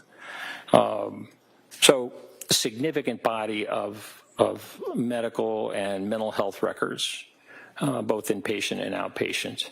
But in addition, there was a substantial amount of grand jury materials that I reviewed, and videos. For example, videos not only of interviews of individuals, but also in January when the Clancy family went to the museum, where they went to the Cape Codder water park, was able to review those kinds of videos as well. I also received the reports from both the government, but also the defense. And so those experts who were retained, I had an opportunity to review those. I mean, the list of materials is very significant. CVS records, for example, pharmacy records, and law enforcement records, for example, the police reports and things like that from that day, 24 January 2023, in which the event occurred. And Doctor, is it typical for you to have such a breadth of records and information, both pre-killing and post-killing, when you do a forensic evaluation? No, I wouldn't say that's typical. Certainly for any evaluation, it's important to try and obtain as much information as possible. But in this case, I think the amount of information was truly significant. And you also interviewed the defendant, correct? Yes, I did. And how many times did you interview her, and for how long?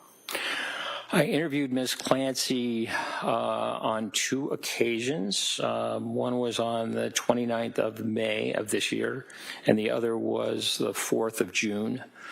I believe on the 29th of May, I interviewed her for approximately 6.5 hours. And then the second time in June 4th, it was about 5 hours. And were those interviews in person or on Zoom? They were by way of Zoom. And why were they by way of Zoom?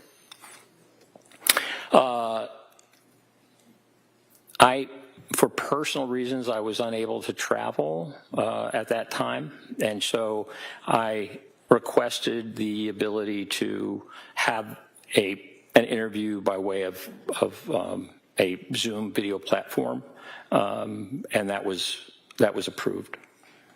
And did you find that doing the interviews by Zoom inhibited your ability to evaluate Ms. Clancy in any way?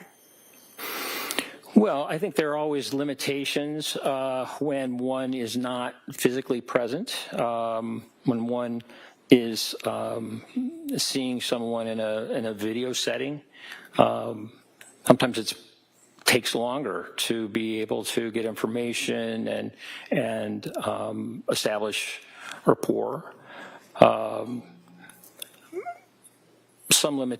limitations are just having an opportunity to see the environment, that the individual is in. I have done evaluations in the past using a Zoom format. There are certainly advantages to being in person. Did you, in your interviews with Ms. Clancy, have any difficulties having her answer questions or establishing a rapport with her? No, she was very pleasant, very responsive to questions that I asked on both occasions. Were there any benefits to doing the interviews on Zoom? Well, one benefit that one doesn't always have with an in-person evaluation is that a platform like this can also save the entire interview, and both video of the interviewer, myself, but also Ms. Clancy. So if someone wants to really understand that the interview and how it went, you not only have a transcript, but you have a video that really demonstrates the course of the interview, how it went, and that can be very helpful. That can be more helpful than if, as a clinician or as an assessor, I am writing notes. Because when you're writing notes, sometimes it's harder to be able to attend to the individual. So certainly being able to have a transcript of the interview is helpful, and I think it makes the process more transparent as well, which I think is a positive. As part of your evaluation in this case, did you also interview what's known as collaterals or other people who knew the defendant? Yes, I did. Who did you interview? Well, I interviewed Patrick Clancy, also on a Zoom platform. And after you had reviewed all of the records that were provided to you and the criminal file and all the evidence that was provided to you and conducted these interviews, both with Ms. Clancy and Patrick Clancy, were you able to conduct an analysis of all of that material in order to come to your eventual conclusions? Yes. And if we could just go through your analysis of this case, and if we could start with I think what you called in your report, Ms. Clancy's characterization of the command auditory hallucinations. Yes. So Ms. Clancy stated to me and some other evaluators that her hallucination, that of an external voice, something coming from outside of her head, occurred when she was standing at the refrigerator. She said that she was in the process of making her children their dinner when she received a call from Patrick Clancy, returned the call, and then as soon as she finished the call with Patrick Clancy, she said that is when she heard the voice. This is your last chance. You have to kill your kids and then kill yourself. And so that was what she told a number of us. There are also other accounts that she made to individuals that were quite a bit different. To Dr. Spinelli, for example, she said that the voice happened at 5:10 or 5:15 p.m. as soon as Patrick Clancy left on his errands, and that the voice. She described the voice to Dr. Spinelli as increasing in intensity, but saying, "This is your last chance. You have to kill your kids before you kill yourself." But also that it was that her children would suffer if she did not do that.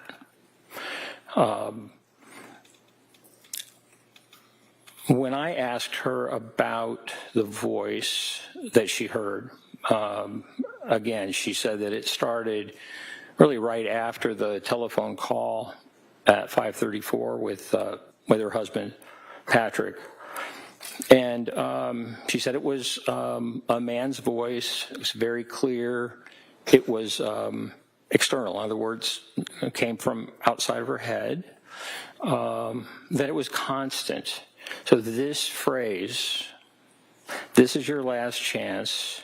You have to kill your kids and then kill yourself," was something that was repeated over and over and over and over again during that period that she strangled her children. And then just as soon as it started, it stopped at the when she had finished killing the children, strangling the children. Doctor, was there anything about what she reported to you about the voice that was significant to you in your evaluation, and if so, why?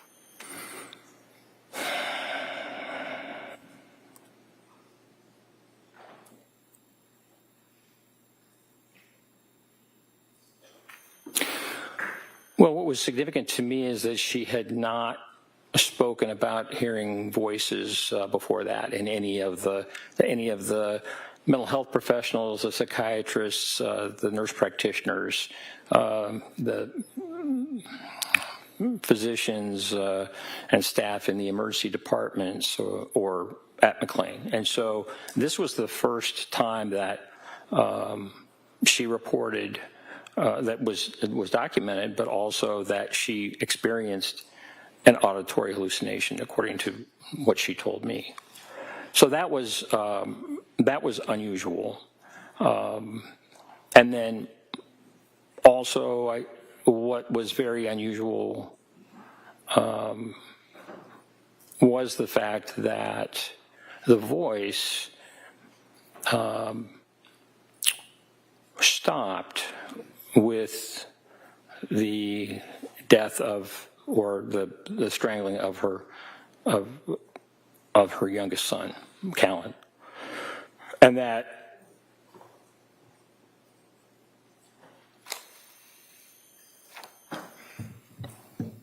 she went upstairs and then proceeded to engage in behavior in an effort to kill herself, but that the voice had stopped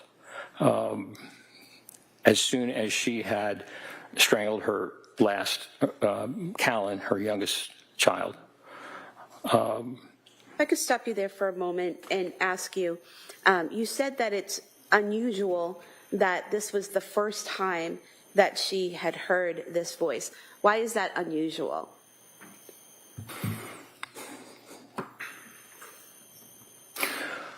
Well, she had certainly suffered with symptoms of mental illness, depression and anxiety, most specifically.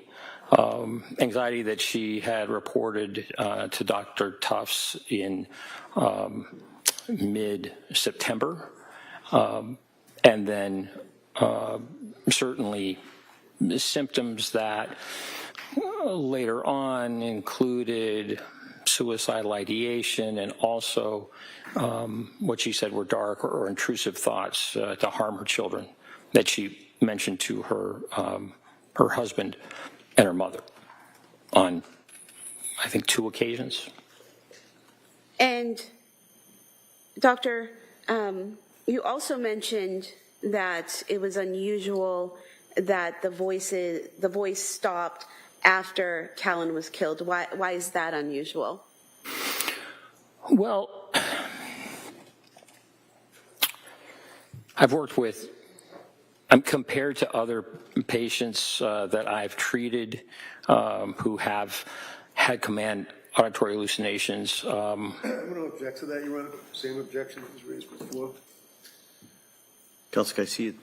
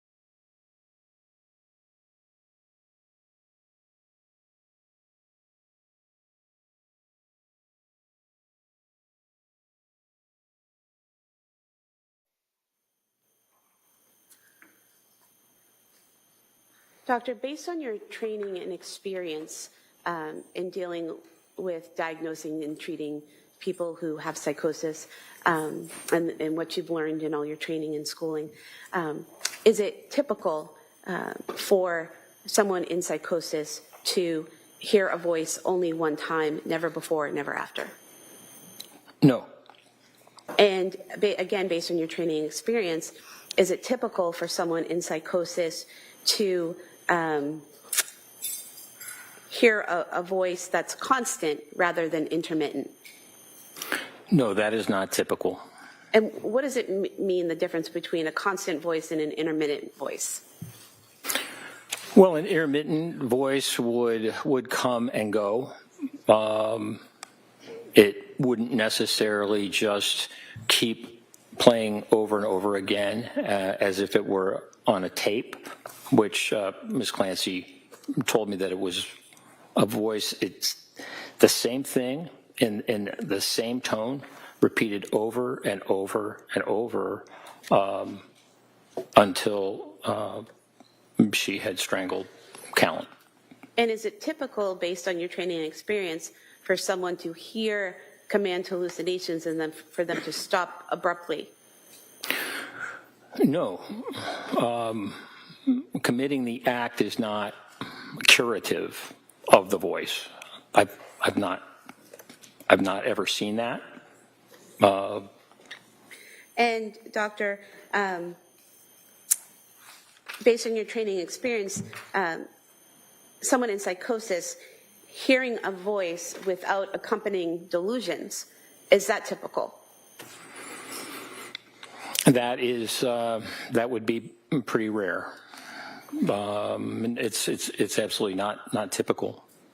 And in talking to Ms. Clancy, did you speak to her about the concerns she had that if she had voiced thoughts of harming her children to providers, medical providers, that her children would have been taken away? Yes. And did you see that as a delusional thought? No. Certainly with the requirements that healthcare professionals have to report any issues that could cause harm to children, for example, as required reporters, it's very rational for her to be concerned that by voicing her thoughts of harm could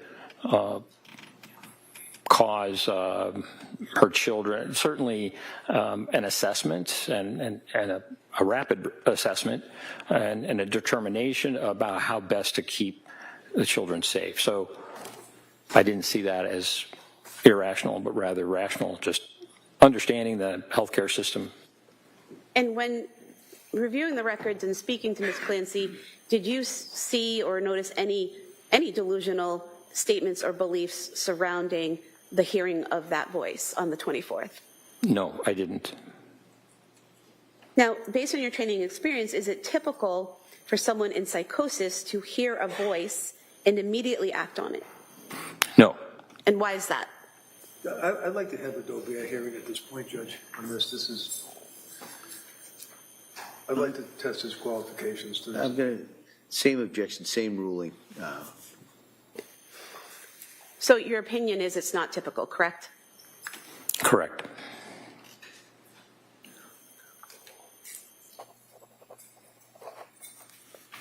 Now, you mentioned the defendant told you that when she received the call from her husband at 5:33 and called him back at 5:34, that she was getting dinner ready for her children, correct? Yes. And did she tell you what she was about to get out of the refrigerator? Yes, she said she was at the refrigerator and that the refrigerator door was open and that she was getting chicken nuggets out of the refrigerator section for her children. Now, in your collateral interview with Patrick Clancy, did you learn from him that when he left the residence, the children were already eating chicken nuggets on the couch? Yes. And did Patrick Clancy tell you that Dawson in particular was eating chicken nuggets and green beans out of a bowl on the couch. Yes, that's what he told me. And is it fair to say that there are crime scene photographs showing a bowl on the couch? Yes. And so is there any significance to you in the defendant telling you that when she got the phone call from Patrick, when he's at CVS, that she's making chicken nuggets versus Patrick and telling you that that had already happened and the crime scene photos showing you the bowl was already on the couch? Well, it's inconsistent. And are inconsistencies like that important in your evaluations in cases like this? Yes. And how so? Well,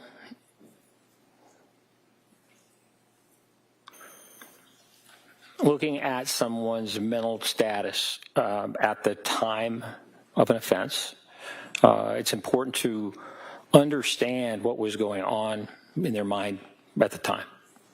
And in this case, the widely divergent reports from Lindsay Clancy versus her husband Patrick raise questions about what she is telling me and how things are happening. So certainly that's a cause for significant concern. One of them is not correct in their statement. And in terms of what you testified about earlier about the defendant giving you one version of what the voice told her and giving Dr. Spinelli a different version of what the voice told her, is there any significance in your evaluation to that? Yes. And what is that? Well, again, it's markedly inconsistent. Ms. Clancy was very clear with me about the time that the voice started and that it was constant for a period of time until the children were killed, and then it stopped. And according to Dr. Spinelli's report, Ms. Clancy stated that the voice started much, much earlier, actually, when Patrick Clancy left. And so we're talking about a significant difference in time. And those two just, they don't match. So it's hard to, which version is the one that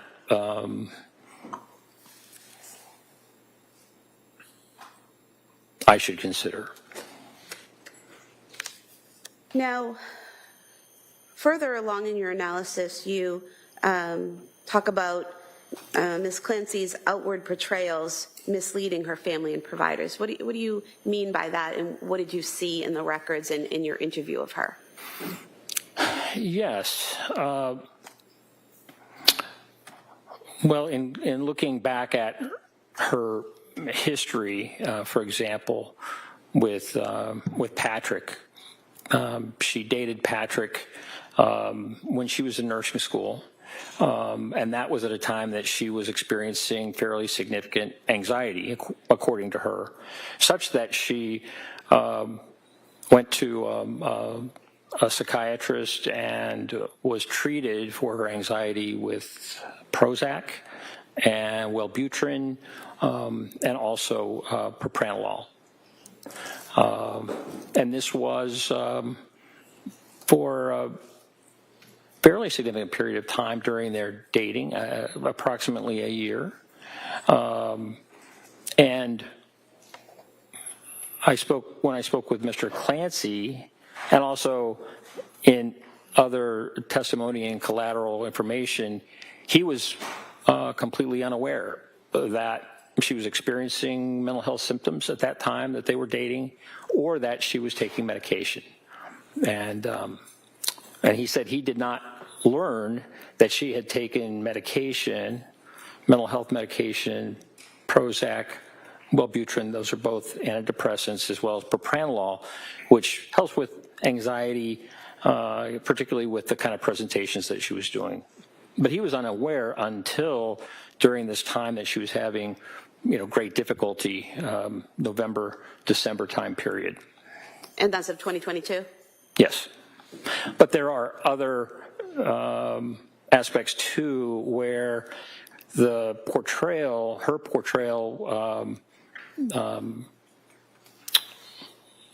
misled others in terms of how she was doing. Can you give us an example of that? Yes. Well, in the numerous text messages, which really varied, there were times when she stated that she was doing very well. And for example, even in the days leading up to the 24th of January 2023, the photographs that she was sending on Instagram and the like really portrayed something very different than what she later stated was going on inside. With regard to providers,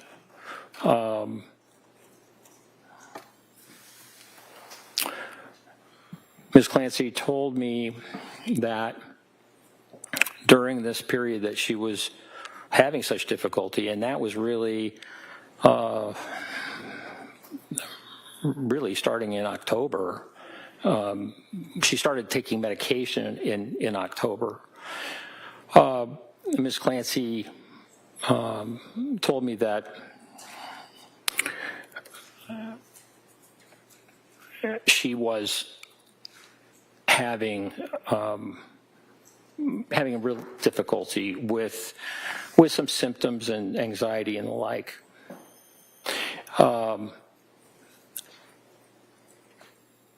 Her mother-in-law suggested to her that there was a doctor that she knew named Rose who was willing to talk with her just on an informal basis. And so as I understand, this doctor made time for her to be seen, not in an official way, not as in a doctor-patient relationship, but just to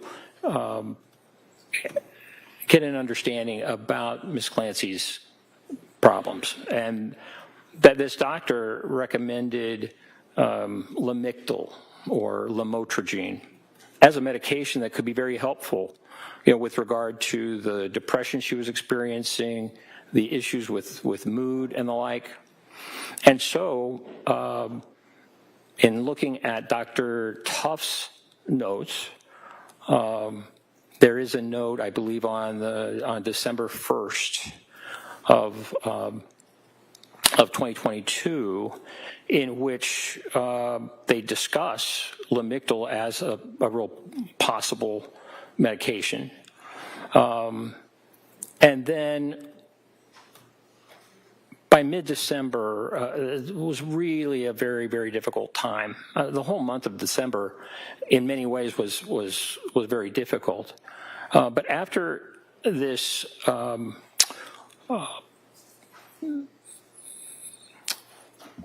experience. Yeah, if we have a question. So you've talked about the defendant seeing the provider named Rose and getting the recommendation for Lamictal, the defendant talking to Dr. Tufts about the Lamictal. Was there another provider that she talked to about Lamictal? Yes. And who was that? That was nurse practitioner Gelada.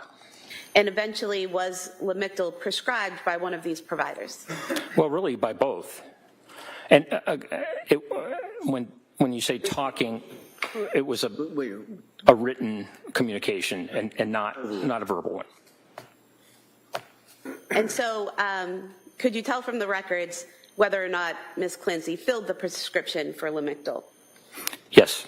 What is Lamictal? Lamotrigine is actually, Lamictal is an anticonvulsant that was approved for bipolar disorder back in the early 2000s, I think 2003, for bipolar disorder.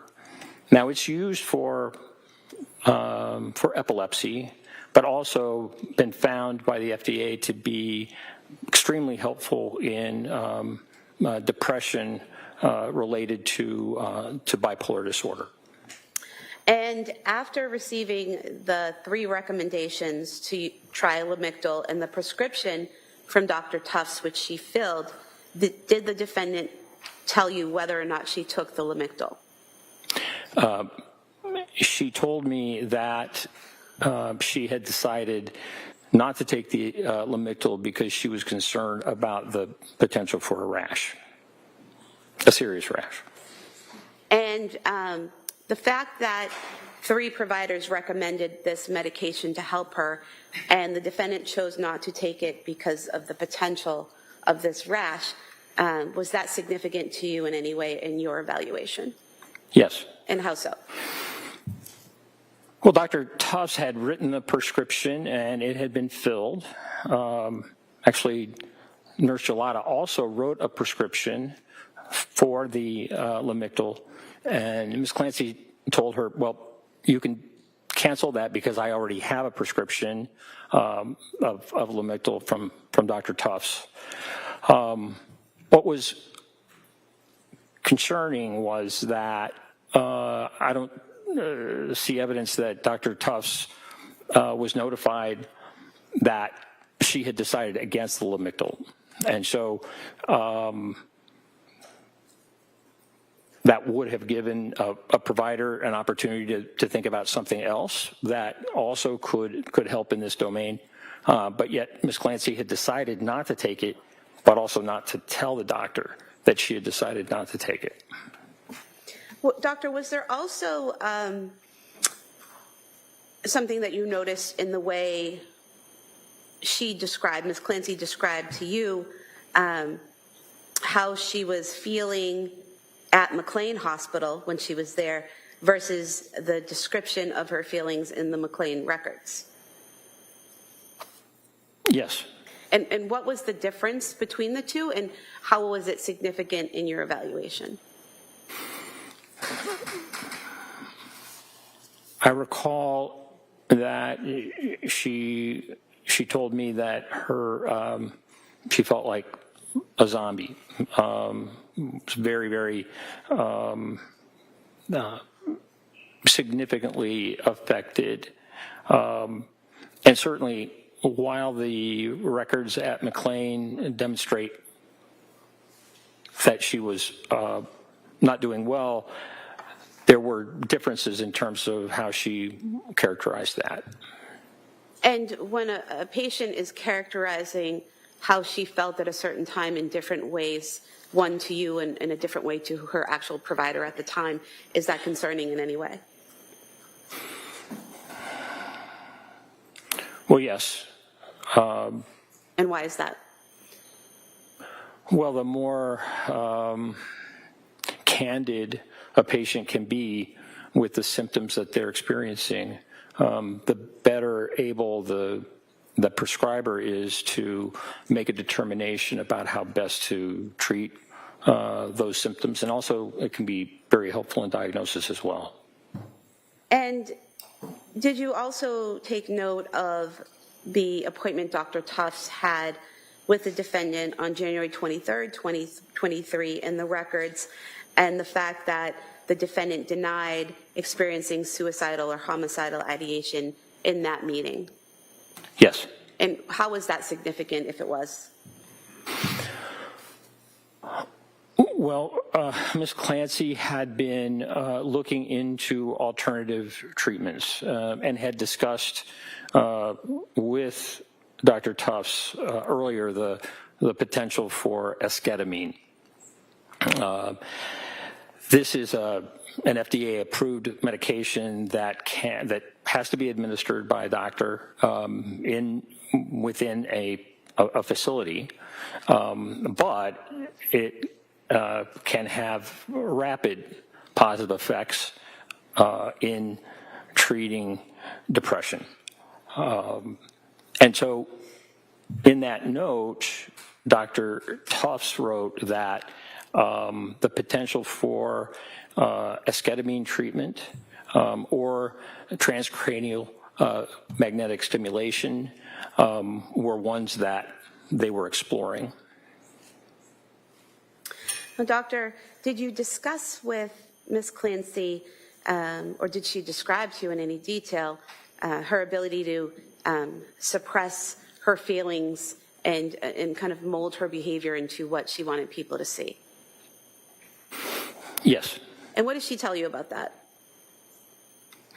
Well, I believe it was a Christmas time with her family, a morning breakfast, in which she stated she was not feeling well, not doing well, but yet felt the need to act like she was cooking and helping her husband cook. And she questioned why she would do that or engage in that behavior when her family knew that she was struggling and having difficulty. So she used the word fake with regard to just how she was attempting to present to her family. So this was on reflection in talking to me about that behavior at that time.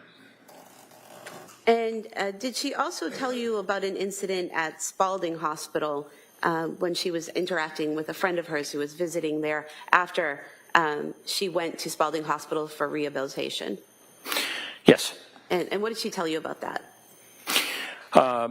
She told me that this friend who visited was a longtime friend from when they were both really quite young. And that when this friend visited, Ms. Clancy engaged in, trying to remember how she characterized it, gossip, really talking about kind of the old times and catching up basically on news that this friend, I believe her name was Amy Bevins,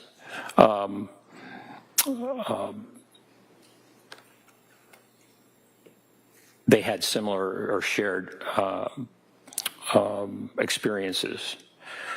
And so Ms. Clancy told me she was upset at Spalding Hospital because this superficial conversation that she had without discussion of the incident of 24 January 2023, that gave an impression, maybe a false impression of Ms. Clancy, and that it hurt the friendship as a result. And she felt that Spalding Hospital had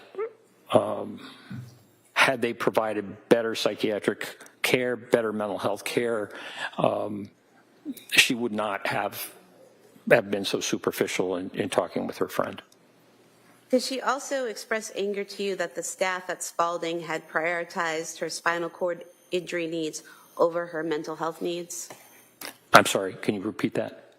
Did Ms. Clancy tell you or express anger to you that the staff at Spalding Hospital had prioritized her spinal cord injury needs over her mental health needs? Yes.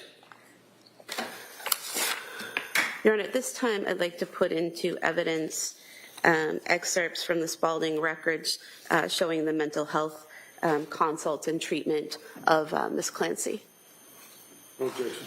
That may be admitted. 294. And so, Doctor, did you have an opportunity to review the Spalding records? Yes. And did you see in the Spalding records that not only a psychiatrist, but also a psychologist and a social worker met with Ms. Clancy while she was at Spalding multiple times. Yes. And is there anything about the inconsistency of Ms. Clancy telling you that she didn't receive that treatment or that focus at Spalding versus the record, what the records show that are significant in your evaluation of her? Well, it's inconsistent and doesn't match up with that collateral information. So her depiction of the lack of mental health care at Spalding didn't match up with the evidence from Spalding in terms of the documents. Spalding is a rehab hospital, and that is really, they were really concentrated on the spinal injury, but also did have mental health services available. And Doctor, moving along in your analysis, did you look into and evaluate the defendant's decision to send Patrick Clancy on errands on January 24th, 2023? Yes. And what stood out to you as significant in what you learned from the records and from Ms. Clancy herself in that area? I asked Ms. Clancy to tell me about that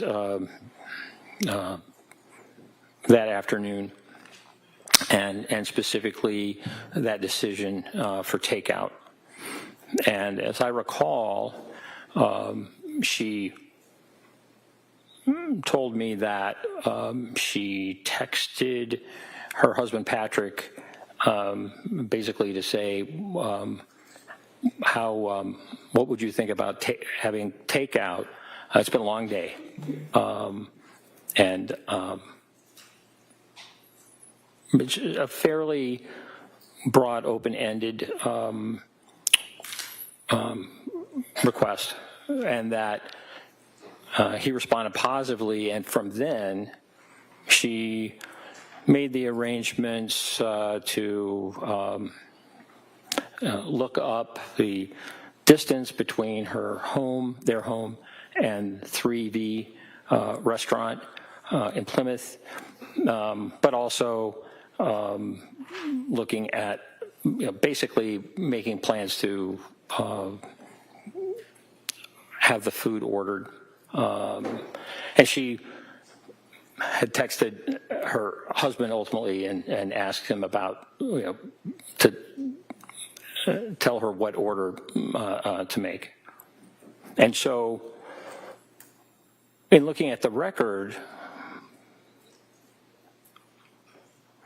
it was really reversed. Instead of starting with asking her husband, what would you think about takeout? How about getting takeout?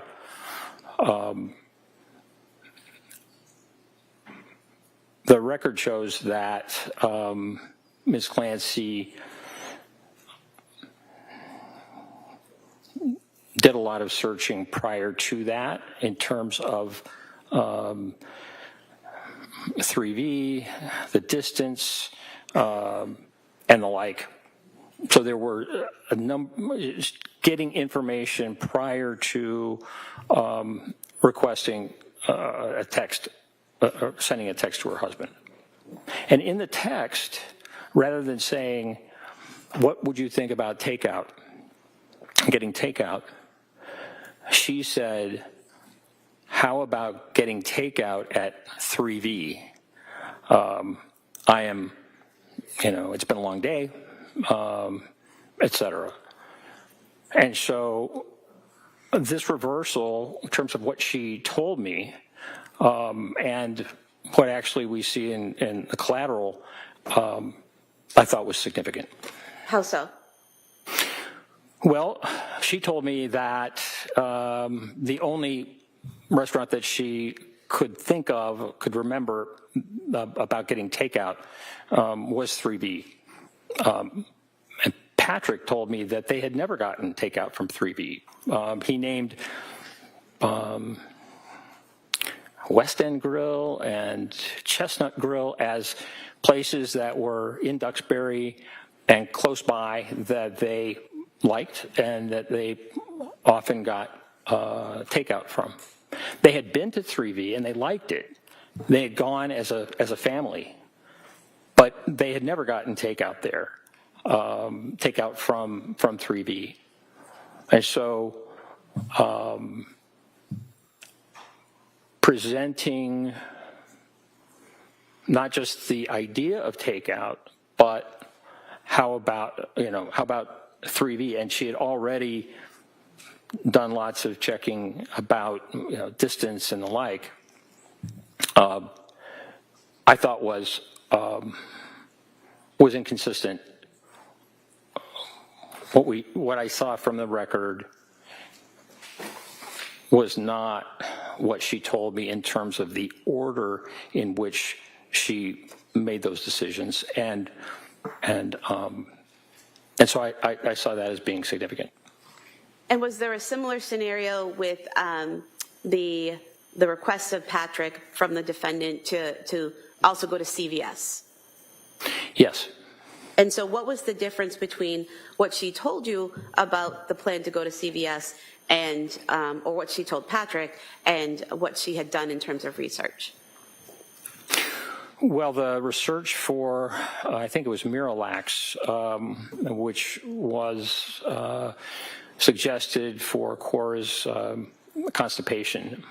They had had an appointment that morning in pediatrics, and this was suggested that the Miralax and CVS was something that Ms. Clancy looked into sometime after 4 o'clock, but not long after 4 o'clock, and well before she contacted her husband. But that she did not communicate to her husband the importance of picking up Miralax at CVS, who she had called, until really right before he left. So he had planned on going to 3V, driving to 3V, almost 6 miles, to get the takeout.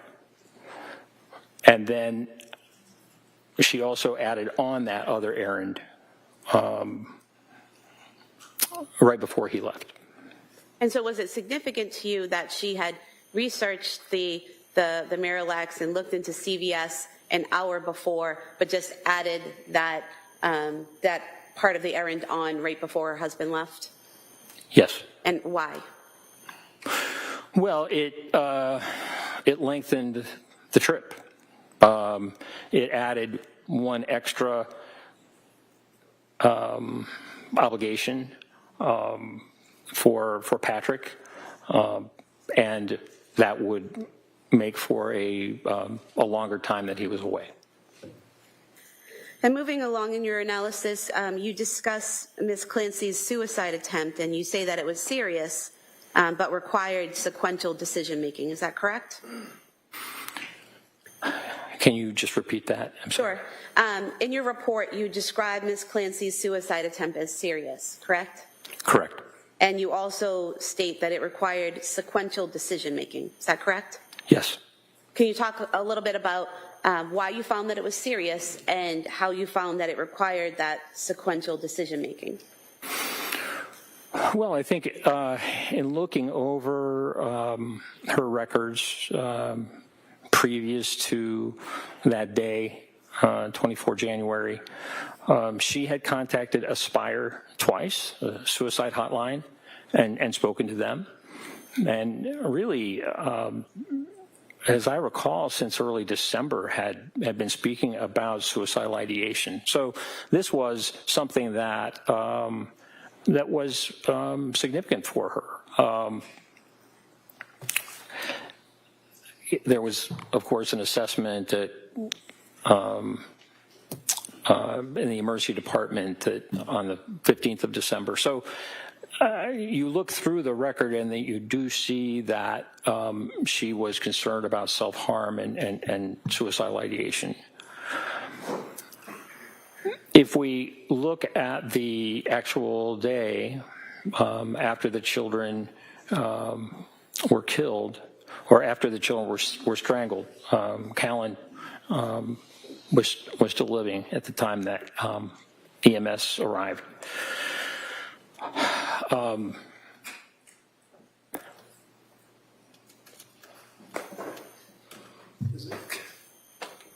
She told me that she got a knife from the butcher block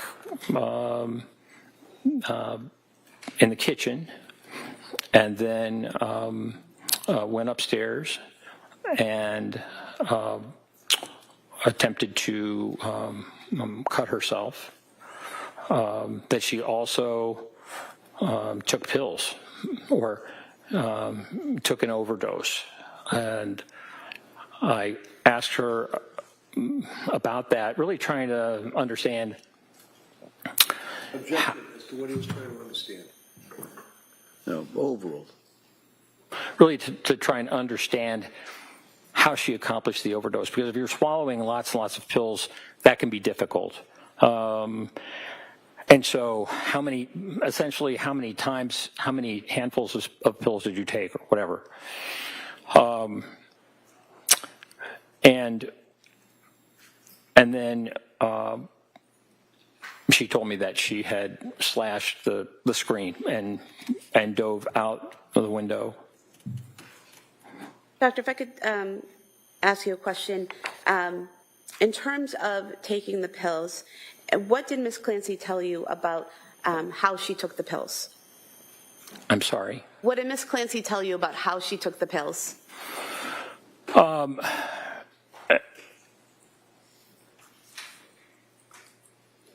It wasn't really very clear. I was... Objection. Requesting what she said is the question. Do you recall what she said? I'm sorry? Do you recall what she said about taking the pills, whether she took handfuls or did something else? Oh, she did not say that she took handfuls. She did not describe the overdose in any specific terms. Did she tell you anything about crushing up pills? Objection. Leading question. It's already been answered. Next question. Did she give you any other information about taking the pills? No.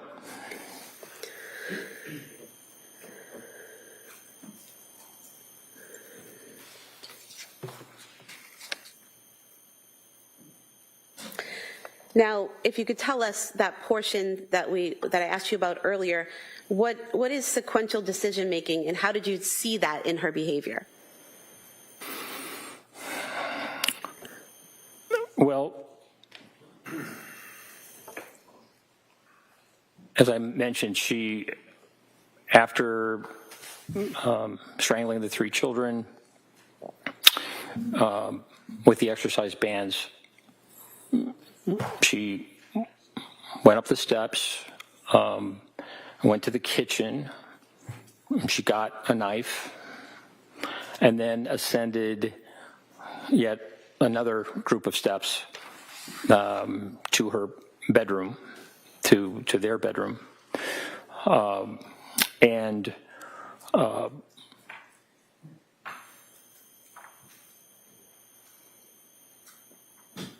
described the attempt or cutting her wrists as well as her neck, and also described the overdose in barely. It was just hard for me to get a good idea about how specifically the overdose occurred, what she did, but she omitted some things that I thought were significant. And what things did she omit that you think were significant? Well, she omitted the fact that she had actually crushed the pills. And I found that to be, quite significant. And how did you learn that she had crushed the pills? I learned after interviewing her husband, Patrick, and he went through that evening and talked about coming to the home and the like, and mentioned that on the bedside table there was a wine tumbler with powdered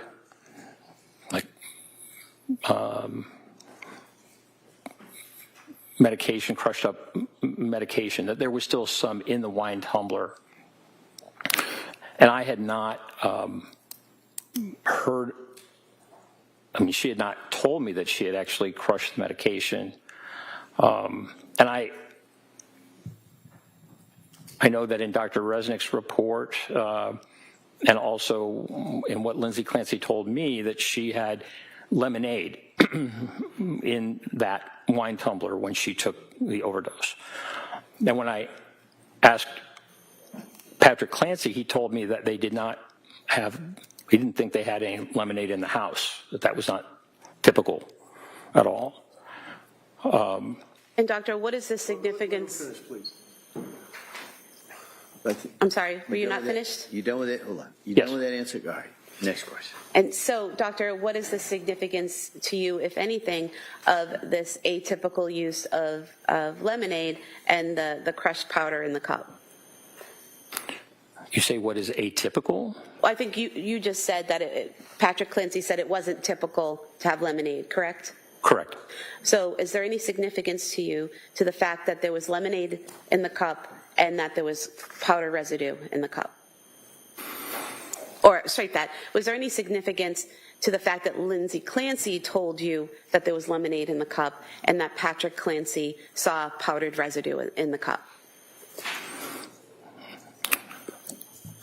Yes, it made sense that lemonade would be in the cup if you're trying to take an overdose of medication that you've crushed, just because of the bitterness that these pills have. So that made sense. I asked her more about the lemonade, and she told me that it had been in the wine tumbler from the night before.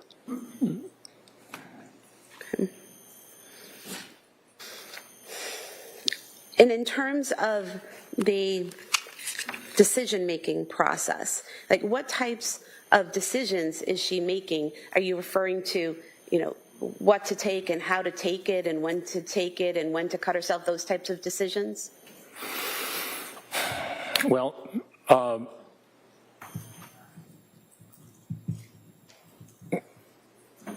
crushing pills is really a challenge if you don't have the right equipment, if you don't have like a mortar and a pestle that they might have in a pharmacy.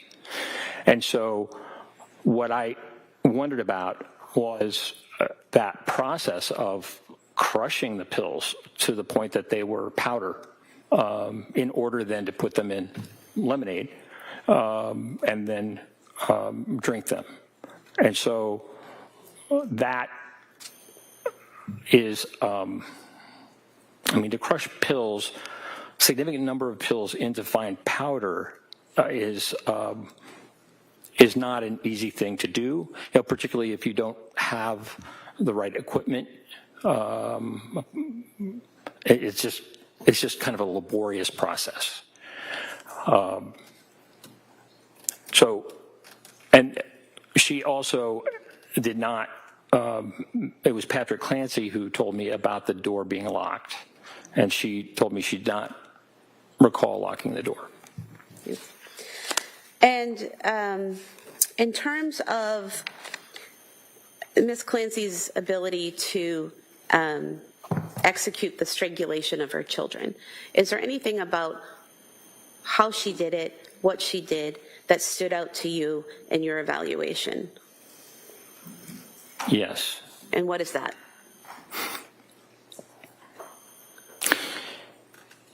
Ms. Clancy told me that she, after the phone call with her husband, she returned the call, that was when she took Dawson down the steps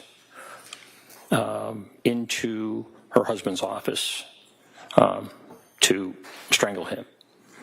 And I asked Ms. Clancy about what she remembered about how what she said to Dawson to get him to go down the steps and leave, his sister and brother upstairs, and was there resistance, verbalization, et cetera, crying. And she said she could not recall that. She could only recall bringing him down the steps and then strangling him. And then she repeated that. The next child was Cora, that she went back upstairs and did not recall how she got Cora down the steps, how Cora came down the steps, but then brought her into a different area, kind of a living room area in the basement, and strangled Cora. And then lastly, that she went up to get Callan. And I asked her, I said, where was Callan? Upstairs. And she said, well, maybe in a playpen, often, she said she couldn't really remember, but then bringing Callan down. And he was the last child to be strangled, all during this time where this voice is over and over again saying, this is your last chance. You have to kill the children before you kill yourself. Doctor, is there any significance to the fact that this voice is telling her to kill the children, but not telling her how to kill the children? Yes. And what is that?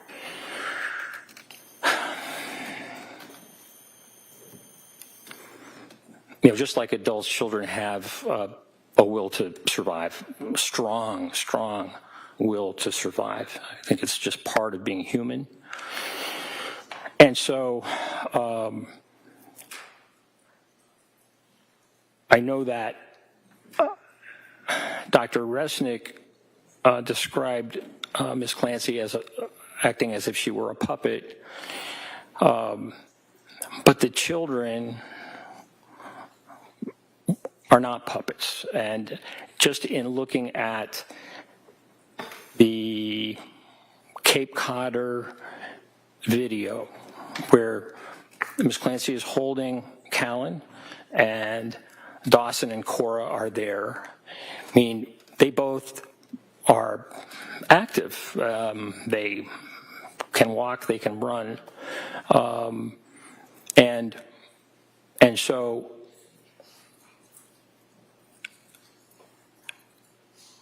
to make the determination about I'm going to object to this. All right, can I see counsel at sidebar?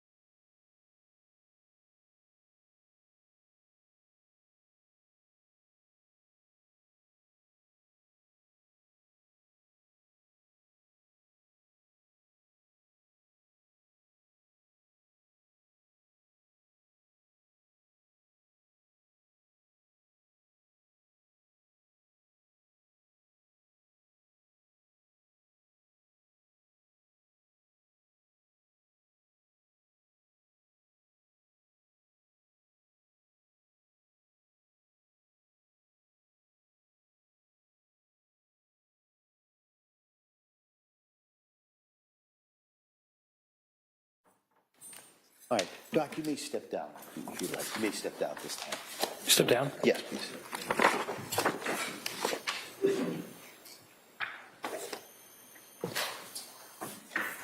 All right, well, members of the jury, we're going to break for today, all right? And in talking to counsel over here, it is anticipated that the evidence will close tomorrow, all right? So I just kind of wanted to give you a little bit of a heads up in regards to that.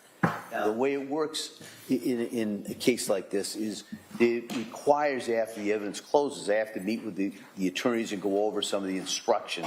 So it's probably, and you've all seen how good I am in my predictions about the schedule, but it's probable that we will be doing closing arguments, not tomorrow, but the day after, all right? So the anticipation is the evidence will wrap up, finish tomorrow, and then we'll start arguments and charge the next day with deliberations that day, all right? So I just kind of wanted to give you as much heads up as I can. This is one, well, I don't even want to go where I think about this prediction, but I think it's a good one. So I just kind of wanted to give you some idea of where we are in regards to this. So I'm going to excuse you till tomorrow morning.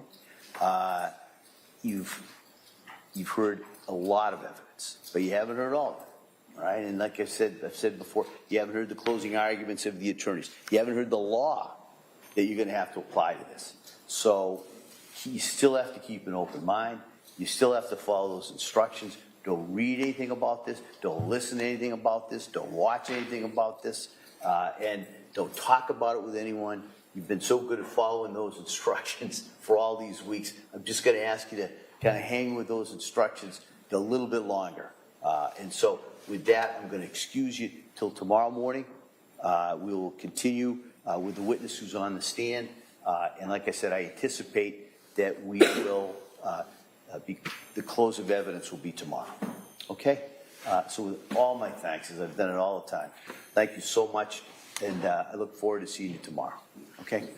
Court, all rise. Chairs, please. This way.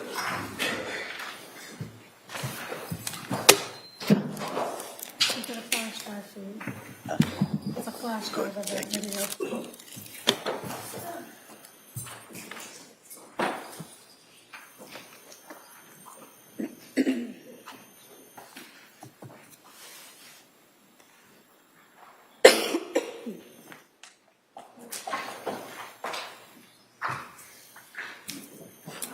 Jurors have exited the courtroom. This court's in session. Please be All right. seated. Anything that we need to address before tomorrow morning? No. No.